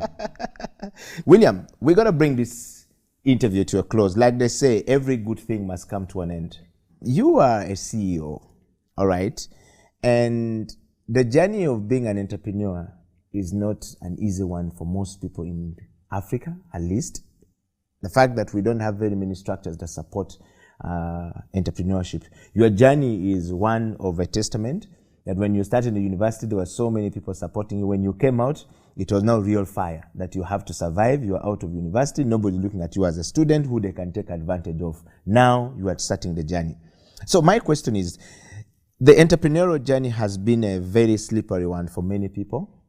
And in my view, many people have gone down the drainage without knowing the nuggets of truth of how to bounce back from the challenges they have. What, in your view, is slowing down this in this part of Africa, particularly East Africa, that our entrepreneurs don't go past a certain level? Entrepreneurship is a big challenge. The fallacy is that we imagine entrepreneurship only applies when you are running your own kiosk. The critical thing is that we need to coach people to have an entrepreneurial mindset, which means I can work for a particular company, but I have an entrepreneurial mindset. That mindset is one that brings solutions to challenges. So you can be a manager in any space, but you think solution to any challenge that you come to. So you don't have to necessarily run your own outfit to call yourself an entrepreneur. That's the first one. The next thing is that we've started what we call entrepreneurial clinics. And the idea behind it is to just pull together people in that space to learn, share and coach each other. That was based on the fact that a lot of people start businesses. They are entrepreneurs, they start a lot of businesses. And you imagine that all I need to start a business is money. We've seen it. So you have big money, you set big shop, you go beyond limits, and it collapses. The critical thing about entrepreneurship is that as much as you have that mindset, you must know the journey is different. The journey requires very many parameters. Cash is just one of the parameters. You need employees, you need partners, you need business. We've seen people start business. You start business, you get very big LPOs from people who will never pay you. So you end up collapsing, you get it? You've seen people start business and you step on toes, you are sued. You've seen people who run out of finance, isn't it? You've seen people who are not compliant in tax matters. There are 15 critical elements that are killing entrepreneurs. So if they are alive to all these factors, it will make their journey more soft, because any one of those factors can collapse you, I can tell you. So you must be permanently alive to the critical factors that will sustain your entrepreneurial journey. Also, it's not only money, it's not only having business coming in. Wow. Even growth, growth itself. It's a killer. People have mismanaged growth. So because you have too much business coming in, you just move on like that. Wow. William, there are a lot of talks that SMEs are going to be the future of a future driver for Africa's economy. And many people are now beginning to focus attention to small and medium enterprises across, especially in job creation, where Africa stands out as a continent of young people across the 5 other continents that we have running in the world. What, in your view, are the gray areas when we talk about SMEs? And why are there many SMEs now collapsing instead of staying in very few years after setting up shops across Africa? The collapse touches back to the issue I've raised on entrepreneurs. But for SMEs, everybody talks glossy about SMEs. I can tell you the biggest enemy to SMEs is the governments that we have across Africa. They'll tell you that we are supporting SMEs giving us business, but they are structured to tax this guy until he cannot breathe. You get it? They have not created any platforms that is supporting them. And the other players in the window, these are the people in the banking system, they are interested in you for just as long as they can suck your blood. They are lacking in the wings to come and suck your blood for their benefit. So you'll see them telling you, we are supporting SME. No, they're supporting you to be alive just so that you can help them hit their targets. We don't have a genuine drive to support SMEs completely. In your view, what should be done to help this? Government should take ownership, because the interest to have jobs created is a huge interest for government, more than anybody else. Remember, joblessness can create chaos. Yeah. Wow. And lastly, in that point, William, what would you advise a novice entering the business space for the first time to do?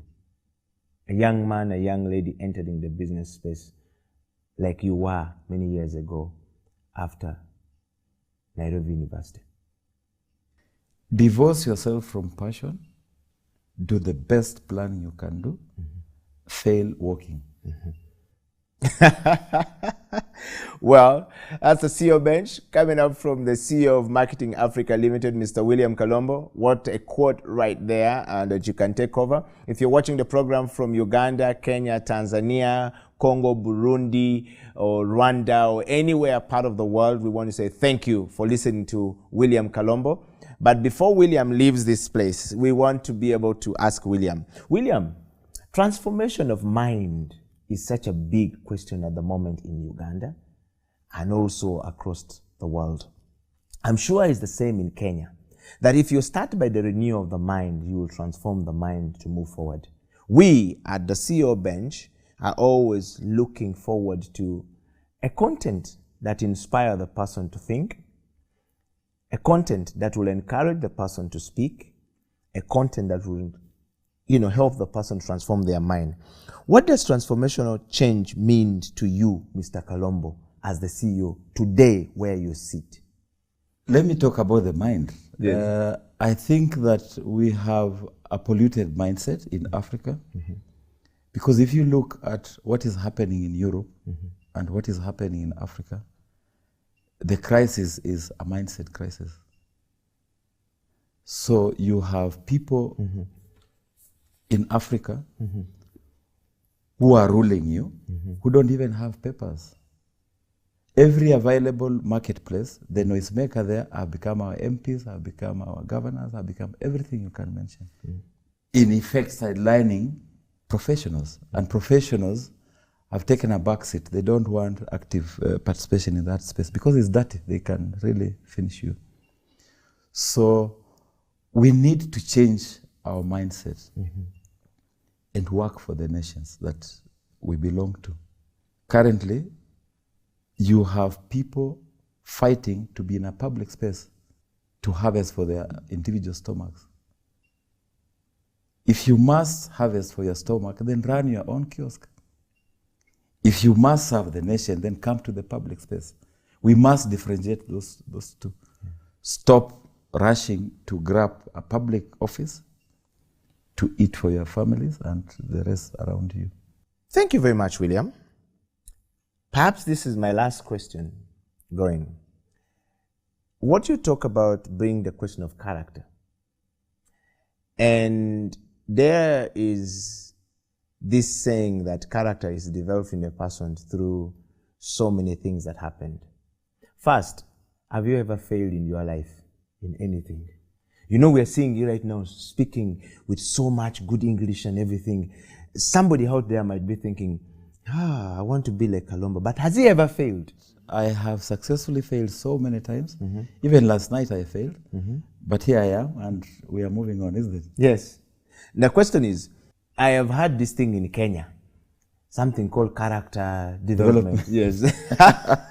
I want to know, can you share with us from the CEO bench, we want to understand the character development in the space in Kenya. It's quite a very interesting thing. I know that this is a new word for Kampala. It's heavily used in Kenya, character development, especially in social spaces where people are talking about relationships, man-women relationships. So character development is where you indulge in some fling. You come with all your hopes on the table. Then they are all punctured, like you break up the balloons. And then, so why did you guys pick Nairobi people and Kenyan people pick this thing as the best way to link it to character? How does that link to character? You see, now after the breakup, somebody's going to cry. Yes. They go crying with tears in buckets. So you find that, no, you can't be here now celebrating that you have this relation is working for you. Then suddenly you are completely off. People have even left social media because the relationship you are bragging about has totally collapsed and collapsed you as well. Yes. So William, so in the same space, you find business is giving people character development. Okay. You come in with a lot of hope, with a lot of plans, and everything you planned, you find is not working. Yeah. Business is how you can break this glass on cement, for example. Yeah. This glass will be your plan. But the reality is when the rubber hits the tarmac, it's very different. You hit this thing on the tarmac, on the cement, you don't know where the pieces will go to. Yeah. We've had scenarios. The typical planning, I'll give you the example of planning for a drive. Let me talk of Mombasa. I love Mombasa. Yeah. So you've serviced your car, you've done everything you wanted, and you're telling yourself, I'm going to Mombasa with my good people. We will take 5 hours on the road, we'll enjoy everything along the journey. Yeah. When you start the journey, your tire goes flat, your spare is not working, your car is overheating, you find somebody has hit you from behind, you have so many things popping up that are puncturing your ability to keep the momentum. You get it? Yeah. You reach a level where it is no longer important for you to reach, say, Mombasa in 5 hours. All you are saying is, all I want is to reach that place. A lot of us in business space, you are in that mode. Yeah. All you want is to have this function done and you move on with it. Yeah. William, what would you like the person who is watching the CEO bench and those who have nominated you to come onto the CEO bench to remember you for? CEO bench, we operate with the principle of, if you know that somebody has sense to speak, if you know a CEO that has created impact, nominate them. You are nominated overwhelmingly with a great number of votes right after the Marketers' Night that happened in Kampala. The very first one that happened after COVID-19 had locked down everything for almost about 2.5 years, going to 3. And here we are talking to you. What would you remember? What did you want them to take from you as we come to the end of the show, as your last word to the young man out there and to the young lady out there, as well as to your contemporaries who may not be able to have the courage to come and speak on the CEO bench like you? They should not remember me. They should remember their trade, focus on it, and keep working, is it? Ladies and gentlemen, the show has come to an end. This is the CEO Bench. My name is Eddie Okela, and of course, William Kalombo, right here in Kampala. As always, the parting shot to William Kalombo from the CEO Bench is, have you ever cooked for your wife? And when, since you're always giving us the Marketers' Night out, is there a marketing night in your kitchen? When we do Marketers' Night, I don't cook. Have you ever cooked for your wife? It won't help them. The show bench has come to an end. And a toast to this. William, thank you very much for coming to the show. And from us here, we say goodbye.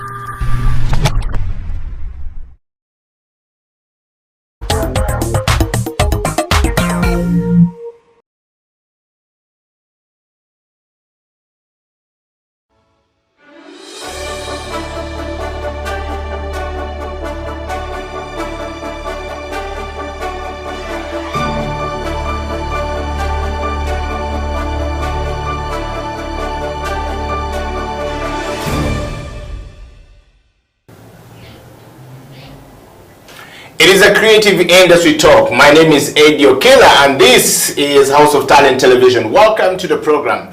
This week on the program, we bring you the story of those who are doing it in Uganda. And of course, we are always talking about local content development by Uganda, build Uganda. Do we really understand what this means? Do we know what local content development means? Everyone is talking about it. And today on the program, we decided to focus mainly on the woodwork in Uganda. You know, the creative industry talk is talking about, you know, furniture building in Uganda. Do you buy Ugandan furniture? Do you have a Ugandan furniture in your building? Or are you all the way flying to China and to all these other places to have furniture from there? Yet you have people who are doing this woodwork in Uganda. On the program today, we focused their story and of course the interview to the young men who I found around the streets of Kampala. One day I was driving and I was looking for Ugandan furniture, and so I used to drive on the same road over and over, and I see this place and there's a couple of young people just doing their stuff, you know, crazy ideas and, you know, things put around the place, and I decided to give them a visit. It started raining, so I stood there for a couple of hours watching and seeing what was going on while I wait for a table to come to my office. And indeed, they made a table. So what I was looking for was, do they really understand what they're doing? Do they understand the art, you know, behind the creativity that they're actually, you know, involved in? And along the way, I realized that they just simply need, you know, somebody to believe in them. So we decided to bring them onto the program today so that we can enjoy the creative minds and the creative people of Uganda in the woodwork in Uganda, in the furniture business in Uganda. Ladies and gentlemen, all across the world, welcome you all to the Creative Industry Talk. And of course, my guest today is a man from the eastern part of Uganda. David Anderson Onyango was one of the people leading that particular business, you know, on that particular street in Kampala, Uganda, to the furniture business and supply in Kampala. David, welcome to the program. How are you doing? Here we spread the love. When you do this, you must spread the love. So you have to spread the love, yes. Welcome to the program, and I'm going to take off my glasses so that the creativity can start. First of all, we want to start from a very lighter note. Who is David Onyango? Well, I am David Onyango Anderson. As you said, from the east, but born and raised of Kampala. Okay.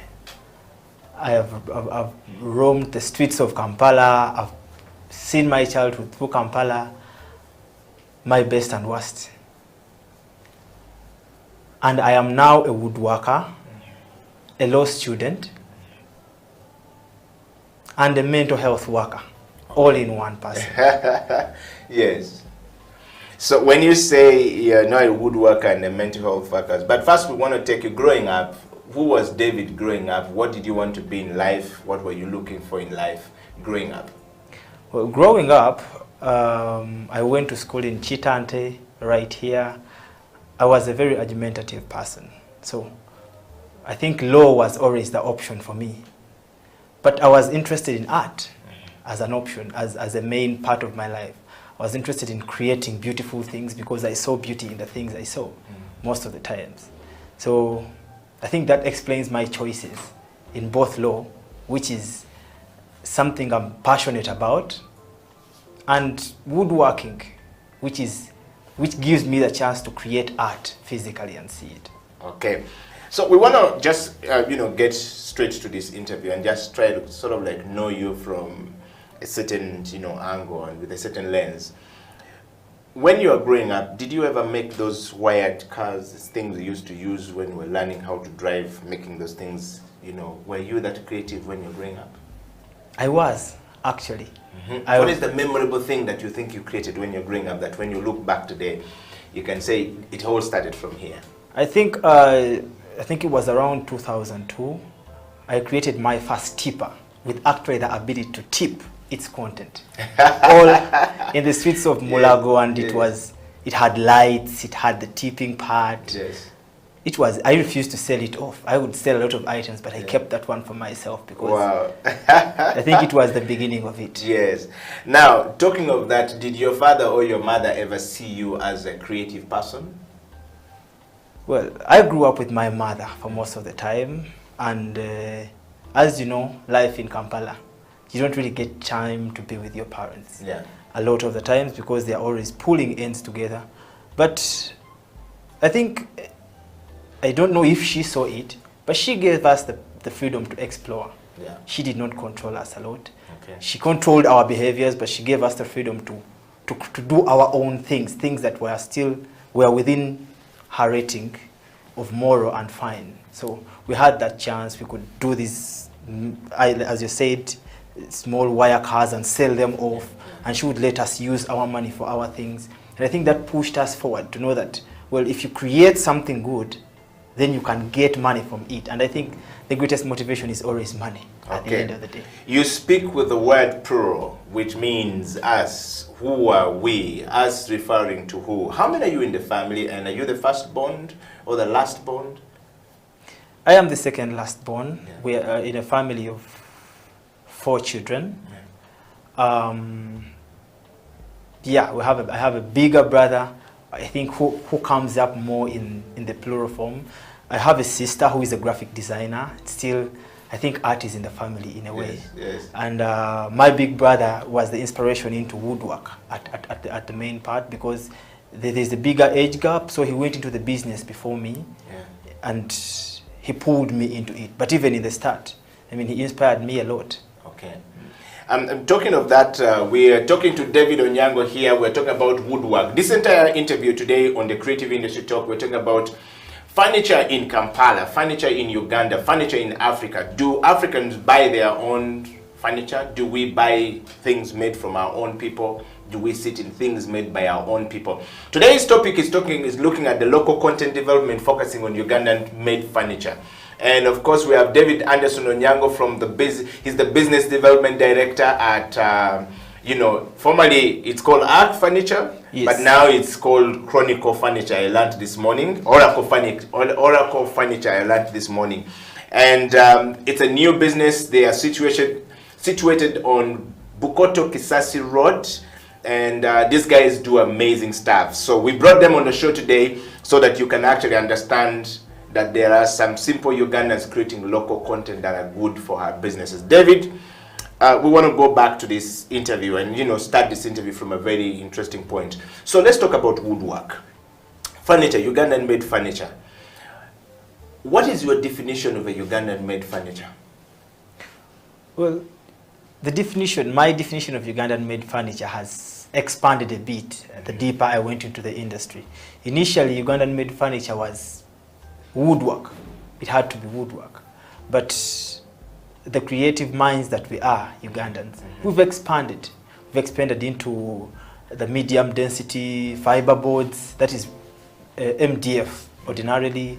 We've expanded into reclaimed wood furniture, where we have the pallet furniture. So it has really grown, but to me, the definition would be that it's a piece made by a Ugandan in Uganda, and with our own creativity here, because we have a different scope of creativity from everyone else. All right, very good. And what is your understanding of Buy Uganda, Build Uganda? We are always talking about Buy Uganda, Build Uganda. What is your understanding of Buy Uganda, Build Uganda? Bobo.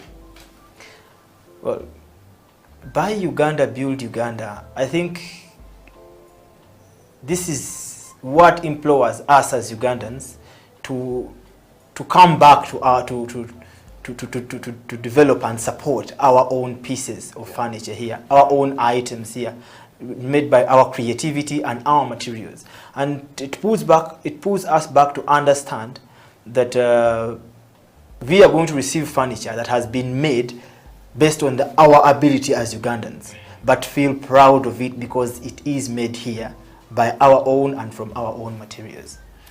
Talking of that, David, most times we think that, when we're looking to buy a bed, I go to Nina Interiors of this world, I go to big time furniture shops to get a bed. But also there are these guys on the roadside for low-cost housing conditions, furniture where people usually just go to, you know, buy their bed for at that area. But we tend to think about validation and the point of buying furniture from the sense that I want imported furniture. That is when I feel that I have spent my money right. Having started this business, what motivated you to move towards it, and why? Why yet the odds against you are quite too, you know, straight that I will go to Mina Interior to buy furniture from, or I will go to slightly, you know, moderate, you know, place to buy furniture from there because I want to, you know, there's this notion that a Ugandan made furniture is not good. Well, my main motivation was and still is the fact that when I look at the furniture from the what you call the high class sell places, I don't see any difference. They actually work a lot on budget.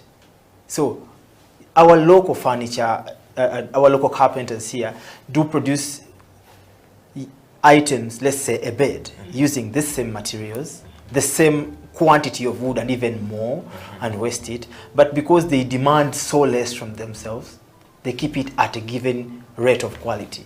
They didn't seek to compete with they had actually quoted themselves as the lower end and gotten satisfied with that. All right, you guys are coming in to sort of like redefine the thinking that has always been there of we can make the Ugandan wood look good, and you know, a person can be more prouder to, you know, buy from Uganda and even custom make something to their taste. How has that journey been like, and how are Ugandans responding to that creativity? Initially, it was hard, really hard, because most of these people, when they get their money, they want to go and buy this piece. I mean, buy it, take it home, and then they're done with that purchase. And sometimes due to less capital, the manpower, you need the time to actually create this. So first of all, you demand something which is very rare from someone, and that is first of all trust and time. And these are very valuable at the same time. So it's really been a challenging journey, trying to get people to trust you and then give you the time. Okay, so having gotten people to trust you and get to this level, let's talk about your first customer when you started. The very first day you guys walked out to start something. What did you create for a customer? Did you create for yourself? How did you start? Initially, we actually worked from our own home. So we depended on our own contacts. We began with friends. First with family, then friends. Then my own realization was that the recommendations are better at the end of the day. So we began getting the recommendations. Until, well, it became a bit hard to invite someone to your home to show them furniture. So you had to now think of a location. Yeah. And that is how the journey started. And the trust came from people who knew us, because they knew we had something to lose more than money itself. Yeah. And then the other strangers that trusted us because they trusted someone else. Yes. Until we've reached at an extent where we are able to at least now attract trust without a middle person and without prior knowledge of the person. Okay. David, just before we go for a break, would you quantify and qualify that as being, that very last part of it says, as being, you know, attributed to the fact that when you did something, the person you made for felt happy and felt like, yeah, I can recommend these people? Or how did you get to that point of building trust? Because trust in the foundation of business, you know, globally, economy is built on trust. I trust you, I give you business, I trust that you take my creative thinking and turn it into a reality, and you give me this furniture that when I sit in, if it's a chair, I feel good. If it's a table, I feel nice to sit and take my cup of coffee or eat food. If it is bed, when I go to sleep, I feel comfortable that this is something I thought about how I wanted the bed to be like, and I went to David with my creativity, and he turned around my creativity into a reality. Well, definitely, it is because we've been able to pay back these people's consideration, the customers' consideration, exactly the way they give it back. Take for example, when you, most of the times, first of all, when someone trusts you and then they give you the time, so one thing they don't want is an excuse. So you keep it out of the equation. And then there's also the ability to own up to a mistake, because you can't eradicate them. But every time you own up to a mistake, it gives you the relationship between the customer and the maker and the seller sort of a new fresh page to begin from, because it is not something everyone does. Okay. We're talking to David Anderson Onyango from the Oracle Furniture, Limited, straight out of Kampala from the Bukoto, Kisasi Road, and these guys do amazing stuff. You need to check them out.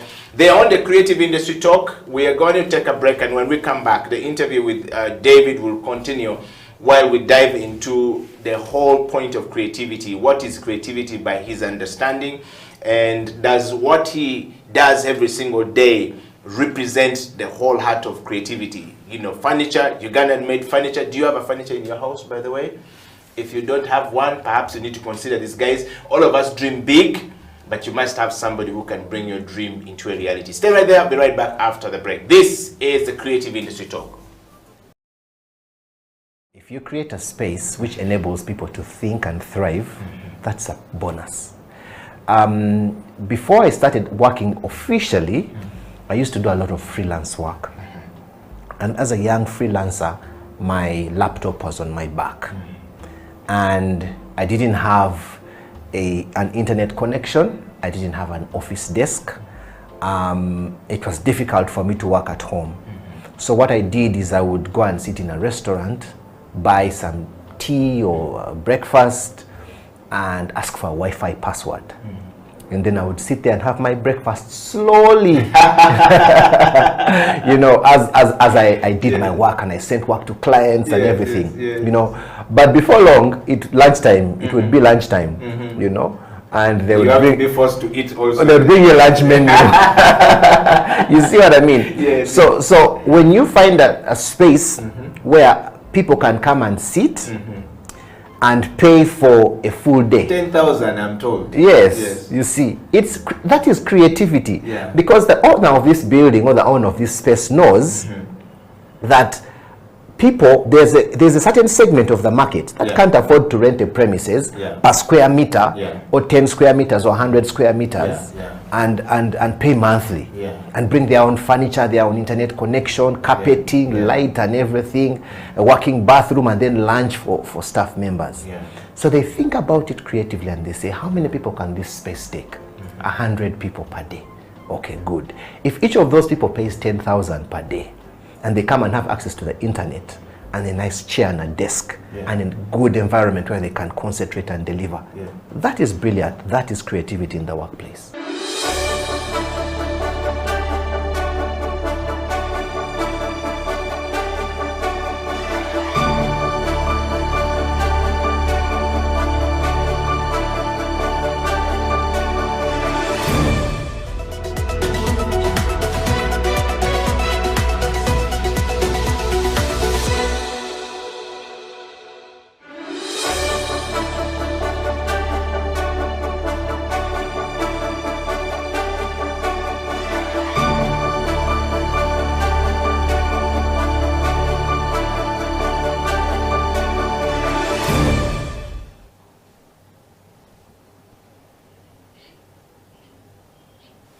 It is a Creative Industry Talk, and welcome back to the program. In the studio, we are talking to David Anderson Onyango from Oracle Furniture Limited. David, welcome back to the program.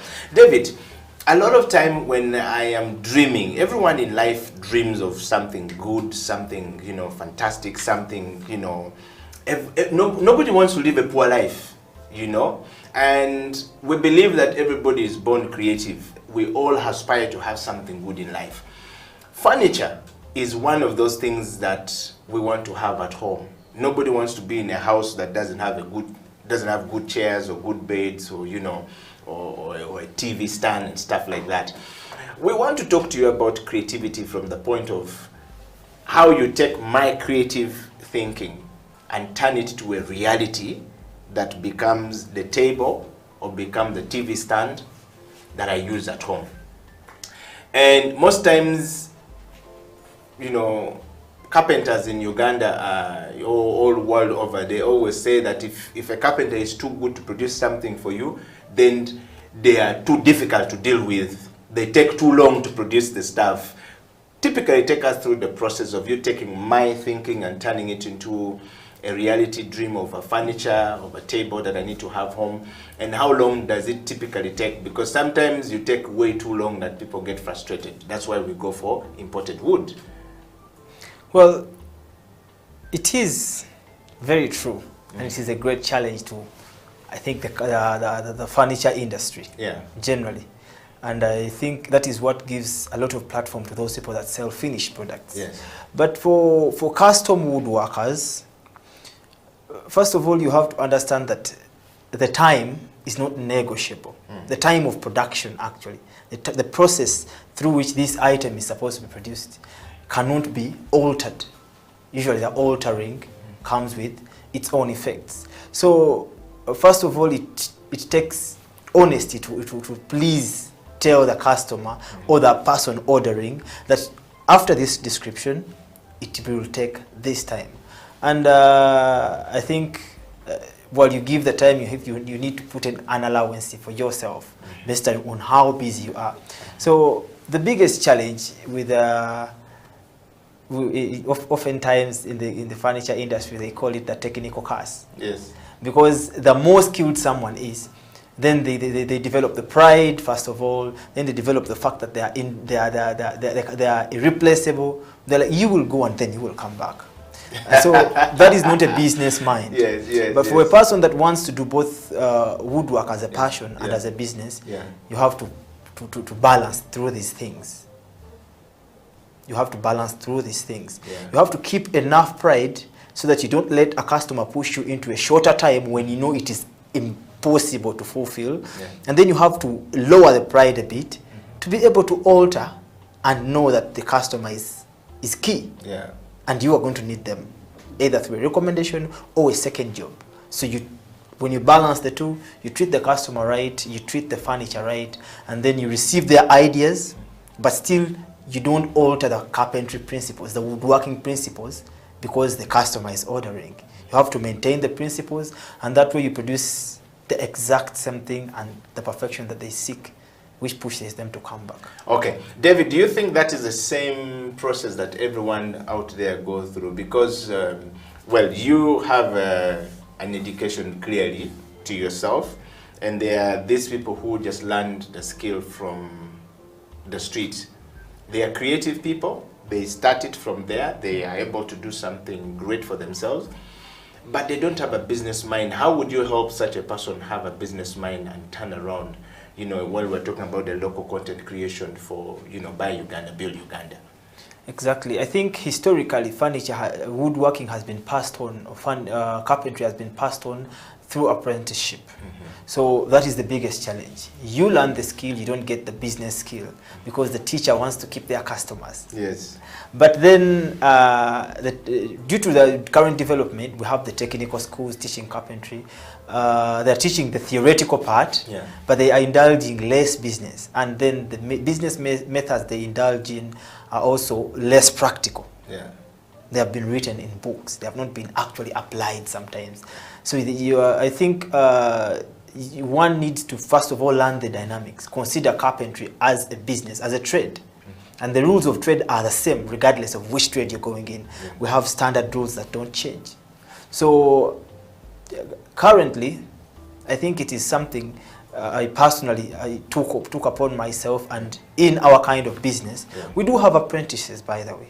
We do take in students. They learn, especially through the lockdown. We've had a lot of them coming in and to take on the skill. But we always give them 1 or 2 days in a month where they come into the selling desk and they get to see what it means to actually do the sale. You don't have to be on the planer all the time, on the circular saw. You need to know that after the circular saw, this customer doesn't know it exists. How do you inform them that it is the step that is going forward on their object? And then we've opened up the industrial part of pack carpentry to the customers. They're actually very thrilled when they see how these things are done. Yeah, so you actually take them in and show them the process, like they say, process by process, process by process, how these things are going. Yes, exactly. So you take them through. So when a customer goes behind and sees this process by process of the woodwork going, when you look at them, what are they seeing at that point, and what is their response when you finally deliver this final piece to their home or to their sitting room or to their offices? Yeah. Well, they're always very thrilled. It is surprising even to some of us sometimes. Yeah. Sometimes someone will order something custom, and then you make a work plan, and then you sit and you're like, is this achievable? But it's a creativity from you. Exactly. And then as the process goes on, there are customers who have, before the process, who ask for pictures of the process. And then even ourselves take pictures of the process sometimes. And then sometimes you move to a certain level and you call your fellows, and then this is how it's turning out. Okay. And then there's advice. And then when the customers also come in and they look at it, they're like, is that really going to come out? And you're like, wait. And the thrill after they see it coming out, it creates a different set of attachment to this. Some customers have asked for please, can you bring it and I assemble it myself? They want to feel like they're now part of this production team, the production of this item, and they talk about it a lot of times, and it keeps them coming back to the workshop.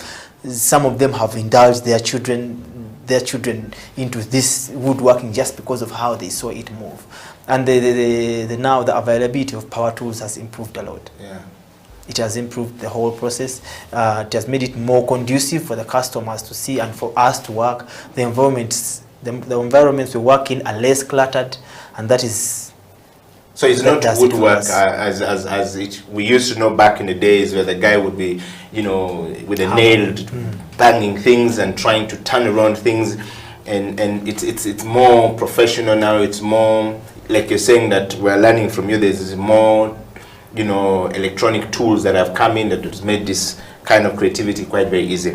David, that's really fascinating to hear that the customer is involved in the process. So do you think having the customers involved in this process is beginning to change the mindsets of Ugandans, of Africans, that yes, we can make this ourselves, yes, we can make our own furniture, yes, we can make beautiful things, yes, we can turn around our living spaces and, to something that we enjoy to be in, that I can actually be creative and see my room, my little room like this, and think about how this is going to be here, that's going to be there, and I walk to a carpenter and make this, become a reality.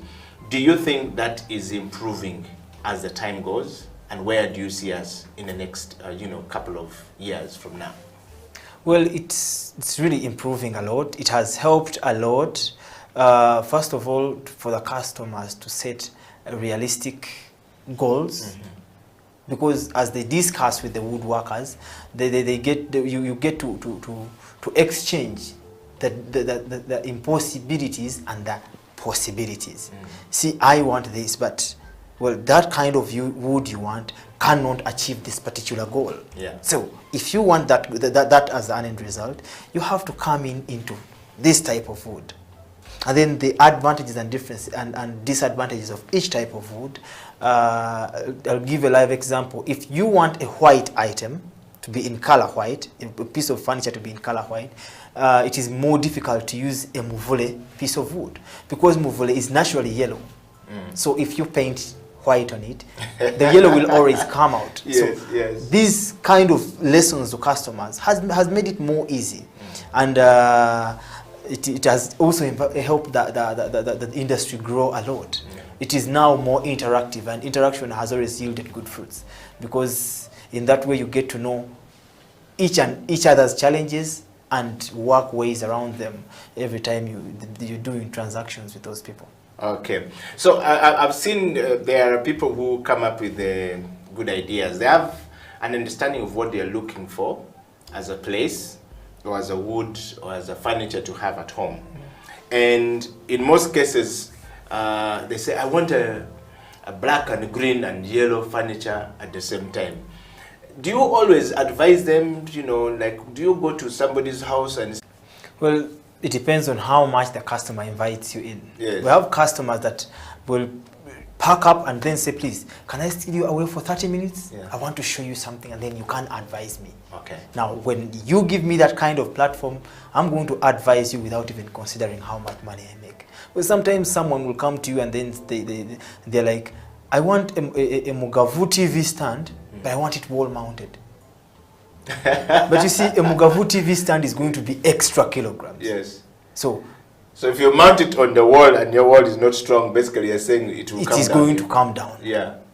So how do I help them achieve such sometimes unrealistic goals? Yeah, most of the time you do advise them. If you want to wall mount, you're going into you can go into something lighter. We have other lighter pieces of wood, and they look beautiful too.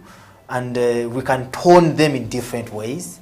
Usually wood has a lot of its own tonation, but then when we are going to tone it artificially, we prefer the lighter varieties, the musambias, the pine. Well, pine has been embraced very much because of the environmental impact of the other hardwoods. We have pine, we're reclaiming with cypress. But you do advise the customer very much, and if they really came into a custom shop and they knew where they were coming, they'll just try to modify their ideas based on your advice, and then you can come up with a consensus on what exactly is going to work for them. And then the other idea is the idea of people taking custom measurements. This is your house, so if you want a TV stand, from where to where do you want it to run? So I'll advise you. Wow.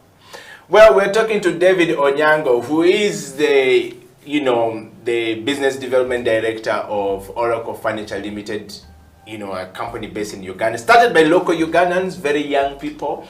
As you can see David here, the people he leads are very young. Fascinating to see that, David, you are actually a law student into furniture. I mean, usually putting on a very good necktie and being, called land friend is more respectable to some people out there than being called a carpenter law student. I mean, how do you balance the two? Why the woodwork and the law, Well, for me, I think I loved being able to create things every time. And when I went into law, I knew I had the power to create words, to change them and alter them, to determine new things, and do different things with my mouth, with how I speak and how I write. So I had one part of my creativity that I had not tampered with, and that is the physical, creating something that I can actually see. That is why I decided to have the same combination. Funny story, when I finished with my A-level and I had a sponsor actually, and he engaged me on what the way forward was. I told him I have two options. See, I'm going into law school or I'm going into carpentry school. Say, but well, those are not two options. That is one. You're going into law school. Yes. I said, okay, then this is law school. So I went into law school, but the passion did not go away. So I brought myself back into carpentry personally after chasing after law, and I'm still chasing after it. And the carpentry has been able to pay for the expenses of law school in excesses. It pays, it maintains me, and it has given me a chance to show a lot of other young people like me that we can do this. Well, you may not have two options like me. You may have one, which is law. You may have one, which is woodwork. You don't have to stay into one. You don't fix into one. You can go into each of your options, or you can take them on as a bunch. The human brain has the ability to do both. Wow. Well, we are talking to David Anderson Onyango, and this is a Creative Industry Talk where we discuss Ugandan local content specifically and directly, focused on, local content development on woodwork and specifically on Ugandan-made furniture. How do you find Ugandan-made furniture? We're going to be showing you some really good furnitures out there made by these guys in people's homes from their workshop. We want to make sure that everybody who is out there and is a creative mind find this platform quite a very interesting platform for them to be part of. And of course, creativity and coffee goes all together, David. So I'm gonna just, make for you a French press as we take a break. You also take a moment to just make a French press for yourself. And we're gonna take a coffee break. And the Creative Industry Talk will be right back after this break.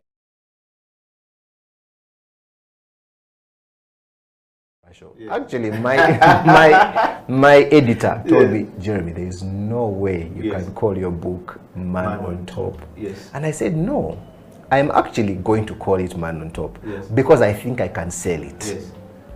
Okay, I think I can sell it.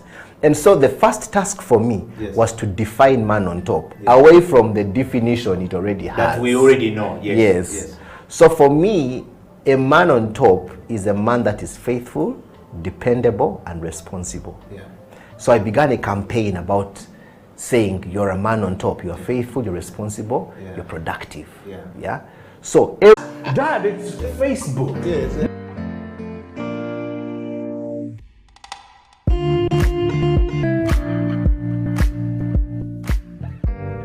Me, I keep saying I have a foot amongst the millennials. And I understand the traditionalists. Okay.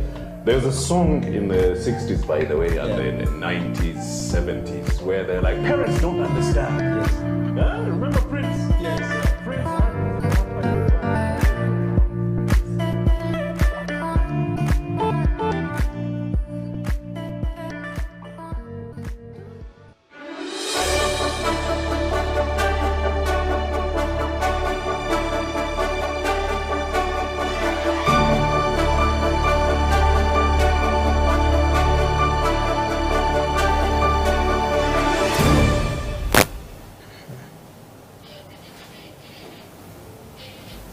Welcome back to the Creative Industry Talk. My name is Eddie Okela and this is House of Talent Television. Of course, we're talking to David Anderson Onyango from Oracle Furniture Limited. A Ugandan, authentic Ugandan outfit making furniture for people's beautiful homes, beautiful furniture, beautiful people. And you can go there and create your own. And he's earned himself the right to be on the Creative Industry Talk because some of the things in this studio where we're seated today is actually done by David and his people. The first time I met these guys, I went into their workshop, sat there and decided I have something I need them to do for us. And so I like to, work with creative people, creative Ugandans, young people, whether young or old. I want to bring them together. I love to bring the best out of people. So I decided to give them an opportunity to be able to build a woodwork and to build a studio with me, and we did this together. David, welcome back to the program. And we want to talk about it. So this studio here is built by you guys. The woodwork in this studio built by you guys. We gave you guys a recommendation and we've got a fantastic review coming back from Legal Hub that they're very happy with their studio. You were never traditionally doing studios. You didn't even do them. We open up the door for you. How does that make you feel like when somebody takes you away completely from making chairs and beds and the living room furniture to now building TV studios, radio studios and audio studios? How does that make you feel like? Seriously, it is a very good experience. When I'll begin from your items here, the studio work. When we first produced them, everyone was stopping at the workshop. So what is this? Is this for decoration? So it was a totally new thing to us, to the viewers, to the people that pass by, other customers. We actually, before we got, after doing your studio work, before we got a second recommendation from you people, we did these items for a few other people. Others wanted them for decoration. Pastors wanted them in churches. I want it at the pulpit. I want this. And they didn't know why we were doing them, but they looked beautiful. It was even more fascinating for us who knew why we had done them in the first place. And they are yes. So it is really, really great. And since we did decide to embrace custom woodworking as a trade, we are always comfortable with this. Someone can come in. We have a rule at my workplace with and me and my guys that even if you came in and told us you want a wooden Range Rover, we would ask for a year. but we would make it. All right, and then of course, so you see the beautiful work here at House of Talents made by these guys. David, we want to dive into the last part of the show, which is about, you know, understanding the local content. We're talking about, you know, local content development in Uganda. Everybody's talking about it. The politicians are talking about it, but nobody actually really goes down to, you know, the deep end dive into the local content. Nobody puts their mind to know how does it work. Nobody wants to talk to a carpenter to see how a carpenter is doing it. Do carpentry people make sense? We have many carpentry shops around, or, you know, workshops around, but we don't give them opportunity to produce something beautiful. We want to be able to live by example, to say this is built by Ugandans, this is built by the local people. When I go to the US or to Europe or to America or to the UK or to Asia, you know, do it your way is the main thing. The skilling of people is done from that point, that I am able to build my furniture from home. I was talking to a friend of mine in Germany, and he said, man, I built every furniture in my house myself. He left Uganda, he had no skill at all. Our education didn't teach him that. And when he got there, he said it's more expensive to bring a carpenter to build something for you than when you build it for yourself. But they're willing to come and teach you how to do it, and then you can do it by yourself.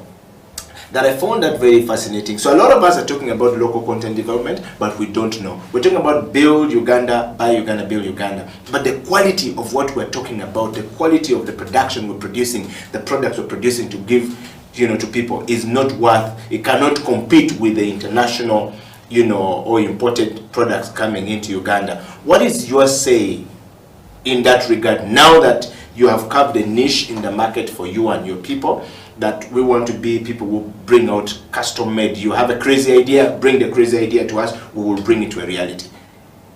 Well, in my own point of view, and based on my experiences so far, in my time in woodwork, I think as Ugandans, we would be more, even right now, our pieces, the items, our ability to produce things, if we concentrate, is fascinating. It is something so great to see someone get out a stump of wood and then produce something extraordinary for you. You can do it while the person is sitting there. And that is very fascinating. So if we can produce this good with these little resources, then I think what we need is the push of resources. I'll take you to a part that is absurd, basically, about in woodwork. The prices of power tools for us, the tools we actually need to produce these high quality pieces of wood, of furniture is immense here. And when I have platforms where I engage with carpenters from different parts. I have a subscription from a woodworking site called America's Guild, Woodworkers of America's Guild. And when you look at these people talking about their drill press, their circular saws, table saws, routers, they talk about very little prices, even when converted into our own prices here. Someone buys a router saw at let's say 300,000. That is their price converted to ours. And here is a quality router so that is durable is supposed to be at least 1.5. Yeah. So that is really the greatest setback. Remember, carpentry is a very hard business to pitch, because it's always dependent on other people. Yeah. It is easy for you to pitch a business if someone can easily understand it. But people don't understand the transition between wood, from wood to furniture. So it is hard to pitch, so you don't get people investing. And if you're willing to invest, then you may find yourself having capital to only buy 3 power tools, and they can't produce a piece of furniture. So I think that is our biggest challenge here. Otherwise, I've had a lot of foreigners coming in, even personally at my workshop, and then someone says, well, I didn't know we can have this kind of furniture here. Yeah. This is so good. I've seen young men that have gone as far as following up on the background of the trees they are going to use for furniture. So someone will give you a furniture piece and tell you that one was made from a tree that was 50 years old. And you know, these people have methods of measuring these things, the heights, and then they're going to prove it. It's 50 years old. And this is fascinating how someone is able to explain a piece of furniture in their house back to the tree and how old it was.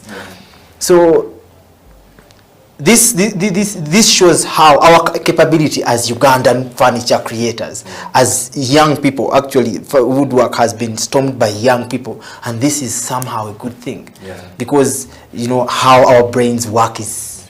I would say personally, at my workshop, at our workshop, at Oracle Furniture, our oldest,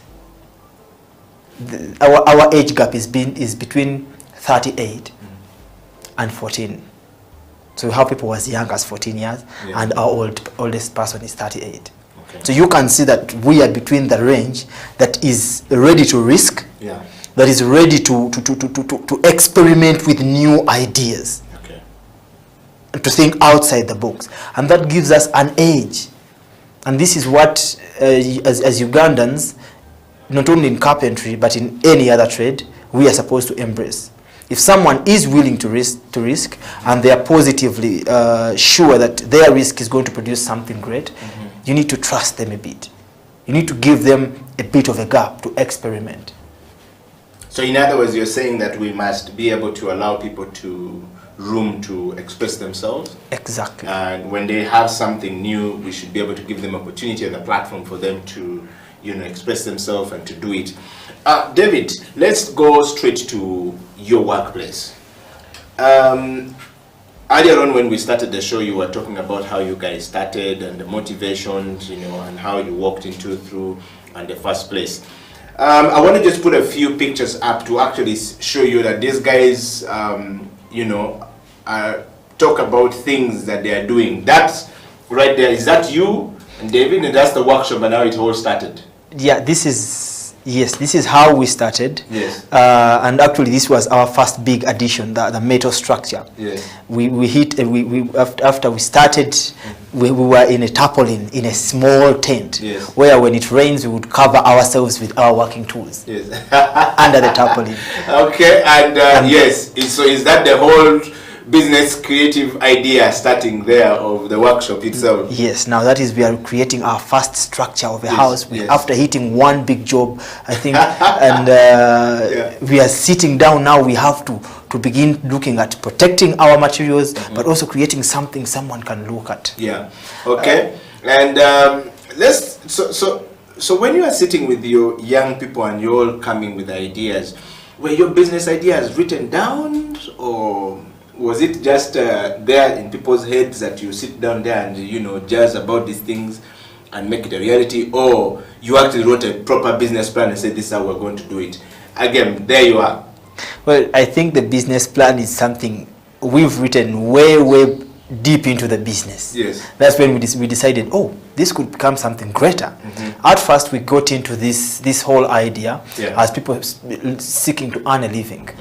Young people who cannot steal, we cannot do any of these immoral things. We've been brought up in a way that it's not a choice for us. So we have one choice, is to sweat.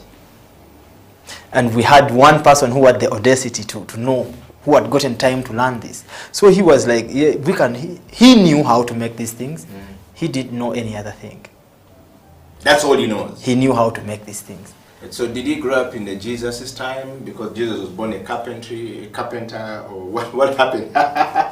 Actually, he ran into, he took on apprenticeship. Yeah. We were younger. That is our elder brother. Yeah. Actually, we are a partnership of 3 brothers in the workshop, and each has a specific skill. Okay. But the biggest was the skilled man. Okay. So first of all, he comes in, we respect him, and we've seen some of his works. After learning, he did a few things for family members. The feedback was good.